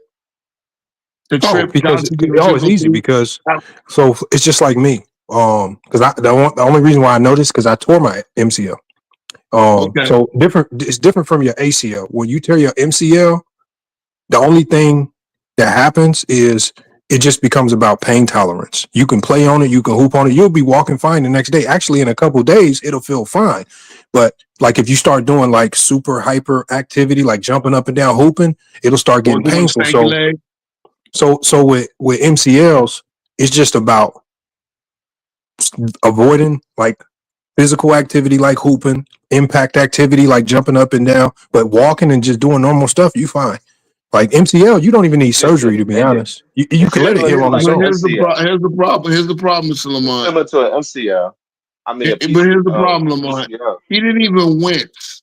I'm sorry, bro. Look. Bro, I didn't wince when I tore mine. When I tore my MCL, I knew something funny happened because when I planted, it was the first time I ever felt like a weird like pop feeling in my knee, and I actually finished the game, and it really didn't start hurting until the next day, and I'm like, damn. Okay. And the funny thing about MCLs is they don't even swell up. I didn't even know it was torn until I went to the doctor. I can understand that. So MCLs, it's not surprising to see somebody like the next day. Like it don't make you bedridden. You can walk. You'll do everything the same. It don't make you man down. I'm gonna ask one last question and we're gonna wrap it up. I gotta get to sleep. I know some of you guys on the West Coast and shit. That's cool. One question. Let's go. Just go around. There's only 3 of us left here. Does LeBron flop? Yes or no? Yeah. Okay. It's called gamesmanship. All players do it. Cool. Great. All players sell cars. Does LeBron flop? Yes or no? All players flop. Okay. And I know you agree, CJ. All right, cool. So they flop. Now I wish LeBron would admit it. No. Why do you paint it for LeBron? Why don't you? Like it's part of the game. It's called gamesmanship. You sell cars to the rest. Strategy. I know, but LeBron still won't admit it. You know, but hold on. Lamont. Why would he put that type of pressure on the refs by coming out publicly admitting that? Yeah, I sell calls to trick the refs. No, nobody's publicly gonna come out and say that. Did Vlade Divac publicly come out and say it? No, he flopped Every though. basketball player do that. Come on, man, you sell calls. It's part of the game. Y'all just take it to another level, act like it never happened. Lord Jesus Christ. Okay, so you think when Jordan laid on the ground, act like somebody hit him with a baseball bat. You think Was he flopping? don't know that LeBron flopped? When Jordan laid on the ground, act like somebody hit him with a 12 gauge. Was he flopping? Okay, and so does LeBron. Okay, so that's part of the game. Hey, what was that? Oh, that Kevin Hart joke, right? That Kevin Hart joke where he said Mama had the Holy Ghost and then she would peek. She would peek, see if anybody looking. Yo, come on, man. LeBron got caught peeking, sitting there. Hey, are they looking? Or are they buying shit? Come on, bro. LeBron takes it to another level. But we know Hold on. So you acting like Jalen Brunson don't be running around flopping and flailing around? He sells color. He sells a lot of contact. Oh, so hold on. But he's selling contact. LeBron is flopping. But what he don't do is act like he got shot every time he gets fucking touched. LeBron don't act like that. Every time. I see LeBron get hit in the nose and grab the top of his head. Hold on. You can't name a more physical player than LeBron. LeBron played through more contact than anybody you know. I'm a football player, bro. I see LeBron get wind and grab the top of his head. Come on, bro. That's because LeBron don't get calls. He gotta sell calls to get them. No, stop it. I mean, the shit he did to DeMarcus Cousins. That's the fun being a basketball player. Jason Tatum hit with elbow win, hit LeBron in the beard, and he had. Come on, bro. That's called gamesmanship. You sell the call. That's called levels of ridiculosity. You can say that, but it's basketball. That's just basketball. Always been like that. I got you. I remember one of the things I used to do in high school in the free throw line was when I'm especially against bigs. I would put my hand when we about to box out. I would put my hand in his back to push him in and make him get a lane violation. Right. You know, there's an art to this. Look, it's similar to like a no huddle in football. You try to get the all sides on the defense, like. Look at Reggie Johnson. Hey, fellow Knicks fan. What can I say? I just asked. We try to keep it light. I just asked if LeBron flop. And it is what it is. Well, how come you didn't ask? How come you didn't ask NBA players flop? And WWE is called the art of the sell, right? You gotta sell. You gotta not get punched and make it look like you got punched. But here's the problem: LeBron selling is one of the worst sellers in the world. The funniest thing is you might see LeBron do it like 10 times in a season. You make it seem like he do it 15 times a game. Bruh. Let's keep it real. Against the Boston Celtics. He's stronger than everybody. It's just like you magnify everything. Let's just say the groin injury was real, because I know there was a lot of content. Hold on. Was he flopping? Was he flopping in Madison Square Garden when the Lakers came in town? Oh hell yes, he did. So when they beat the life out of y'all, was he flopping? They didn't beat the life out of him. He actually flopped. No, it's funny. He flopped so badly. Selling Jalen Brunson because it's funny. Did he sell the call? He fell down. Jalen Brunson is 180 pounds, 6'4". Did he sell the call? Of course he sold the call. But the funny part is he got part of the game. Because LeBron claims he doesn't get calls. Oh, he's a Laker fan. Okay. So he says he don't get calls. He sold the call. No, it's funny because this is the same day the Stephen A. Smith shit happened. But hold on, he sold the call, got the team to overtime, and then Jalen Brunson, unfortunately, basically rolled his ankle in overtime, and then we missed him for most of the last 2 months of the season. So yeah. So he sold the call, yeah. But guess what? Guess what? The Knicks still got further than the Lakers. And the funny thing is, like, y'all take normal basketball stuff and you make it seem like it's not normal. Selling calls is normal. Nah, bro. What LeBron do is criminal. And then you know what the funny part is? Criminal. See, because this is just you exaggerating. Seriously, I've been watching WWE since the days of Hulkamania. I remember Hulk Hogan Rocket Wrestling. Bro, the WWE refs are trained to look the other way and look like buffoons. LeBron makes NBA refs who are trained to be. So blame the refs. Don't blame Bron. Yeah, you're right. You're right. You're right. And I blame Adam Silver, who whatever. But in the end Why of the would you day, knock man, we Sean wrapping Taylor it up clone here. though? If you We like, wrapping it up here. I'm just glad y'all. I'm glad people can admit LeBron Flower. Which the rest of y'all Yeah, was. because we're not great. We not understand No, it's I part of just the think it's game. funny. I just think it's funny. LeBron flopped so badly off of Jason Tatum's elbow win that he might have pulled his groin doing it. It's all good, bro. It's all good, man. everybody Yeah. feels Y'all have a going good through one, it. man. All right, man. Good night. Good night, fellas. I appreciate y'all for coming up, man. Some like, subs there. And please beat the comments up after the video. Appreciate y'all. All right, YD. All right, FY. All right. All right, bye. Peace. Oof, my God.